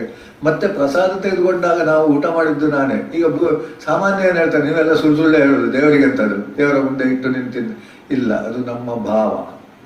ಆ ಯಜ್ಞವು ಯಾವುದರಲ್ಲಿ ಬರ್ತದೆ, ಭಾವದಲ್ಲಿ ಬರ್ತದೆ. ಅದು ಯಜ್ಞ, ದೇವರ. ಅದರಲ್ಲಿ ಇನ್ನು ಈ ಅಧಿಯಜ್ಞ ಯಾರು ಅಂತ ಹೇಳಿದಾಗ ನಾನು ಅಂತ ಹೇಳಿದ ಕೃಷ್ಣ. ಹಾಗಾದ್ರೆ ಕೃಷ್ಣನೋ, ಆತ್ಮನೋ, ಬ್ರಹ್ಮವೋ, ಅಥವಾ ನಾನು ಹೇಳುವ ನಾನು, ಅದು ಯಾವ ಅರ್ಥದಲ್ಲಿಯೂ ಅದನ್ನು ನಾವು ಆಗಾಗ ನೆನಪಿಡಿಸುವುದಷ್ಟೇ. ಅಹಂ ಎಂದಾಗ ಅದನ್ನು ನಾವು ಅನ್ವಯ ಮಾಡುವುದರಲ್ಲಿ ನಮಗಿರುವಂತಹ ಒಂದು ಸ್ವಾತಂತ್ರ್ಯ ಉಂಟು. ಈಗ ನಾವು ಪ್ರಯಾಣ ಕಾಲ, ಅಂತ್ಯಕಾಲದಲ್ಲಿ ಏನ್ ಮಾಡ್ಬೇಕು ಅಂತ ಕೇಳ್ತಾನೆ. ಮಾಮನುಸ್ಮರ ಅಂತ ಹೇಳಿದ್ದಾರೆ, ನನ್ನನ್ನು ಸ್ಮರಣೆ ಮಾಡು. ಹಾಗಾದ್ರೆ ಕೃಷ್ಣ ಹೇಳ್ಬೇಕು, ನೀನು ಶಿವ ಹೇಳಿದ್ರೆ ಆಗುದಿಲ್ಲ. ಹಾಗಾಗ್ತದ, ಆಗುದಿಲ್ಲ. ಆತ್ಮ, ನೀನು ನಾನು ಎಂಬುದನ್ನು ನೀನೇನು ತಿಳಿದಿದ್ಯೋ ಅದು ಕೃಷ್ಣ ಅಂತ ಹೇಳಿದ್ರೆ ಆದಿತ್ತು. ಅದನ್ನೇ ಸೇರ್ತಾನೆ. ದೇವಿ ಅಂತ ಹೇಳಿದ್ರೆ ಅರಿತು, ಅಥವಾ ಆತ್ಮ ಅಂತ ಹೇಳಿದ್ರೆ ಅರಿತು, ಬ್ರಹ್ಮ ಅಂತ ಹೇಳಿದ್ರೆ ಅರಿತು. ಅದು ತಿಳಿಯುವುದು, ಹೇಳಲಿಕ್ಕಾಗದ ರೀತಿ ತಿಳಿಯುವುದು, ಅದು ವಿಜ್ಞಾನ. ತಿಳಿಯುವುದು ಅವರಿಗೆ ಸಂಬಂಧಪಟ್ಟ ವಿಷಯ, ಅದು ತಿಳಿಸ್ಲಿಕ್ಕೆ ಬರುವುದಿಲ್ಲ. ಆದ್ರಿಂದ ಈ ಮತ ಪ್ರಚಾರಕರಿದ್ದಾರಲ್ಲ, ಒಂದು ಲೆಕ್ಕದಲ್ಲಿ ಅವ್ರಿಗೆ ಏನೇನೋ ಮಾಡ್ತಾರೆ. ನೀವು ಮತ ಪ್ರಚಾರ ಮಾಡಬೇಡ ಮಾರಾಯ, ನೀನು ಕೃಷ್ಣನನ್ನು ಒಲಿಸಿ ಮುಗೀತು. ಆಗ ತನ್ನಷ್ಟಕ್ಕೆ ನಾವು ಅವನೊಟ್ಟಿಗೆ ಬರ್ತೇವೆ. ಕೃಷ್ಣನ ಭಕ್ತಿ ಇದ್ದವರು ಬರ್ತಾರೆ. ಅದಕ್ಕೇನು ಹೇಳುವುದು ಅಂತ ಹೇಳಿದ್ರೆ, ವಿದ್ವಾನ್ ಯುಕ್ತ ಸಮಾಚರನ್ ಜೋಷಯೇತ್ ಕರ್ಮ ಸರ್ವಕರ್ಮ. ಕೃಷ್ಣನ ಭಕ್ತಿ ಮಾಡಬೇಕಾದ್ರೆ ನೀವು ಕೃಷ್ಣನನ್ನೇ ಸ್ಮರಣೆ ಮಾಡಬೇಕು, ಶಿವನನ್ನಲ್ಲ ಅಂತ ಹೇಳಲಿಕ್ಕೆ ಹೋಗಬೇಡಿ. ಕೃಷ್ಣನನ್ನು ಸ್ಮರಣೆ ಮಾಡಿ ನೀವು ಉದ್ಧಾರ ಆಗಿ ಆಗ ಆ ರೀತಿಯ ಪ್ರವೃತ್ತಿಯವರು ಬರ್ತಾರೆ. ಆದರೆ ಎಲ್ಲರೂ ಬರುವುದಿಲ್ಲ, ಖಂಡಿತ ಬರುವುದಿಲ್ಲ. ಆದ್ದರಿಂದ ಉಳಿದವರಲ್ಲಿ ಆ ಕರ್ಮವನ್ನು ನಾವೇನು ಮಾಡಬೇಕು, ಜೋಶ ಏತ್ ಅಂತ ಅವರಿಗೆ ಮಾಡುವ ಪ್ರಚೋದನೆ ಮಾಡಬೇಕು. ಇದು ಭಗವದ್ಗೀತೆಯಲ್ಲಿ ಎಲ್ಲ ಒಳ್ಳೊಳ್ಳೆ ಮಾತುಗಳೇ ಉಂಟು. ಜೋಶ ಏತ್ ಸರ್ವಕರ್ಮಾಣಿ. ಆದ್ದರಿಂದ ಆ ದೃಷ್ಟಿಯಲ್ಲಿ ನಾವು ಅಹಂ ಎಂಬುದನ್ನು ದೇಹ ನನ್ನಲ್ಲಿರುವ ಅಹಂ ಯಾವುದು ಎಂಬುದನ್ನು ಗುರುತಿಸಿಕೊಂಡು ಅಹಮನ್ನು ನಾವೇನು ಮಾಡಬೇಕು, ಆಶ್ರಯಿಸಬೇಕು. ದೇಹವನ್ನು ಆಶ್ರಯಿಸಿದ್ರೆ ಅದು ಕ್ಷರ, ಇದೆಲ್ಲ ಆಶ್ರಯಿಸಿದ್ರೆ ಅದು ಅಕ್ಷರ. ಹಾಗಾದ್ರೆ ಇದೆಲ್ಲವೂ ಯಾವುದು, ಅದಕ್ಕೆ ಸಾಧನ. ಆ ಅಹಂ ಎಂಬಂತ ಅಧಿಯಜ್ಞವೋ ಅಧೀದಯೋ ಅದನ್ನು ತಿಳಿಯುವುದಕ್ಕೆ ಇದೆಲ್ಲ ಸಾಧನ. ಅದೇ ಈ ಅಂತ್ಯಕಾಲದಲ್ಲಿ ಅದನ್ನೇನು ಮಾಡಬೇಕು. ಇನ್ನು ಅಂದ್ರೆ ನಾವು ನಂಬಿದ ದೇವರನ್ನು ಸ್ಮರಿಸಬೇಕು ಅಂತ. ನಾನು ಏನು ಅಂತೇಳಿ ಯಾವುದನ್ನು ತಿಳಿದಿದ್ದೇವೋ, ನನ್ನ ಜನ್ಮದ ಉದ್ದೇಶ ಏನು ಅಂತ ತಿಳಿದೇವೋ ಅದನ್ನೇ ಸ್ಮರಿಸಬೇಕು. ನನಗೆ ವೇದಾವಧಿ ಅಭ್ಯಾಸ ಅಂತ ಹೇಳಿದ್ರೆ ಅದರಲ್ಲಿ ಆ ವೇದೋದ್ಭವನಾಗಿ ಹೋಗ್ತಾನೆ. ಅದು ಆಗ ವಿಸ್ತಾರವಾದಂಥ ಇದುಂಟು. ನಿನಗೆ ಯಾವುದು ಬೇಕೋ ಅದರದ್ದೇ ಹಾಗೆ ನಿಂತಿ ಸ್ವಭಾವ ಅಂತ ಹೇಳಿದ್ರೆ ಅಲ್ಲಿ ಬರ್ತದೆ. ನಾವು ಮೋಕ್ಷ ಬೇಕು ಅಂತ ಹೇಳಿದ್ರೆ ಮಾತ್ರ ಮೋಕ್ಷ ಸಿಗ್ತದೆ ವಿನಃ ನಾವು ಯಾವುದನ್ನು ಬಯಸಿದ್ರೆ, ನನ್ನ ಹತ್ರ ಈ ಜನ್ಮದಲ್ಲಿ ನಾನು ದರಿದ್ರನಾಗಿದ್ದೆ, ನಾನು ಧನವಂತನ ಆದಿತ್ತು, ಇನ್ನೊಮ್ಮೆ ಧನವಂತನಾಗ್ತಾನೆ. ವಿದ್ಯಾವಂತನಾಗಿಲ್ಲ, ಒಂದು ಯಾವುದೋ ಸಂಗೀತ ನನಗೆ ಬರಲಿಲ್ಲ ಕೊಡಿ. ಆದ್ರೆ ಇಲ್ಲಿ ಒಂದು ಜಿಜ್ಞಾಸೆ ಬರ್ತದೆ ನೋಡಿ. ಈಗ ಅವನು ನಾವು ಎಲ್ಲವೂ ಕೂಡ ಕರ್ಮದ ಅಧೀನ ಅಲ್ವಾ? ಅಂದ್ರೆ ಪಾಪ ಆಗಿರ್ಬೋದು, ಕೆಟ್ಟ ಕೆಲಸ ಮಾಡಿದ್ರಿಂದ ಪಾಪ, ಒಳ್ಳೆ ಕೆಲಸ ಮಾಡಿದ್ರಿಂದ ಪುಣ್ಯ. ಈ ಕರ್ಮಕ್ಕೆ ಅನುಸಾರವಾಗಿ ನಾವು ಕೊನೆಯ ಕಾಲದಲ್ಲಿ ನಾವು ಏನನ್ನು ಯೋಚನೆ ಮಾಡ್ತೇವೆ, ಆ ಕರ್ಮದ ಒಂದು ಅನುಸಾರವಾಗಿ ಬರುವುದು. ಹೌದು, ಅನುಸಾರ ಆ ತೂಕದಲ್ಲಿ. ಈಗ ನೀವು ಹೇಳಿದ್ರಿ, ಈಗ ನಾನು ಒಬ್ಬ ಬಡವ, ನಾನು ಶ್ರೀಮಂತನಾಗಿ ಹುಟ್ಟಬೇಕು ಅಂತ ನಾನು ಯೋಚನೆ ಮಾಡ್ತೇನೆ ಅಂತ ಇಟ್ಟುಕೊಳ್ಳಿ. ಸಾಯುವ ಕಾಲಕ್ಕೆ ನನ್ನ ಪುಣ್ಯ ಅಷ್ಟು ಪರ್ಯಾಪ್ತವಾಗಿ ಇಲ್ಲದೇ ಇದ್ದ ಕಾಲದಲ್ಲಿ ಅದು ಯಾವ ರೀತಿ ನಾನು ಧನವಂತನಾಗಿ ಹುಟ್ಟಲಿಕ್ಕೆ ಸಾಧ್ಯ? ಅದು ಸ್ವಾರಸ್ಯ ಇರುವುದಲ್ಲಿ. ಹೇಗೆ? ಇವತ್ತು ದುಡಿದಿದ್ದಾನೆ, ಸಂಪತ್ತು ಬರಲಿಲ್ಲ. ಇನ್ನೊಬ್ಬ ದುಡಿಲಿಲ್ಲ, ಸಂಪತ್ತು ಬಂದಿದೆ. ನನಗೆ ಅದನ್ನು ಸ್ವಲ್ಪ ಬಿಡಿಸಿ ಹೇಳಿ. ಶ್ರೀಮಂತರ ಮನೆಯಲ್ಲಿ ಹುಟ್ಟಿದವ ದುಡಿದಿದ್ದಾನ? ಓ ಹಾಗೆ. ಅದು ಹಿಂದಿನ ಜನ್ಮದಲ್ಲಿ ಕೆಲಸ ಮಾಡಿದ್ರ ಫಲ ಅವನಿಗೆ ಈಗ ಸಿಕ್ಕಿದೆ. ಹಿಂದಿನ ಜನ್ಮದ ಶ್ರೀಮಂತ ಈಗ ದರಿದ್ರನಾಗಿ ಹುಟ್ಟಿದ. ಹೌದು, ಇದು ಸರಿ, ಇದು ನಾನು ಒಪ್ಪಿಕೊಂಡೆ. ಆದ್ರೆ ಈಗ ಏನಾಯ್ತು ಅಂತ ಹೇಳಿದ್ರೆ, ಅವನು ಮಾಡಿದ್ದೇ ಅಂತ್ಯಕಾಲದಲ್ಲಿ ಬರುವುದು. ಹಣದ ಹುಚ್ಚಿದ್ದವನಿಗೆ ಹಣದ್ದೇ. ಹೌದು, ನನ್ನ ಪ್ರಶ್ನೆ ಏನು ಅಂತಂದ್ರೆ, ಹಣದ ಹುಚ್ಚಿದೆ ಅವನಿಗೆ, ಧನಿಕನಾಗಿ ಹುಟ್ಟಬೇಕು ಅಂತ ಅವನಿಗೆ ಸಾಯುವ ಕಾಲದಲ್ಲಿ ಯೋಚನೆ ಮಾಡ್ತಾನೆ. ಆದ್ರೆ ಧನಿಕರ ಮನೆಯಲ್ಲಿ ಹುಟ್ಟುವಷ್ಟು ಪುಣ್ಯ ಮಾಡಲಿಲ್ಲ, ಈಗ ಎಂತ ಮಾಡುದು? ಅಲ್ಲಿ ಪುಣ್ಯವೇ ಇಲ್ಲ. ಅಲ್ಲಿ ಪುಣ್ಯ ಪಾಪಗಳು ಏನಿಲ್ಲ. ಪುಣ್ಯ ಪಾಪಗಳೆಲ್ಲ ಕರ್ಮಾಧೀನವೇ. ಸತ್ಕರ್ಮದಿಂದ ಪುಣ್ಯ. ಸರಿ, ಇವತ್ತು ದುಡ್ದಿದ್ದಾನೆ, ಶ್ರೀಮಂತಿಗೆ ಬರಲಿಲ್ಲ. ಉಂಟಾ? ಶ್ರೀಮಂತಿಗೆ ಬೇಕು ಅಂತ ಅವನಿಗೆ ಆಸೆ ಇದ್ದು ದುಡ್ದಿದ್ದಾನೆ, ಹಾಗೆ. ಆದ್ರೆ ಶ್ರೀಮಂತಿಗೆ ಬರಲಿಲ್ಲ. ಇವನು ದುಡ್ದದ್ದೆಲ್ಲ ಖರ್ಚಾಗಿ ಹೋಯಿತು. ನಾನು ಶ್ರೀಮಂತನಾಗಬೇಕು ಬಯಸಿದ್ರೆ ಇನ್ನೊಮ್ಮೆ ಕಡಿಮೆ ದುಡಿದ್ರೂ ಶ್ರೀಮಂತನಾಗಿ ಹುಡ್ತಾನೆ. ಆಮೇಲೆ ಪುನಃ ಒಂದು ಪ್ರಶ್ನೆ ಬರ್ತದೆ, ಶ್ರೀಮಂತಿಗೆ ಏನ್ ಮಾಡ್ತೀವಿ ಎಂಬ ಪ್ರಶ್ನೆ ಬರ್ತದೆ.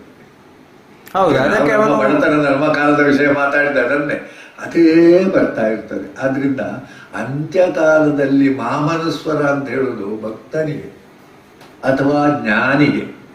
ಸಾಮಾನ್ಯನಿಗೆ ಏನೋ ಇರ್ತದೆ. ಅದು ಒಳ್ಳೆದೋ ಕೆಟ್ಟದೋ ಅದು ನಮ್ಗೆ ಹೇಳಲಿಕ್ಕೆ ಬರುವುದಿಲ್ಲ. ಅದು ಅವನ ಸಂಸ್ಕಾರ, ಅವನ ಸ್ವಭಾವಕ್ಕೆ ಸರಿಯಾಗಿರ್ತದೆ. ನನಗೆ ಕುಡಿಲಿಕ್ಕೆ ಸಾಕಷ್ಟು ಸಿಗ್ಲಿಲ್ಲ, ಇನ್ನೊಮ್ಮೆ ತುಂಬಾ ಸಿಗಬೇಕು ಅಂತ ಹೇಳಿದ್ರೆ ಅವ ಎಂತದ ಅರ್ಥನ ಏನು. ಆಗುತ್ತದೆ ಅಂತ ಅವನ ಆಶ್ವಾಸನೆ ಕೊಡುವುದು. ಹಾ, ಯಾರು ಭಗವಂತನಾದ ಕೃಷ್ಣ. ಅಲ್ಲ, ಅದು ಸತ್ಯ. ಹ್ಮ್. ನನಗೆ ಇವತ್ತು ಆಗಲಿಲ್ಲ ಪೂರ್ಣ, ನಾಳೆ ನಾನು ಅದನ್ನು ಮುಂದುವರಿಸಿ ಆಗುತ್ತೇನೆ. ಸತ್ಯವ? ಈ ವರ್ಷ ನಾನು ಫೇಲ್ ಆದೆ, ಹೌದು, ಫೇಲ್ ಆದವ ಆತ್ಮಹತ್ಯೆ ಮಾಡಿಕೊಳ್ಳೋದು. ನಾನು ಬರುವ ವರ್ಷ ರ್ಯಾಂಕ್ ಬರಬೇಕು ಅಂತ ಹೊರಟೆ ಬರ್ತಾನೆ ಇಲ್ವಾ? ಬರ್ತಾನೆ. ಅಷ್ಟು ಪ್ರಯತ್ನ ಮಾಡಿದ್ರೆ ಅಂದ್ರೆ ಅವನು ಬರದೇ ಇರ್ಲಿಕ್ಕೆ ಕಾರಣ ಏನೋ ಒಂದು ಬೇರೆ. ಪ್ರಯತ್ನ ಮಾಡಿದ್ದಾನೆ, ಬರಲಿಲ್ಲ. ಒಳ್ಳೆ ಓದಿದವನು ಫೇಲ್ ಆಗ್ತಾನೆ, ಕಡಿಮೆ ಮಾರ್ಕ್ಸ್ ಸಿಗ್ತಾನೆ. ಕಡಿಮೆ ಓದಿದವನು ಸಿಗ್ತಾನೆ. ಇದೆಲ್ಲ ಎಂಥದ್ದು? ಈಗ ನಾನು ಕಲ್ತದ್ದೇ ಪ್ರಶ್ನೆ ಬಂದ್ರೆ ನನಗೆ ರ್ಯಾಂಕ್ ನಿಂತು. ನಾವು ಎಲ್ಲ ಕಲ್ತಿದ್ದೇನೆ, ಇದೊಂದು ಬಿಟ್ಟಿದ್ದೇನೆ ಅಂತ ಹೇಳಿದ್ರೆ ಫೇಲ್. ಇತ್ಯಾದಿಗಳೆಲ್ಲ ಆ ಕರ್ಮದ ಒಂದು ಚಕ್ರದೊಳಗೆ ಬರ್ತದೆ. ಅದನ್ನು ಹೆಚ್ಚು ನಾವು ಹೇಳಿಕ್ ಬರುವುದಿಲ್ಲ. ಆದರೆ ಅದಕ್ಕೆ ಸೂಚನೆ ಏನು ಅಂದ್ರೆ ಅಂತಕಾಲ ಕತ್ತಲಾಗುವಾಗ ನಾವು ಏನು ಹೇಳ್ತೇವೆ ಅದು ನಾಳೆಗೆ ಮುಂದುವರಿತದೆ. ಕರೆಕ್ಟ್. ಕತ್ತಲಾಗುವಾಗ ಹೇಳಿದ್ದೇ ಮುಂದುವರಿತದೆ. ನಾನು ಇನ್ನು ಶಾಲೆಗೆ ಹೋಗುದು ಬೇಡ, ನಾನು ಇದಕ್ಕೆ ಹೋಗ್ತೇನೆ ಅಂತ ಹೇಳಿದ್ರೆ ಅದೇ ಮುಂದುವರಿತದೆ. ಅವ ಮತ್ತೆ ಮುಂದೆ ನಾಳೆ ಶಾಲೆಗೆ ಹೋಗ್ಲಿಕ್ಕೆ ನಾನು ಬರುವ ವರ್ಷಕ್ಕೆ ಇದಾಗಬೇಕು ಅಂತ ಹೇಳಿದ್ರೆ ಅದು ಅವನ ಸ್ವಭಾವ, ಅವನ ಪ್ರಯತ್ನದ ಫಲವಿನ. ಅದನ್ನು ಕರ್ಮ ಅಂತ ಹೇಳುವ ಏನು ಹೇಳುವ. ಆದ್ರಿಂದ ಮಾಮನಸ್ವರ ಅಂತ ಹೇಳುವಾಗ ಇದು ಭಕ್ತಿ ಮತ್ತು ಇದಕ್ಕೆ ಬಂತು, ಜ್ಞಾನಕ್ಕೆ ಬಂತು, ಅದಕ್ಕೆ ಸೀಮಿತ ಅಲ್ಲ. ಹಾಗಾಗಿ ಇದು ನಿತ್ಯ ನಿತ್ಯ ರೂಪಿಸಿಕೊಳ್ಳುವಂತಹದ್ದು.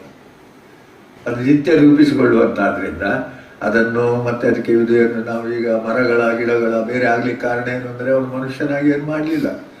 ಹಾಗಾಗಿ ಆ ಜನ್ಮ. ಆದ್ರೆ ಆ ಮರಗಳೆಲ್ಲ ಏನು ಸಾಯುವ ಕಾಲಕ್ಕೆ ಅವುಗಳಿಗೆ ಯೋಚನೆ ಇರ್ತದೆ? ಅವುಗಳಿಗಿಲ್ಲ, ಮನುಷ್ಯನಿಗೆ ಮಾತ್ರ. ಅವುಗಳಿಗೆ ಏನು ಅಂದ್ರೆ ಮಾಡಿದ ಕರ್ಮದ ಫಲವನ್ನು ಅನುಭವಿಸುದು. ಒಳ್ಳೆ ತೆಂಗಿನ ಮರ ನೀವು ಚೆನ್ನಾಗಿ ಸಾಕಿದ್ರಿ, ಅದು ಎಂಥದೋ ಒಂದು ಪುಣ್ಯ ಮಾಡಿದ್ರೆ ಸಾಕಿದ್ರು. ಇನ್ನೊಂದಕ್ಕೆ ನೀರು ಹಾಕೋರಿಲ್ಲ. ಒಂದು ಬೆಕ್ಕನ್ನು ಬಹಳ ಚಂದ ಮಾಡಿ ಸಾಕ್ತಾರೆ ದೇವರ ಹಾಗೆ. ಆ ಬೆಕ್ಕು ಮಾಡಿದ್ದಲ್ಲ, ಅದು ಈ ಜನ್ಮದಲ್ಲಿ ಅಂತೂ ಮಾಡಿಕೊಂಡದ್ದಲ್ಲ. ಹೌದು, ಮನುಷ್ಯನಿಗೆ ಸಹ ಮಾಡಿಕೊಳ್ಬಹುದು. ಬಡವನಾಗಿ ಹುಟ್ಟಿದವ ಅತ್ಯಂತ ಶ್ರೀಮಂತನಾಗಬಹುದು, ಶ್ರೀಮಂತನಾಗಿ ಹುಟ್ಟಾಗ ದರಿದ್ರನಾಗಿ ಹೋಗ್ಬೋದು. ಹೌದು ಹೌದು. ಈ ಸ್ವಾತಂತ್ರ್ಯಗಳು ಈ ಮೂಢ ಯೋನಿಯಲ್ಲಿಲ್ಲ. ಪ್ರಾಣಿಗಳು ಸ್ವಲ್ಪ ಮಟ್ಟಿಗೆ ಮೂಢ ಯೋನಿ, ಹೆಚ್ಚು ಮಟ್ಟಿಗೆ ಈ ಸಸ್ಯಗಳೆಲ್ಲ ಮೂಢ ಯೋನಿಗಳೇ. ಯೋನಿ ಅಂತ ಹೇಳಿದ್ರೆ ಹುಟ್ಟಿನ ಒಂದು ದಾರಿ. ಹೌದು, ಅಷ್ಟೇ, ಮತ್ತೇನಿಲ್ಲ. ಶ್ರೀಮಂತರ ಮನೆಯಲ್ಲಿ ಹುಟ್ಟುವುದು ಅದೇ, ಜ್ಞಾನಿಗಳ ಮನೆಯಲ್ಲಿ ಹುಟ್ಟುವುದು ಅದೇ ಅಂಥದ್ದನ್ನು ಮಾಡ್ತಾನೆ. ಹಾಗಾದ್ರೆ ನಮಗೊಂದು ಸರಳವಾದ ಇದು ಹೇಳ್ತಾನೆ, ತಸ್ಮಾತ್ ಸರ್ವೇಷು ಕಾರ್ಯೇಷು ಮಾಮನುಸ್ಮರ. ಈ ಮಾಮ್ ಎಂಬುದನ್ನು ನೀವು ಇದು ಮಾಡಬೇಕು. ನನಗೆ ಏನಾಗಬೇಕೋ ಅದನ್ನೇ ಯೋಚನೆ ಮಾಡಬೇಕು. ನನಗೆ ಇದೊಂದು ಆಗಬೇಕು, ಅದನ್ನು ಮಾಡಿದ್ರೆ ಆಯ್ತು, ಮಾಡಿದ್ರೆ ಅದಾಸನ ಅಲ್ಲ. ಅದನ್ನು ಎಲ್ಲಾ ಕಾಲದಲ್ಲಿ ಅದರ ಕುರಿತೇ ಯೋಚನೆ ಮಾಡಬೇಕು. ಹೌದು, ಇಲ್ಲದಿದ್ರೆ ಸಾಯುವ ಕಾಲಕ್ಕೆ ಅದು ನೆನಪಿಗೆ ಬರ್ಬೇಕು. ಸಾಯುವ ಕಾಲಕ್ಕೆ ಬರೋದಿಲ್ಲ ಮಾತ್ರ, ಇವನಿಂದ ಆಗುವುದೇ ಇಲ್ಲ. ಅದಕ್ಕೆ ಏಕಾಗ್ರತೆ ಅಂತ ಹೇಳುದು. ಎಂಥದ್ದು ಅದಿತ್ತು. ಒಳ್ಳೆದು ಕೆಟ್ಟದ್ದು ಎಂಬುದನ್ನು ನಾವು ಬದಿಗಿಟ್ಟು ಮಾತಾಡ್ಬೇಕು. ಹೌದು, ಕರೆಕ್ಟ್. ಅಲ್ಲಿ ಮಾಮನುಸ್ವರ ಎಂಬುದಲ್ಲಿ ಮಾಮ್ ಎಂಬುದನ್ನು ನಾವು ಸ್ವಾತಂತ್ರ್ಯ ಕೊಟ್ಟು ಮಾತಾಡ್ಬೇಕು. ನಮ್ಗೆ ಏನಾಗ್ಬೇಕಾ ಅದನ್ನೇ ನಾವು ಯೋಚನೆ ಮಾಡಬೇಕು, ಬೇರೆಯವರು ಮಾಡೋದಿಲ್ಲ, ಬೇರೆಯವರು ನಿಮ್ಗೆ ತಂದು ಕೊಡುವುದಿಲ್ಲ. ಅಂದ್ರೆ ನಾವು ಇಡೀ ದಿನ ಮೋಕ್ಷ ಅಂತ ಯೋಚನೆ ಮಾಡಿದ್ರೆ, ಅದರ ಬಗ್ಗೆ ಚಿಂತನೆ ಉಳ್ಳವರಾದ್ರೆ ನಮ್ಗೆ ಅದೇ ಸಿಗ್ತದೆ.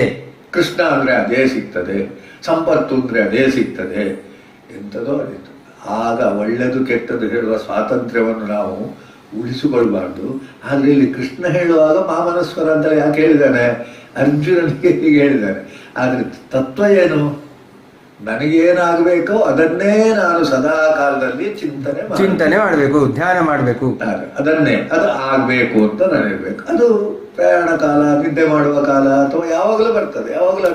ಬರ್ತದೆ. ಹೌದು, ಯಾವ ಕಾಲಕ್ಕೂ ಬಂದಿದೆ ಅಂತ ಹೇಳುವಾಗ ಸಾಯುವ ಕಾಲಕ್ಕೆ ಮತ್ತೆ ಹೊತ್ತು ಬರ್ತದ. ಅದು ನನ್ನ ಅನುಭವ ಕೂಡ. ನಾನು ಮುಂಚೆ ಗಾಯತ್ರಿ ಜಪ ಎಲ್ಲ ಮಾಡುವಾಗ ಈಗಲೂ ಅಷ್ಟೇ, ಬೇರೆ ಏನು ತಲೆಯಲ್ಲಿ ಕೆಲಸ ಇಲ್ದಿದ್ರೆ ಅದು ಬರ್ತದೆ.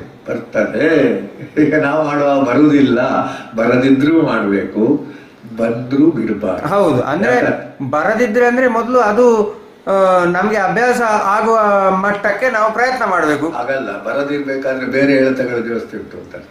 ಬೇರೆ ಎಳೆತಗಳನ್ನ ಅಭ್ಯಾಸದಿಂದ ಬಿಟ್ಟು ಅದೇ ಜಪಯೋಗ ಎಂಬುದೇ ಒಂದು ದೊಡ್ಡ ಸಾಧನೆ. ಕೆಲವರಿಗೆ ಸುಲಭದಲ್ಲಿ ಬರ್ತದೆ ಅಂದ್ರೆ ಅವ ಸಾಧನೆ ಮಾಡಿದ್ರಿಂದ ಸುಲಭ ಆಯ್ತು, ಮಾಡದಿದ್ದವನಿಗೆ ಕಷ್ಟ ಆಗ್ತದೆ. ಆದ್ರೆ ಬೇಕಾದ್ರೆ ಸಾಧನೆ ಮಾಡ್ಬೇಕು. ಅಭ್ಯಾಸ ಏನದು ಕೌಂತೆಯ.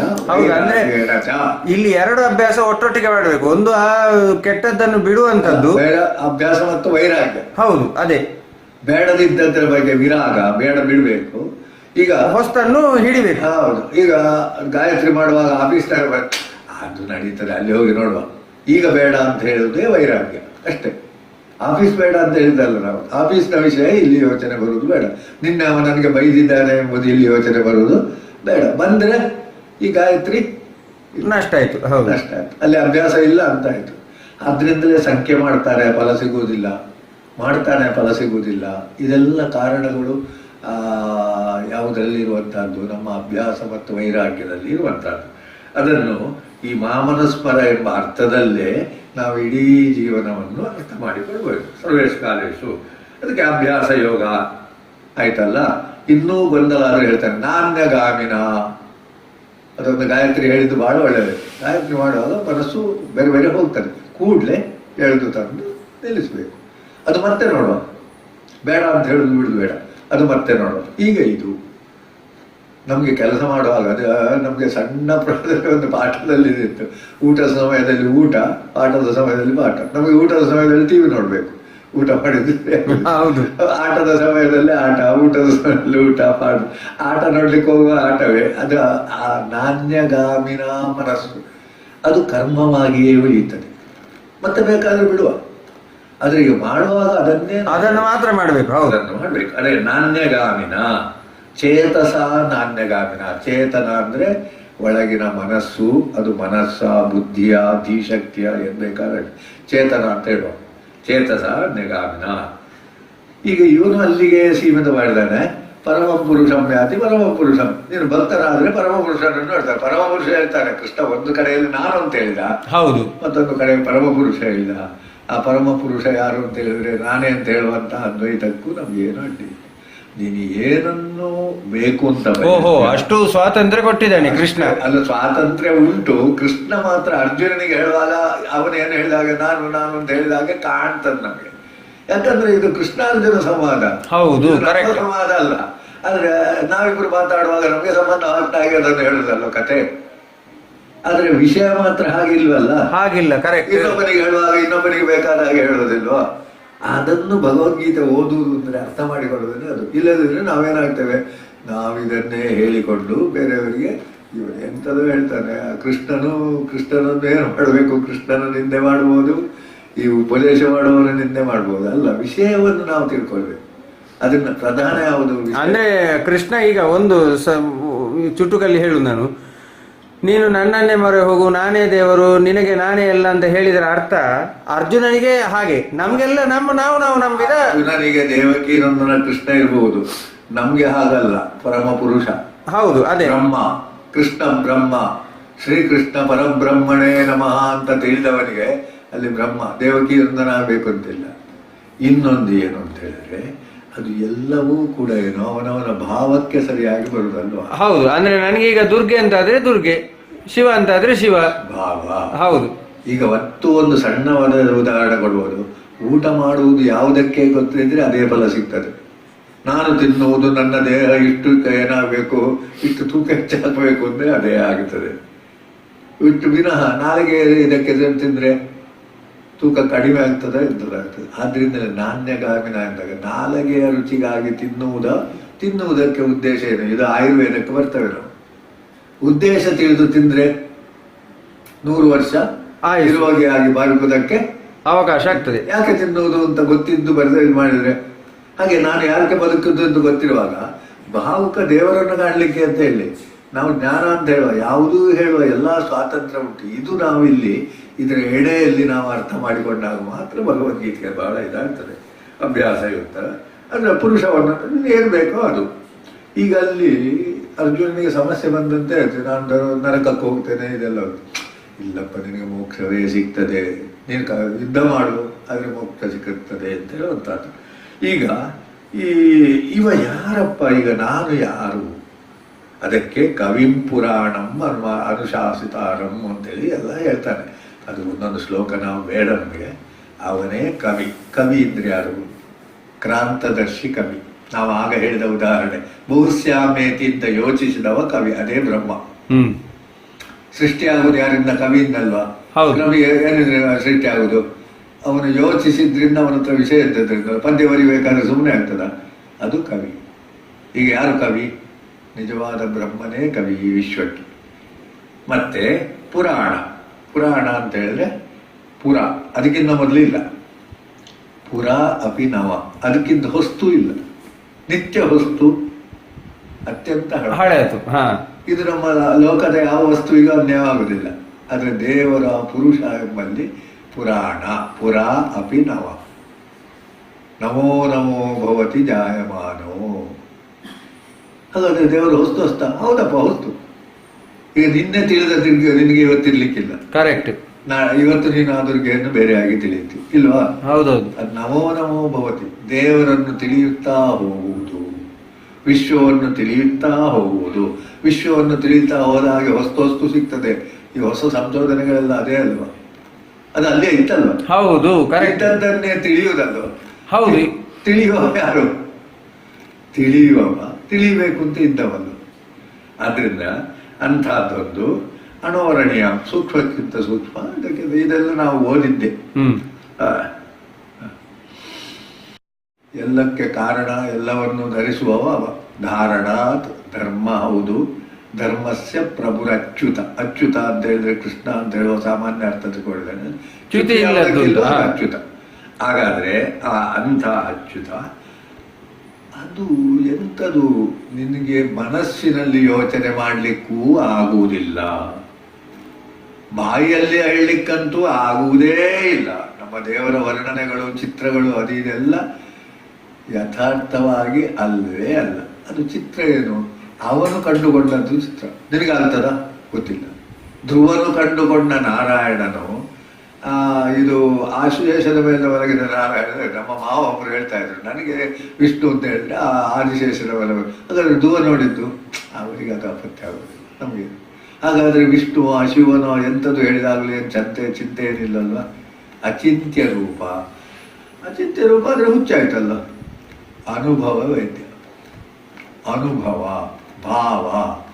ಭಾವ ಭಕ್ತಿ ಎಂಬುದು ಯಾವ ಶಬ್ದಕ್ಕೂ ಸಿಗುವುದಿಲ್ಲ, ಯಾವ ಮನಸ್ಸಿಗೂ ಸಿಗುವುದಿಲ್ಲ. ಅದಕ್ಕಿಂತ ಒಳಗಿರುವಂತಹದ್ದು ಭಾವ. ಭಾವೇತು ವಿದ್ಯತೆ ದೇವೋ. ಈಗ ನಾನು ಮಾಡಿದ ಮಣ್ಣಿನ ಮೂರ್ತಿಯಲ್ಲಿ ಗಣಪತಿ ಇದ್ದಾನೆ, ಹಾಗೆ ನಿನ್ನಲ್ಲಿ ಭಾವ ಇದ್ರೆ ಇದ್ದಾನೆ. ಹೌದು, ಅದು ಇಲ್ಲದಿದ್ರೆ ಇಲ್ಲ. ನಾನು ಏನು ಮೃಣ್ಮಯ ಕಾಷ್ಟೆ ಅಥವಾ ಶಿಲೆ ಅಲ್ಲಿ ಇಲ್ಲ. ಸಾಲಿಗ್ರಾಮದಲ್ಲಿ ಇದ್ದಾನೋ ಅಲ್ಲಿ ಭಾವ. ಹಾಗಾದ್ರೆ ನಮ್ಮ ಪೂಜೆಗಳೆಲ್ಲ ಉಳಿತವೆ, ಪೂಜೆಗಳು ಬೇಕಾಗಿಲ್ಲ. ಪೂಜೆ ಬಿಟ್ಟವನಿಗೆ ಏನು ದೋಷ ಏನಿಲ್ಲ. ಅವನಿಗೆ ಭಾವ ಇದ್ರೆ ಪೂಜೆ ಮಾಡ್ತಾನೆ. ಹಾಗಾದ್ರೆ ಅಷ್ಟು ಸ್ವಾತಂತ್ರ್ಯ ಇದ್ರೆ ನಾವು ಸ್ವೇಚ್ಛಾಚಾರಿಗಳಾಗಲಿಲ್ಲ. ಪೂರ್ವೈ ಪೂರ್ವತರ ಮೃತಂ. ಇನ್ನು ಹಿರಿಯರು ಮಾಡಿದನ್ನು ಮಾಡುಮಾರ. ನನಗೆ ದೇವರು ಅಂತ ಭಾವನೆ ಬರುವುದಿಲ್ಲ ಅಂದ್ರೆ ಪೂಜೆ ಮಾಡು. ಕರೆಕ್ಟ್. ಮನೆಯಲ್ಲಿ ಬಿಟ್ಟರೆ ಏನು ಬರ್ತದೆ? ದೋಷ ಬರ್ತದೆ. ಯಾಕೆಂದ್ರೆ ಭಾವವು ಬರುವುದೇ ಇವನು ಮಾಡುವುದರಿಂದ.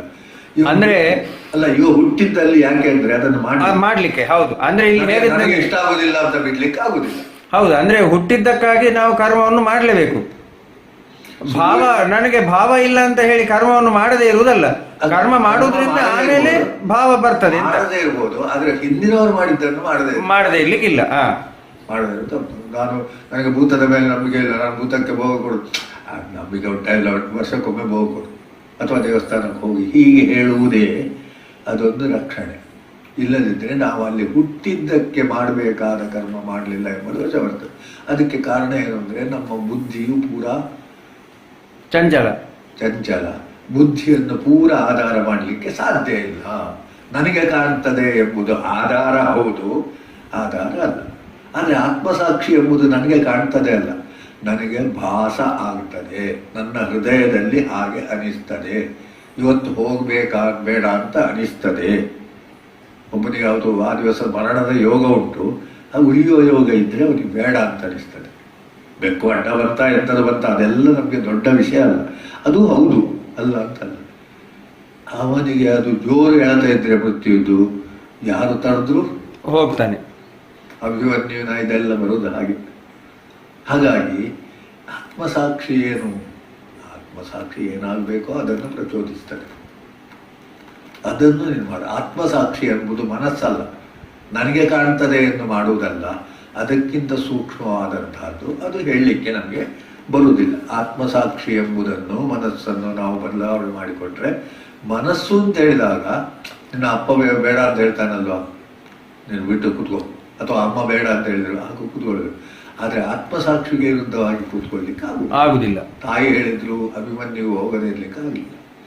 ಯಾಕಂದ್ರೆ ಅದು ಚತುರ್ಜನ್ಮ ಮೋಕ್ಷದ ಕಥೆ ಎಲ್ಲ ಬರ್ತದೆ. ಅದು ನಮಗೆ ಪುರಾಣ ಯಾವಾಗಲೂ ಪುರಾಣದ ಕಥೆ ತಿಳಿಯಬೇಕು ನಾವು, ವಿನಃ ಪುರಾಣವನ್ನು ಗಟ್ಟಿ ಹಿಡ್ಕೊಳ್ಳುವುದಲ್ಲ. ಅಭಿಮನ್ಯು ಯಾಕೆ ಹೋದ ಅಂದ್ರೆ ತಾಯಿಯ ಮಾತು ಮೀರಿದ, ನಾನು ಸಹ ತಾಯಿ ಹೇಳಿದ್ದು ಕೇಳೋದಿಲ್ಲ, ಅದಕ್ಕೂ ಇದಕ್ಕೂ ಸಂಬಂಧ ಅಲ್ಲವೇ ಅಲ್ಲ.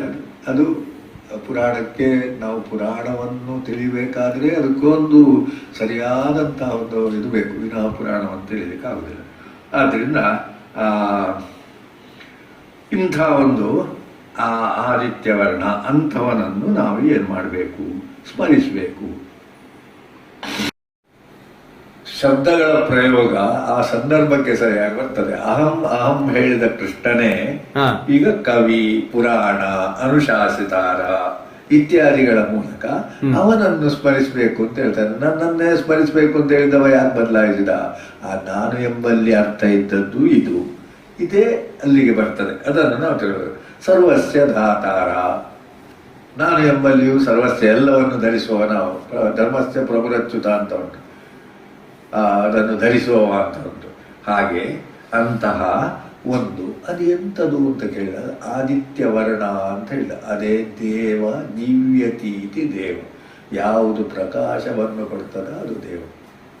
ನಾವು ಪುರಾಣದ ದೇವರನ್ವಲ್ಲ, ಅದು ನಮಗೆ ಪ್ರಕಾಶವನ್ನು ಕೊಡಬೇಕು. ಅದಕ್ಕೆ ಸ್ವರೂಪ ಇಲ್ಲ, ಅದು ಆತ್ಮರೂಪವ ಆತ್ಮಸಾಕ್ಷಿಯ ಏನು, ಇದೆಲ್ಲವನ್ನು ನಾವು ಒಪ್ಪಿಕೊಳ್ಳಲ್ಲಿ ಮಾತ್ರ ನಮಗಿದಾಗ್ತದೆ. ಅದು ಮಾತ್ರ ಇಲ್ಲ, ಅದನ್ನು ಸ್ಮರಿಸಬೇಕು. ನನ್ನನ್ನು ಸ್ಮರಿಸು ಅಂತ ಹೇಳಿದವ ಅದನ್ನು ಸ್ಮರಿಸಬೇಕು ಅಂತ ಹೇಳಿದಾಗ ಆ ಎರಡರಲ್ಲಿ ಗೊಂದಲ ಮಾಡಿಕೊಳ್ಳದಿರುವುದೇ ನಾವು ಅರ್ಥ ಮಾಡಿಕೊಳ್ಳೋದು. ಅದರಲ್ಲಿ ಗೊಂದಲ ಇಲ್ಲ. ಹಾಗಾದ್ರೆ ನಾನೇ ಹೇಗೆ ಹೇಳಬೇಕು? ನನಗೆ ಕಂಡ ಹಾಗೆ ಹೇಳಬೇಕು. ಹೌದು, ನನಗೆ ಕಾಣುವ ನನಗೆ ಯಾವುದು ಆದಿತ್ಯವರ್ಣವೋ, ನಮ್ಗೆ ಯಾವುದು ಪ್ರಕಾಶ ತೋರಿಸ್ತದೋ, ನಮ್ಗೆ ಯಾವುದು ಮನಸ್ಸಿಗೆ ಸಮಾಧಾನ ಮಾಡ್ತದೋ ಅದನ್ನೇ ನಾವು ತೋರಿಸ್ಬೇಕು. ಅದಕ್ಕೆ ಭಕ್ತಿ ಅಂತ ಹೇಳಿದ ಆದೀತು, ಭಕ್ತಿ ಆದೀತು, ಶ್ರದ್ಧೆ ಆದೀತು, ಏನೂ ಆದೀತು. ಅದಕ್ಕೆ ಸಾಧನೆಯನ್ನು ಹೇಳುವಾಗ ಪ್ರಾಣಾಯಾಮ ಇತ್ಯಾದಿಗಳನ್ನು ಎಲ್ಲವೂ ಹೌದು, ಆದರೆ ಅದು ಮಾತ್ರ ಅಲ್ಲ. ಪ್ರಾಣಾಯಾಮವೇ ಗೊತ್ತಿಲ್ಲದವನು ಆಗ್ಬೋದು. ಆದ್ರೆ ಇಲ್ಲಿ ಒಂದು ಸಮಾನ ಹೇಳ್ತಾನೆ, ಭ್ರೂ ಮಧ್ಯದಲ್ಲಿ ನೋಡು. ಅದು ನಮ್ಮ ಜಪಕ್ಕೆ ಬೇಕಾದ ನಿಯಮಗಳು ಬಹಳ ಒಳ್ಳೆಯದು, ಅದನ್ನು ಮಾಡುವುದು ಒಳ್ಳೆಯದು. ಹಾಗೆ ಯೋಗಗಳು ಇದೆಲ್ಲ ಒಳ್ಳೆಯದು. ಇಷ್ಟನ್ನು ಪುನಃ ನಮಗೆ ಇನ್ನೂ ನಿಮ್ಗೆ ಗೊಂದಲ ಆದರೆ ಯದಕ್ಷರಂ ವೇದ ವಿದೋ ವದಂತಿ. ವೇದವಿರೋರು ಹೇಳ್ತಾರೆ ಅಕ್ಷರ ಅಂತ ಹೇಳ್ತಾರೆ, ಸತ್ ಅಂತ ಹೇಳ್ತಾರೆ. ಏಕಂ ಸತ್ ವಿಪ್ರ ಬಹುಧಾ ವದಂತಿ ಅಂತ ಹೇಳ್ತಾರೆ. ಜಗಳ ಮಾಡಬೇಡ ಮಾರಾಯ, ಅದು ಒಂದೇ. ಅದೆಂಥದ್ದು? ಸತ್. ಆ ಸತ್ ಚಿತ್ತು ಇದು ಇನ್ನೊಬ್ಬ ಬರ್ತದೆ. ಆಮೇಲೆ ಅದನ್ನು ವೀತರಾಗಲು ಅದನ್ನು ಪ್ರವೇಶ ಮಾಡ್ತಾರೆ. ಯಾವುದದು? ಕೃಷ್ಣ ಅಂತ ಹೇಳ್ತಾರೆ, ಈಶ್ವರ ಅಂತ ಹೇಳ್ತಾರೆ, ಯಾವುದು ಬೇಕಾದ್ರೆ ಅದು. ವೀತರಾಗ ಅಂದ್ರೆ ವಿಶ್ವಕ್ಕೆ ವಿಮುಖರಾದವ ಅಂತ ಅರ್ಥ. ರಾಗದ್ವೇಷ ಇರುವುದು ವಿಶ್ವಕ್ಕೆ, ಆದ್ರೆ ಅಲ್ಲಿಗೆ ರಾಗದ್ವೇಷ ಅಲ್ಲ. ದೇವರ ಪ್ರೀತಿ ಅಂದ್ರೆ ರಾಗ ಅಲ್ಲ. ಕೃಷ್ಣನ ಪ್ರೀತಿ ಮಾಡುವ ಈಶ್ವರನನ್ನು ದ್ವೇಷಿಸ್ತಾನೆ ಅಂತ ಹೇಳಿದ್ರೆ ಇದು ಬಹಳ ಒಂದು ವಿಚಿತ್ರವಾದಂತ ಅಸತ್ಯದ ಪರಮಾವಧಿ. ಅಲ್ಲಿ ರಾಗದ್ವೇಷ ಬರ್ಲಿಕ್ಕೆ ಸಾಧ್ಯವೇ ಇಲ್ಲ. ಅಂದ್ರೆ ನಿಜವಾಗಿ ಒಬ್ಬ ಒಂದು ಸತ್ಯದ ಭಕ್ತ ಅಂತಾದ್ರೆ ಅವನಿಗೆ ಇನ್ನೊಬ್ಬನ ಸತ್ಯದ ಬಗ್ಗೆಯೂ ಗೌರವ ಇರಬೇಕು. ರಾಗದ್ವೇಷ ಬರುವುದೇ ಇಲ್ಲ. ನಿನ್ನ ಪಾಲಿಗೆ ಹಾಗೆ, ನನ್ನ ಪಾಲಿಗೆ ಹೀಗೆ. ಅಥವಾ ನನಗೆ ಕಂಡದ್ದನ್ನು ಮಾತ್ರ ನಾನು ನೋಡ್ಬೇಕು, ಅವನಿಗೆ ಕಂಡದ್ದನ್ನು ನಾನು ಯಾಕೆ ನಾಕೆ ನೋಡ್ಬೇಕು? ಕರೆಕ್ಟ್, ಹೌದು. ಅಥವಾ ಇಲ್ಲಿ ಕೂತ್ಕೊಂಡವನಿಗೆ ಕಾಣುವಂತಹದ್ದು ಅಲ್ಲಿ ಕೂತ್ಕೊಂಡವನಿಗೆ ಕಾಣುವುದಿಲ್ಲ. ಕಂಡ್ರು ಅದರ ಸ್ವರೂಪ ಬೇರೆ ಇರ್ತದೆ. ಒಂದು ಆಂಗಲ್ ನಲ್ಲಿ ನೋಡಿದ್ರೆ ಮತ್ತೊಂದು ಆಂಗಲ್ ಇಲ್ವಲ್ಲ. ಇಂಥದ್ದನ್ನು ತಿಳಿದುಕೊಂಡು ನಾವು ಇದನ್ನು ಅರ್ಥ ಮಾಡಿಕೊಂಡಾಗ ವೀತರಾಗ, ಯಾವುದೇ ಒಂದು ರಾಗದ್ವೇಷ ಇಲ್ಲದವನು ಯಾವುದನ್ನು ತಿಳಿದಾನೆ ಅದು ಆತ್ಮಸಾಕ್ಷಿ. ಯಾವ ಶಬ್ದ ಹೇಳಿ, ಆದರೆ ಆ ಶಬ್ದವು ಪೂರ್ಣ ಅಲ್ಲ, ಅವನು ಹೇಳಿದ ಶಬ್ದ ಪೂರ್ಣ ಅಲ್ಲ. ಅಂಥದ್ದನ್ನು ಬ್ರಹ್ಮಚರ್ಯ ಯಾಕೆ? ಬ್ರಹ್ಮ ಅಂತ ಹೇಳಿದ್ರೆ ಬೃಹತ್ತನ್ನು ಮಾಡುವಂಥ ಬ್ರಹ್ಮಚರ್ಯ, ಕ್ಷುಲ್ಲಕವಾದನ್ನು ಇದು ಮಾಡುವಂತಹದ್ದು ವಿಷಯ ರಾಗ, ವಿಷಯಾಸಕ್ತಿ. ಅಂದ್ರೆ ಬೃಹತ್ತನ್ನು ಏನ್ ಮಾಡುವಂತದ್ದು? ಆಚರಿಸುವಂತದ್ದನ್ನು ತಿಳಿಲಿಕ್ಕೆ ಪ್ರಯತ್ನಿಸುವುದು ಬ್ರಹ್ಮಚರ್ಯ. ಹಾ, ಊಟ ಹಾ. ಮಾಡುವುದು ಯಾಕೆ ಅಂತ ಹೇಳಿದಾಗ, ಊಟ ಮಾಡುವುದು ನಾಲಿಗೆ ರುಚಿಗಲ್ಲ, ದೇಹದ ಪುಷ್ಟಿಗೆ ಅಂತ ತಿಳಿಯುವುದೇ ಒಂದು ಬ್ರಹ್ಮಚರ್ಯ. ನಾನು ಓದುವುದು ಯಾಕೆ ಅಂತ ಹೇಳಿದಾಗ ದುಡ್ಡು ಸಂಪಾದನೆ ಮಾಡ್ಲಿಕ್ಕಲ್ಲ, ಜ್ಞಾನ ಸಂಪಾದನೆ ಅಂತ ಹೇಳುವುದು ಬ್ರಹ್ಮಚರ್ಯ. ನಮ್ಮ ಗುರುಕುಲದಲ್ಲಿ ನಿಮಗೆ ಉದ್ಯೋಗ ಸಿಗ್ತದೆ, ಎಷ್ಟು ದುಡ್ಡು ಮಾಡ್ತೀರಿ, ಈಗಿನ ಎಲ್ಲವೂ ತಪ್ಪು ದಾರಿಯಲ್ಲಿ ಕೊಂಡು ಹೋಗುದು. ನೀನು ಯಾಕೆ ಕಲಿಬೇಕು? ಕಲ್ತರೆ ರ್ಯಾಂಕ್ ಬರ್ತದೆ, ಪ್ರೈಸ್ ಬರ್ತದೆ. ಕಲಿಯುವುದು ಬೇಕು. ಅದು ಆದ್ರಿಂದಲೇ ಎಲ್ಲರೂ ಕಲೀಲಿಕ್ಕೆ ಆಗುವುದಿಲ್ಲ ಅಂತಲೂ ಒಂದು ಕಡೆಯಲ್ಲಿ ಹೇಳಿದ.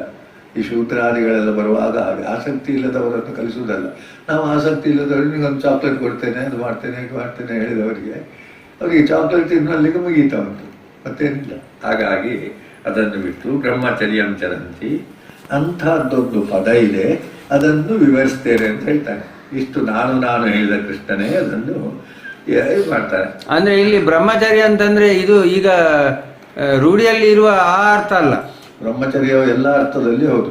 ಈಗ ಸುರುವಿನ ಬ್ರಹ್ಮಚರ್ಯ ಗುರುಕುಲದಲ್ಲಿರುವಂತಹದ್ದು. ಬ್ರಹ್ಮ ಎಂಬುದನ್ನು ಗುರುತಿಸಿ ಅದನ್ನು ತಿಳಿಲಿಕ್ಕೆ ಪ್ರಯತ್ನ ಮಾಡುವುದೇ ಬ್ರಹ್ಮಚರ್ಯ. ಬ್ರಹ್ಮಚರ್ಯ ಮದುವೆ ಆಗದೆ ಅಲ್ಲ, ಅದು ಹೌದು.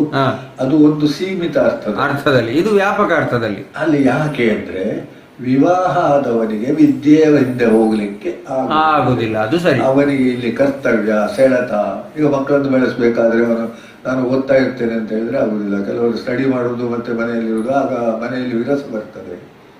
ಅಧ್ಯಯನ ಬೇರೆ, ಅಧ್ಯಯನಕ್ಕೆ ಉದ್ದೇಶ ಬೇರೆ. ಆದ್ರಿಂದ ಬ್ರಹ್ಮಚರ್ಯ ಎಂಬ ಸಾಮಾನ್ಯ ಅರ್ಥವು, ಮದುವೆ ಆಗುವುದಿಲ್ಲ ಎಂಬ ಅರ್ಥವು ಎಲ್ಲವೂ ಸರಿ ಸರಿ.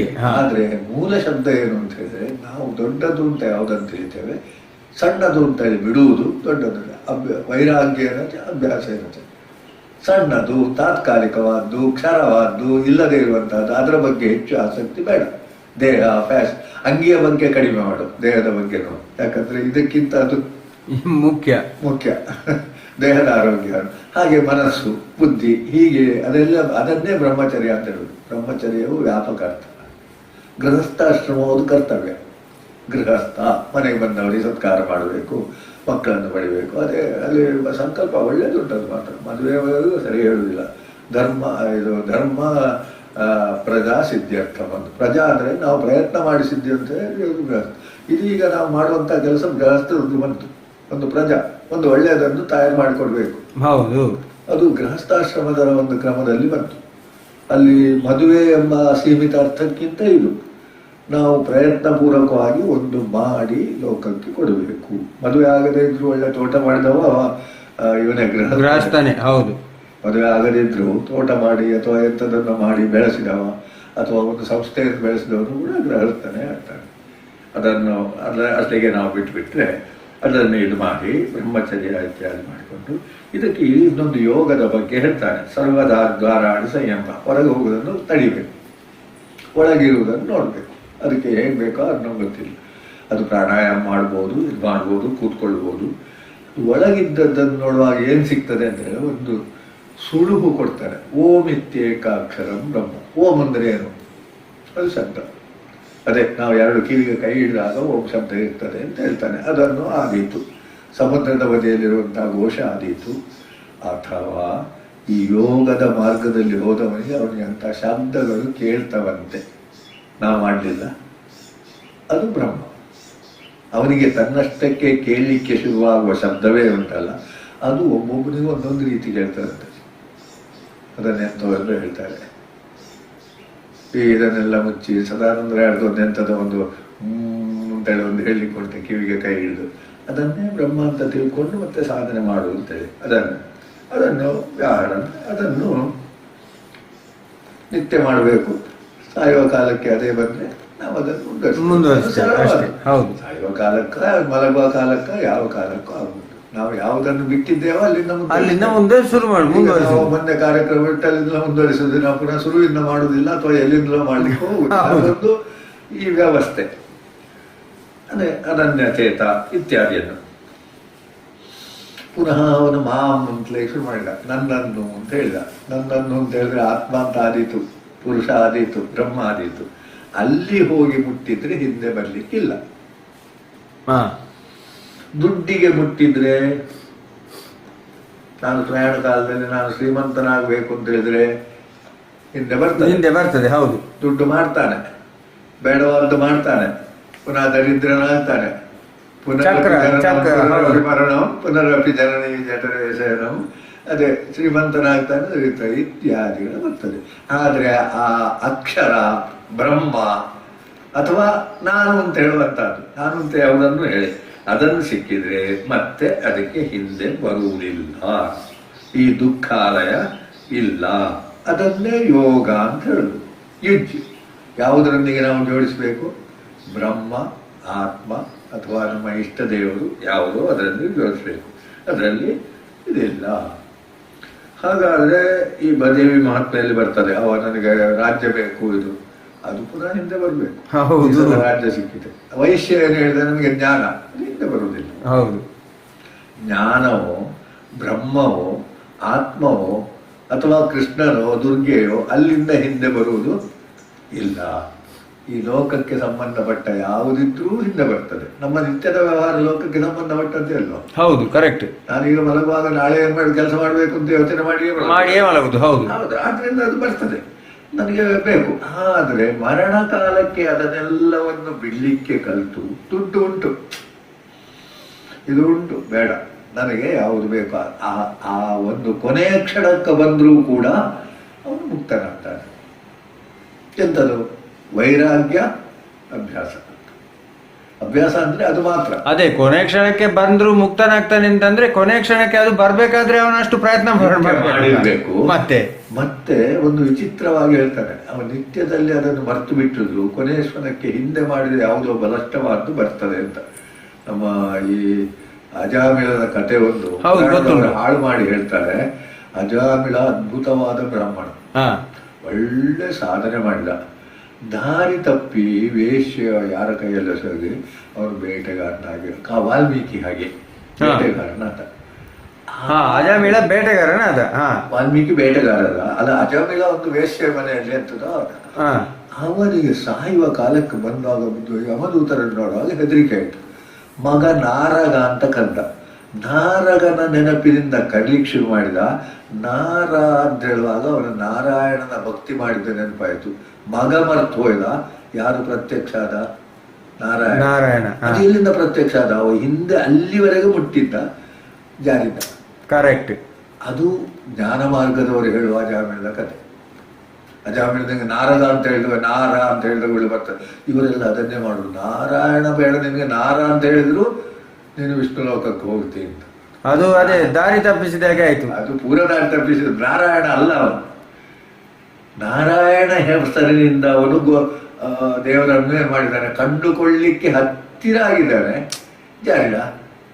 ಅದು ಹತ್ತಿರ ಆದದ್ದು ಪಕ್ಕನೆ ಏನ್ ಬಂತು, ಆ ಹೆಸರು ಬಂದಾಗ ನನಗೆ ಮರ್ತೇ ಹೋಗಿದೆ ಅಂತ ಹೇಳ್ತೀವಿ. ಒಂದು ಯಾವುದೋ ಒಂದು ಸಣ್ಣ ಇದು ನೋಡಿದ ಕುರು ನೋಡಿದ ಒಳ್ಳೆ ಹೌದಲ್ವಾ ನಾನು ಇಲ್ಲಿದ್ದೆ, ಪೂರ್ವ ಜನ್ಮದ ಸ್ಮರಣೆ ಬರ್ತದೆ ಹೇಳ್ತಾರಲ್ಲ, ಹಾಗೆ ನಾರಗನ ಕತೆ ವಿನಃ ಮತ್ತೆ ವಾಲ್ಮೀಕಿ ಇದ್ದು ಹಾಗೆ ಅವನು ಮಹಾ ಒಂದು ವಿದ್ವಾಂಸನಾಗಿ ಇದಾದವ. ಅಲ್ಲಿ ಮತ್ತೆ ರಾಮನಾಮ ಸ್ಮರಣೆಯಿಂದ ಅವನಿಗೆ ಹಾಗೆ ಬಂತು. ಅದನ್ನು ಹೇಳುವ ರೀತಿಯಲ್ಲಿ ಅಷ್ಟೊಂದು ಚಂದ ಕಾಣುವುದಿಲ್ಲ, ಅಷ್ಟೊಂದು ಅದು ಮಕ್ಕಳಿಗೆ ಹೇಳಿದಾಗ ಆಗ್ತದೆ. ಆದರೆ ನಿಜವಾಗಿ ಹಾಗಲ್ಲ. ಮಾಡಿದ್ದು ಕೆಲವು ಸಲ ಜಾರಿ ಹೋಗ್ತದೆ, ಮರ್ತು ಹೋಗ್ತದೆ. ನಾವು ಒಂದು ಒಳ್ಳೆದು ಅಭ್ಯಾಸ ಮಾಡಿದ್ದೇವೆ, ಮರ್ತು ಹೋಗ್ತದೆ. ಆದರೆ ಒಂದು ಹೊತ್ತಿಗೆ ಅದು ಬರ್ತದೆ. ಅದು ಈ ಲೌಕಿಕ ವಿದ್ಯೆಗಳಲ್ಲಿ ಸಾಮಾನ್ಯ. ಆದರೆ ಅಧ್ಯಾತ್ಮ ವಿದ್ಯೆಯಲ್ಲಿ ಅದು ಕಶ್ಚಿತ್, ಅದು ಏನೋ ನಹಿ ಕಲ್ಯಾಣ ಕಶ್ಚಿತ್ ದುರ್ಗತಿಯಿಂದ ನಿಮ್ಗೆ ಮರ್ತು ಹೋದ್ರೂ ಅದು ಬಿಟ್ಟು ಹೋಗುವುದಿಲ್ಲ ಇತ್ಯಾದಿಗಳ ಮೂಲಕ ಅದನ್ನು ನಿತ್ಯ ಇಟ್ಟಷ್ಟೇ ಯೋಗಿನ ಅದನ್ನೇ ಅಂಥದ್ದೊಂದು ಇದಾಗ್ತದೆ. ನಾವು ಈ ಎಲ್ಲವನ್ನು ನೋಡಿದರೆ ಹಿಂದೆ ಹೋಗಬೇಕು. ಆದರೆ ಯಾವುದನ್ನು ಮಾಡಿದರೆ ಆ ಆತ್ಮವೋ ಅಥವಾ ದೇವರೋ ಯಾವುದನ್ನು ನಾವು ನೋಡಿದರೆ ಅಲ್ಲಿ ಹಿಂದೆ ಬರಲಿಕ್ಕೆ ಇಲ್ಲ. ಈಗ ಹಾಗಾದ್ರೆ ನಮ್ಮ ಬ್ರಹ್ಮ ವಿಷ್ಣು ಮಹೇಶ್ವರ ಯಾಕಂತ ಹೇಳಿದ್ರೆ ಸಹಸ್ರ ಯುಗ ಪರ್ಯಂತ ಬ್ರಹ್ಮಣನ ಒಂದು ದಿವಸ ಅಂತ ಹೇಳ್ತಾರೆ. ಹೌದು, ಕರೆಕ್ಟ್. ಆಮೇಲೆ ವಿಷ್ಣುವಿಂದ ಎಷ್ಟೋ ಹೇಳ್ತಾರೆ, ಇನ್ಯಾರ್ದೋ ಎಂಥದೋ ಹೇಳ್ತಾರೆ. ಶಿವಪುರಾಣದಲ್ಲಿ ಶಿವನಿಗೆ ಇಲ್ಲ ಅಂತ ಹೇಳ್ತಾರೆ.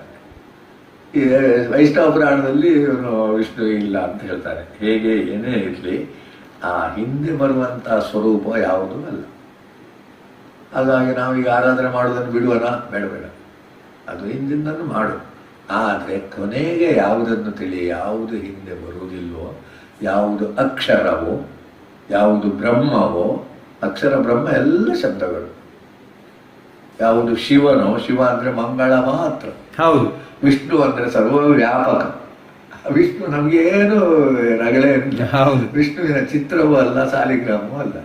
ಎಲ್ಲ ಕಡೆಯಲ್ಲಿ ಒಂದಿಷ್ಟು ಬಿಡದೆ ಆಕಾಶ ಹೇಗೆ ಸರ್ವವ್ಯಾಪಿ ಆಗಿದೆ ಎಂಬುದು ಸ್ವಲ್ಪ ಸಂಶಯ ಬರ್ತದೆ. ಯಾಕಂದ್ರೆ ಕಲ್ಲಿನ ಮಧ್ಯದಲ್ಲಿ ಉಂಟಾ ಇಲ್ಲೋ ನಮ್ಗೆ ಸಂಶಯ ಬರ್ತದೆ, ಅಥವಾ ಅಣು ಇದ್ರೆ ಉಂಟಾ ಇಲ್ಲೋ ಬರ್ತದೆ. ಅದು ಇದು ಹಾಗಲ್ಲ, ಸರ್ವವ್ಯಾಪಕ ಇತ್ಯಾದಿಗಳ ಮೂಲಕ ಅದನ್ನು ನಾವು ತಿಳಿದುಕೊಂಡ್ರೆ ಅದು ಅವ್ಯಕ್ತ.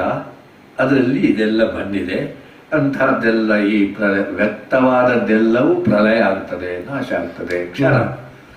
ಅವ್ಯಕ್ತವಾದ್ದು ಮಾತ್ರ ಅಕ್ಷರ. ಅವ್ಯಕ್ತವಾದನ್ನು ನಾವು ಗುರುತಿಸಲಿಕ್ಕೆ ವ್ಯಕ್ತವಾಗಿರುವ ಈ ದೇಹದಿಂದ ಸಾಧ್ಯ. ಮನುಷ್ಯನಿಗೆ ಅವ್ಯಕ್ತವಾದ, ಅಕ್ಷರವಾದ, ಅವಿನಾಶಿಯಾದ್ದನ್ನು ಗುರುತಿಸಲಿಕ್ಕೆ ಮನುಷ್ಯನಿಗೆ ಸಾಧ್ಯ. ಅದಕ್ಕೆ ಈ ಅಕ್ಷರವಾದ ಅಥವಾ ನಿತ್ಯ ಬದಲಾವಣೆ ಆಗುವಾಗ ಈ ದೇಹ ಸಾಧನ. ಶರೀರ ಮಾಧ್ಯಮ ಖಲು ಧರ್ಮ ಸಾಧನಂ. ಶರೀರವೇ ಅದಕ್ಕೆ ಸಾಧನ ಅಂತ ಹೇಳಿದ. ಈಗ ಇದನ್ನು ಹಾಗಾದರೆ ಎಲ್ಲವೂ ಏನಾಗ್ತದೆ, ಹುಟ್ಟುತ್ತದೆ, ಸಾಯ್ತದೆ, ಹುಟ್ಟುತ್ತದೆ, ಸಾಯ್ತದೆ. ಆಮೇಲೆ ನಾವು ಸಾಧನೆ ಮಾಡಿದವರು ಹಾಗೆ ಆಗಬಹುದು, ಸಾಧನೆ ಮಾಡಿದವರು ಹಾಗಾಗ್ಬೋದು. ಅವ್ಯಕ್ತವಾದನ್ನು ಪೂರ್ಣ ತಿಳಿಯುವಾಗವರೆಗೆ ಅಲ್ಲಿಗೆ ಹಾಗೆ ಆಗ್ಲಿಕ್ಕೆ ಬರ್ತದೆ. ಅಂತಹ ಒಂದು ಇದರಲ್ಲಿ ಸ್ವಲ್ಪ ಇಲ್ಲಿಗೆ ನಮ್ಮ ಗರುಡ ಪುರಾಣದ ಇದು ಬರ್ತದೆ. ನಾವು ತಿಳಿದುಕೊಂಡಿದ್ದೇವೆ, ಆದರೂ ನಾವು ಬರಬೇಕು. ಆಗ ಈ ಸಾಯುವ ಕಾಲದ ಬಗ್ಗೆ ಹೇಳ್ತಾನೆ. ಸಾಯುವ ಕಾಲದಲ್ಲಿ ನಿಮಗೆ ಅಗ್ನಿ ಬೇಕು. ಅಗ್ನಿ ಅಂದ್ರೇನು? ತೇಜಸ್ಸು, ಜ್ಯೋತಿ, ದಿವ್ಯತೆ, ಪ್ರಕಾಶ. ಆ ಪ್ರಕಾಶ ಉಂಟಾ ಇಲ್ವಾ ಯಾರ ಹತ್ರ ಹೇಳುದು? ಸಾಯೋನ ಹತ್ರ ಹೇಳಲಿಕ್ಕೆ ಆಗುದಿಲ್ಲ. ಆದರೆ ಒಂದು ಸಣ್ಣ ಸೂಚನೆ ಹೇಳ್ತಾನೆ. ಹೆಣದ ಮುಖದಲ್ಲಿ ಪ್ರಶಾಂತಿ ಇದ್ರೆ ಅಲ್ಲಿ ಅಗ್ನಿ ಇತ್ತು, ಅವನಿಗೆ ಒಂದಿತ್ತು ಅಂತ ಹೇಳ್ತಾನೆ. ಹಾಗಾದರೆ ಶರಣರ ಗುಣ ಮರಣದಲ್ಲಿ ನೋಡು ಅಂತ ಹೇಳ್ತಾನೆ. ಈ ಅಪಮೃತ್ಯು, ಇದರ ವಿಕಾರಾದಿಗಳೆಲ್ಲ ಅಗ್ನಿ ಇಲ್ಲ, ತೇಜಸ್ಸು ಇಲ್ಲ, ಗಾಬರಿ, ಹೆದರಿಕೆ, ಭಯ ಇತ್ಯಾದಿ ಅದೆಲ್ಲವನ್ನು ಹೇಳ್ತಾನೆ. ಆಮೇಲೆ ಶುಕ್ಲ ಅಂದ್ರೆ ಬಿಳಿ, ಬೇರೆ ಬಣ್ಣ ಇಲ್ಲ. ಉತ್ತರಾಯಣದಲ್ಲಿ ಹೋದ್ರೆ ಇದು ಅಂತ ಹೇಳ್ತಾನೆ. ಆದರೆ ಉತ್ತರಾಯಣದಲ್ಲಿ ಹೋದ ಮಾತ್ರಕ್ಕೆ ಅವನು ಮೋಕ್ಷಕ್ಕೆ ಹೋಗುವುದಿಲ್ಲ. ಯೋಗಿಯು ಉತ್ತರಾಯಣದಲ್ಲಿ ಹೋದ್ರೆ ಮೋಕ್ಷಕ್ಕೆ ಹೋದಾನೆ, ದಕ್ಷಿಣಾಯನದಲ್ಲಿ ಹೋದ್ರೆ ಹುಟ್ಟಿ ಬರ್ತಾನೆ. ಆದರೆ ಹುಟ್ಟಿ ಬಂದರೆ ನಷ್ಟ ಇಲ್ಲ. ಯೋಗಿ ಆದರೆ, ಸಾಧನೆ ಮಾಡಿದರೆ ಹುಟ್ಟಿದ್ರೂ ಲಾಭವೇ, ಮೋಕ್ಷಕ್ಕೆ ಹೋದ್ರೂ ಲಾಭವೇ. ಅದೊಂದು ಎರಡು. ಹುಟ್ಟಿದ್ರೆ ಹೇಗೆ ಲಾಭ? ಅವನು ಗುರು ಆಗ್ತಾನೆ, ಉಳಿದವರನ್ನು ದಾಟಿಸ್ತಾನೆ. ಸ್ವಲ್ಪ ಮಧ್ವತತ್ವದಲ್ಲಿ ಅದನ್ನೇ ಹೇಳ್ತಾರೆ. ದೇವರ ಇಚ್ಛೆ ಬರುವವರೆಗೆ ನಾವಿರಬೇಕು. ಯಾಕೆಂದ್ರೆ ದೇವರನ್ನು ಪ್ರಚಾರ ಮಾಡಲಿಕ್ಕೆ ಅಂತ ತಪ್ಪೇನಿಲ್ಲ. ಆದ್ರಿಂದಲೇ ಅದು ಬ್ರಹ್ಮಯುಧವಂತ ಇದೆ. ಧೂಮ ರಾತ್ರಿ, ಕೃಷ್ಣ ರಾತ್ರಿ ಸಾಯುವುದು, ಇದೆಲ್ಲ ಷಣ್ಮಾಸ, ದಕ್ಷಿಣಾಯನ, ಇನ್ನು ಇದು ಕೃಷ್ಣ ಪಕ್ಷ ಇತ್ಯಾದಿಗಳೆಲ್ಲ ಹೋದವನು ಬರ್ತಾನೆ. ಹಾಗಾದ್ರೆ ಇದರಲ್ಲಿ ಶುಕ್ಲ ಪಕ್ಷ ಇದರಲ್ಲಿ ಅವನು ಹುಟ್ಟಾನೆ. ಆದರೆ ಯೋಗಿಯಾದವನು ಹೀಗೆ ಹುಟ್ಟಿದ್ರೆ ಇನ್ನೊಮ್ಮೆ ಹುಟ್ಟಿ ಬರ್ತಾನೆ. ನಮಗೊಂದು ಆಸೆ, ಒಳ್ಳೆಯವ ನಮ್ಮ ಕುಟುಂಬದಲ್ಲಿದ್ದವ ಹೋದ್ರೆ ಅವ ಇನ್ನೊಮ್ಮೆ ಹುಟ್ಟಿ ಬಂದು ಇನ್ನೂ ನಮ್ಮನ್ನು ಉದ್ಧರಿಸ್ತಾನೆ. ಒಂದು ಮಗನು ಹಾಗೆ ಹೋದ್ರೆ ಅವನು ಇಲ್ಲಿ ಬಂದು ಪುನಃ ಹುಟ್ಟಿ ಇದನ್ನೆಲ್ಲ ಇದು ಮಾಡ್ತಾನೆ. ಈ ಹಣದ ಇದರ ಆಸೆ ಇದ್ದವರು ಹುಟ್ಟಿ ಹುಡ್ತಾರೆ. ನಾನು ಮಾಡಿದ್ದು ನನ್ನ ಮನೆ ಅಂತ ಹೇಳಿದವ ಆ ಮನೆಯನ್ನು ತೆಗಿಲಿಕ್ಕ ಮಾಡಿ ಹುಟ್ಟಿ ಹುಡ್ತಾನೆ. ಆದ್ರೆ ಯೋಗಿ ಆದವನು ಹುಟ್ಟಾನೆ ಅಂತ ಹೇಳಿ ಒಂದು ಬರ್ತದೆ. ಅದನ್ನು ನಾವು ಚರ್ಚೆ ಮಾಡಿ ನಿರ್ಣಯ ಮಾಡಲಿಕ್ಕೆ ಬರುವುದಿಲ್ಲ. ಶುಕ್ಲ ಕೃಷ್ಣ ಗತಿ ಇತ್ಯಾದಿಗಳನ್ನು ಹೇಳುವುದರ ಮೂಲಕ ಇದು ಹೆಚ್ಚು ಗರುಡ ಪುರಾಣದಲ್ಲಿ ಇದನ್ನು ಚಂದ ಮಾಡಿ ಹೇಳಿದ್ದಾನೆ. ಆದರೆ ಶುಕ್ಲ ಕೃಷ್ಣ ಒಂದೇ ಅಲ್ಲ. ಈಗ ಭೀಷ್ಮರು ಉತ್ತರಾಯಣ ಬರುವವರೆಗೆ ಕಾದರಂತೆ. ಯಾಕೆಂದ್ರೆ ಅವರು ದೇವತೆ, ವಸುಗಳಲ್ಲಿ ಒಬ್ಬರು. ಅವರಿಗೆ ಇನ್ನೊಂದು ಜನ್ಮ ಬೇಡ. ಅದು ಹೇಗೆ? ಅವರು ಮಾಡುವುದೆಲ್ಲ ಮಾಡಿದ್ದಾರೆ. ಯಾಕೆಂದ್ರೆ ಭೀಷ್ಮರು ಇಲ್ಲಿ ಮಾಡುವುದೆಲ್ಲ ಮಾಡಿದ್ದಾರೆ. ಕಡೆಗೆ ಶಾಂತಿ ಪರ್ವದಲ್ಲಿ ಎಲ್ಲ ಹೇಳಿದ್ದಾರೆ. ಬಹುಶಃ ಮಹಾಭಾರತ ಶಾಂತಿ ಪರ್ವ ಓದಿದ್ರೆ ಒಂದು ರೀತಿಯಲ್ಲಿ ಅದು ಪೂರ್ಣ ಎಲ್ಲ ಹೇಳಿದ್ದಾರೆ. ಮತ್ತೆ ಉತ್ತರಾಯಣ ಬರುವವರೆಗೆ ಅದೂ ಶರಪಂಜರದಲ್ಲಿ ಎಲ್ಲ ವೇದನೆ ಸಹಿತ ಇರ್ತಾರೆ. ಯಾಕೆಂದರೆ ಇನ್ನೊಮ್ಮೆ ಪುನರಾವೃತ್ತಿ ಬೇಡ, ಅದು ಪುರಾಣ. ಯಾಕೆಂದರೆ ಅವರು ವಸು ಶಾಪದಿಂದ ಬಂದದ್ದು, ನಮ್ಮ ಹಾಗೆ ಹುಟ್ಟಿದವರಲ್ಲ. ನಾವು ಹುಟ್ಟಿದ್ದು, ಜನಿಸಿದ್ದು. ಅದು ಅವರು ಜನಿಸಿದ್ದೆ, ಅವತಾರ ಅಲ್ಲ, ಭೀಷ್ಮರದ ಅವತಾರ ಅಲ್ಲ. ಆದರೆ ಒಂದು ನಿರ್ದಿಷ್ಟ ಶಾಪದ ಫಲವಾಗಿ ಜನಿಸಿದ್ದು ಅಲ್ಲಿಗೆ ಮುಗೀತು. ಕರೆಕ್ಟ್, ಹೌದು. ನಮ್ಮ ಮರ ಗಿಡ ಆಗುವುದಷ್ಟೇ, ಒಂದು ನಿರ್ದಿಷ್ಟ ಪಾಪದ ಫಲವಾಗಿ ಮರವಾದರೆ ಆ ಒಂದು ಜನ್ಮದಲ್ಲಿ ಮುಗೀತು. ಇನ್ನು ಮರ ಪುಣ್ಯವೂ ಮಾಡಲಿಲ್ಲ, ಪಾಪವೂ ಮಾಡಲಿಲ್ಲ. ಭೀಷ್ಮರು ಮಾಡಬೇಕಾದ್ದನ್ನು ಮಾಡಿದ್ದಾರೆ. ಅದು ಪುಣ್ಯವೂ ಅಲ್ಲ, ಪಾಪ ಅಲ್ಲ, ಮಾಡಬೇಕಾದ್ದನ್ನು ಮಾಡಿದ್ದಾರೆ. ಮತ್ತೊಮ್ಮೆ ಅವರು ಬರಬೇಕು ಅಂತೇಳಿ ಇಲ್ಲ. ಅದು ಮನುಷ್ಯರಾಗಿ ಹುಟ್ಟಿದ್ರಿಂದ ಮಾಡಬೇಕಾದ್ದನ್ನು ಮಾಡಿದ್ದಾರೆ ಅಂತ ಹೇಳೋದು. ಅವರ ಧರ್ಮ ಪ್ರವರ್ತನೆ ಮತ್ತು ಈ ಶಾಸ್ತ್ರ ಜ್ಞಾನ, ಭಾಗವತ ಧರ್ಮ, ಇದೆಲ್ಲ ಶಾಂತಿ ಪರ್ವ ಆ ದೃಷ್ಟಿಯಲ್ಲಿ ಇದು. ಅದರಲ್ಲಿ ಇದನ್ನು ಹೇಳಿ ಯೋಗಿ ಮುಖ್ಯತೆ ದರ್ಶನ. ಈಗ ಯೋಗಿ ಆದ ಮೇಲೆ ನಮ್ಮ ಹತ್ರ ಒಂದು ನೀನಿನ್ನು ಹುಟ್ಟಬೇಕಾ ಮೋಕ್ಷ ಬೇಕಾ ಅಂತ ಕೇಳಿದರೆ ಏನು ಉತ್ತರ ಹೇಳುದು? ಮೋಕ್ಷ ಬೇಕು ಅಂತಾನೆ ಹೇಳುದು. ಯೋಗಿ ಅಲ್ಲ, ಮೋಕ್ಷದ ಅಪೇಕ್ಷೆ ಇದ್ದವ ಯೋಗಿ ಅಲ್ಲ. ಓಹೋ ಕಾಮಿ, ಮೋಕ್ಷದ ಕಾಮನೆ, ದೇವರು ಸಿಗ್ಬೇಕೆಂಬುದು ಎಲ್ಲವೂ ಕಾಮನೆ ಅಲ್ವಾ? ಧ್ರುವನ ಕಾಮನೆ ಅಲ್ವಾ? ನಾನು ತಂದೆಯ ತೊಡೆಯಲ್ಲಿ ಕುತ್ಕೊಳ್ಬೇಕು ಅಂತ ಅಲ್ವಾ? ಧ್ರುವನ ಕತೆ ಬಹಳ ಚೆನ್ನಾಗಿ ಕಾಮನೆ. ಅವನಿಗೆ ನೀನು ಹುಟ್ಟಿನೊಮ್ಮೆ ಆದಿತ್ತು, ಹುಟ್ಟುವುದಿಲ್ಲ ಆದಿತ್ತು. ಅವನಿಗೆ ಏನಿಲ್ಲ, ನ ಕಾಂಕ್ಷತಿ ನ ದ್ವೇಷ್ಟಿ. ನನಗೆ ಹುಟ್ಟುವುದು ಬೇಡ, ಇದು ಸಾಕಾಗುತ್ತದೆ ಅಂತ ಹೇಳಿದ್ರೆ ಅವ ಯೋಗಿ ಆಗಲಿಲ್ಲ. ಅವ ಖಂಡಿತ ಹುಡ್ತಾರೆ, ಮತ್ತೆ ಪುನಃ ಅವಾಗ ಹಾಗಾದ್ರೆ ಏನು ಯೋಗ? ಏನು ಬಹಳ ಸುಲಭ, ಏನು ಬಯಕೆ ಇಲ್ಲ, ಯಾವುದು ಬೇಡ ಅಂತಾನೂ ಇಲ್ಲ. ಅದನ್ನು ಸಾಮಾನ್ಯರಿಗೆ ಒಂದು ಹೇಳುವಂತ ಒಂದಿದ್ದಾಳೆ, ಪ್ರಾಪ್ತಂ ಉಪಾಸೀತ. ಈಗ ನಾವು ಸಾಮಾನ್ಯ ಯಾವುದನ್ನು ಬಯಸುವುದು? ಸುಖ ಅಲ್ವಾ? ಹೌದು. ಅವ ಹೇಳಿದ್ರು, ನೀನು ಸ್ವಲ್ಪ ಇನ್ನು ಸ್ವಲ್ಪ ತಯಾರಾಗಬಾರ, ಸ್ವಲ್ಪ ಕಲಿ. ಸುಖಂ ವಾ ಯದಿವಾ ದುಃಖಂ. ಸುಖ ಬಂತು, ಏನಿಲ್ಲ, ನೀನು ಪುಣ್ಯ ಮಾಡಿದ್ದೆ, ಸುಖ ಬಂತು, ಅದು ಪುಣ್ಯ ಖರ್ಚಾದ ಕೂಡಲೇ ಸುಖ ಹೋಗುತ್ತದೆ. ದುಃಖ ಬಂತು, ಮಾಡಲಿ, ಪಾಪ ಮಾಡಿದ್ದೇನೆ, ದುಃಖ ಬಂತು, ಅದು ಹೋಗ್ತದೆ. ಸ್ವರ್ಗ ಒಳ್ಳೆದ ನರಕ ಒಳ್ಳೆದ ಅಂತ ಕೇಳಿದ್ರೆ ಇಲ್ಲಿ ಸಿಕ್ಕಿ ಹಾಕೊಳ್ತಾನೆ. ನರಕದಲ್ಲಿ ಪಾಪ ನಷ್ಟ ಆಯಿತು, ಸ್ವರ್ಗದಲ್ಲಿ ಪುಣ್ಯ ನಷ್ಟ ಆಯಿತು, ನಿನಗೆಂಥದ್ದು ಲಾಭ ಮಾರ? ಆಗ ಯೋಗಿ ಆದವನು ಸ್ವರ್ಗವ ಆದೀತು, ನರಕವ ಆದೀತು, ಮೋಕ್ಷವ ಆದೀತು. ಮೋಕ್ಷ ಬೇಕು ಅಂತ ಬಯಸಿದಾಗಲೇ ಅವನು ಯೋಗಿ ಆಗಲಿಲ್ಲ ಅಂತ ಆಯ್ತಾ? ಹೌದು. ನ ಕಾಂಕ್ಷತಿ ನ ದ್ವೇಷ್ಟಿ. ಇದೊಂದು ಸಣ್ಣ ಮಟ್ಟಿಗಾದರೂ ಆಗಬೇಕು. ನನಗೆ ಅದೇ ಬಟ್ಟೆ ಆಗಬೇಕು, ಇದೇ ಬಟ್ಟೆ ಆಗಬೇಕು, ನನಗೆ ಅದೇ ಆಗಬೇಕು, ಇದೇ ಆಗಬೇಕು. ಇಲ್ಲಿ ಏನಾಯಿತು? ಯೋಗಿ ಆಗಲಿಲ್ಲ. ಹೌದು. ನನಗೆ ಇವತ್ತು ಊಟ ಎಂಥದ್ದು? ಪ್ರಾಪ್ತಂ ಉಪಾಸಿತ ಅಥವಾ ಭಿಕ್ಷಾನ್ನಂ. ಇವತ್ತು ಏನು ಸಿಕ್ಕಿತ ಅದನ್ನು ತಿನ್ನೋದು. ಸನ್ಯಾಸಿಗಳು ಯಾರು ಸಿಕ್ಕಿದ ಅದನ್ನು ತಿನ್ನೋದು. ಅದು ಒಳ್ಳೆದ ಕೆಟ್ಟದೆ ಅಂತ ನೋಡೋದಿಲ್ಲ. ಜೈನರಲ್ಲಿ ಜೋರುಂಟು, ಇಷ್ಟು ಹಿಡಿದು ಅಷ್ಟು ತಿಂದರೆ ಸರಿ, ಮುಗೀತದೆ. ಅದು ಯೋಗ ಮಾರ್ಗದ ಲಕ್ಷಣ. ಆದರೆ ನಿಜವಾದ ಯೋಗಿಗೆ ಯಾವ ಕಾಂಕ್ಷೆಯೂ ಇಲ್ಲ. ಅವಧೂತರು ಜಡಭರತರ ಕತೆ ತುಂಬ ಉಂಟು. ಅದು ನಮಗೆ ಬಹಳ ಅನುಕೂಲ. ಯಾಕೆಂದ್ರೆ ಅವನನ್ನು ಹುಚ್ಚ ಅಂತ ಹೇಳ್ತೇವೆ ನಾವು, ಹೌದು, ತಾಮಸ ಅಂತ ಹೇಳ್ತೇವೆ. ಇನ್ನು ಸಣ್ಣ ಒಂದು ವಿಷಯಾಂತರಕ್ಕೆ ಬರುವ, ಶಿವನು ತಾಮಸ ಅಂತ ಹೇಳಿದ್ರು ಅಲ್ವಾ? ಹೌದು. ಶಿವ ತಾಮಸವ? ಹೌದಾ? ಇದು ಇಲ್ಲೇ ಉಂಟು, ಭಗವದ್ಗೀತೆಯಲ್ಲೇ ಉಂಟು. ಅದೆಂಥದ್ದು? ಸತ್ವಗುಣ ವಿಷ್ಣು, ರಜೋಗುಣ ಬ್ರಹ್ಮ ಸೃಷ್ಟಿ ಮಾಡ್ತಾನೆ, ಇವ ಲಯ ಮಾಡ್ತಾನೆ. ಲಯವು ತಾಮಸ ಅಂತ ಯಾರು ಹೇಳಿದ್ರು? ಅವಧೂತನಿಗೆ 4 ಹೊಡೀರಿ, ಏನು ಮಾಡುವುದಿಲ್ಲ. ಅವನನ್ನು ಸ್ತುತಿಸಿ ಅವನಿಗೆ ಸಂತೋಷ ಆಗುವುದು ಇಲ್ಲ. 4 ಹೊಡು ಅದು ಜಡಭರತನ ಕತೆ ಕೇಳಿದ್ರೆ ಅವನನ್ನು ಗಾಡಿಗೆ ಕಟ್ಟಿ ಹೊಡೆದು ಅವನಿಗೆ ಜೋರ್ನರಿಂದ ಹೊಡಿದಾಗ ಏನಾಗಲಿಲ್ಲ ಅಂತ ಇತ್ತು. ಅವಧೂತ ಲಕ್ಷಣದಲ್ಲಿ ಈಶ್ವರನನ್ನು ನೋಡಿದಾಗ ತಾಮಸ ಎಂಬುದು ತಾಮಸ ಕಾಣುವುದಷ್ಟೇ. ಆದರೆ ಈಶ್ವರನಿಗೆ ತಾಮಸ ಗುಣ ಅಂತ ಹೇಳಿದವರು ಸುಳ್ಳು ಹೇಳಿದ್ರು, ಇಲ್ಲ, ತಾಮಸ ಅಂತ ಕಾಣ್ತದೆ. ಆದರೆ ಅದು ಅವಧೂತ ಲಕ್ಷಣ, ಅದು ಲಯದಲ್ಲಿ ಇದಿಲ್ಲ. ಅವನು ಏನೂ ಕರ್ಮ ಮಾಡುವುದಿಲ್ಲ ಅಂತ ಉಂಟು. ಮಾಡಬೇಕಾಗಿಲ್ಲದ ಸ್ಥಿತಿಗೆ ಬಂದಿದ್ದಾರೆ ಅಂತ ಉಂಟು.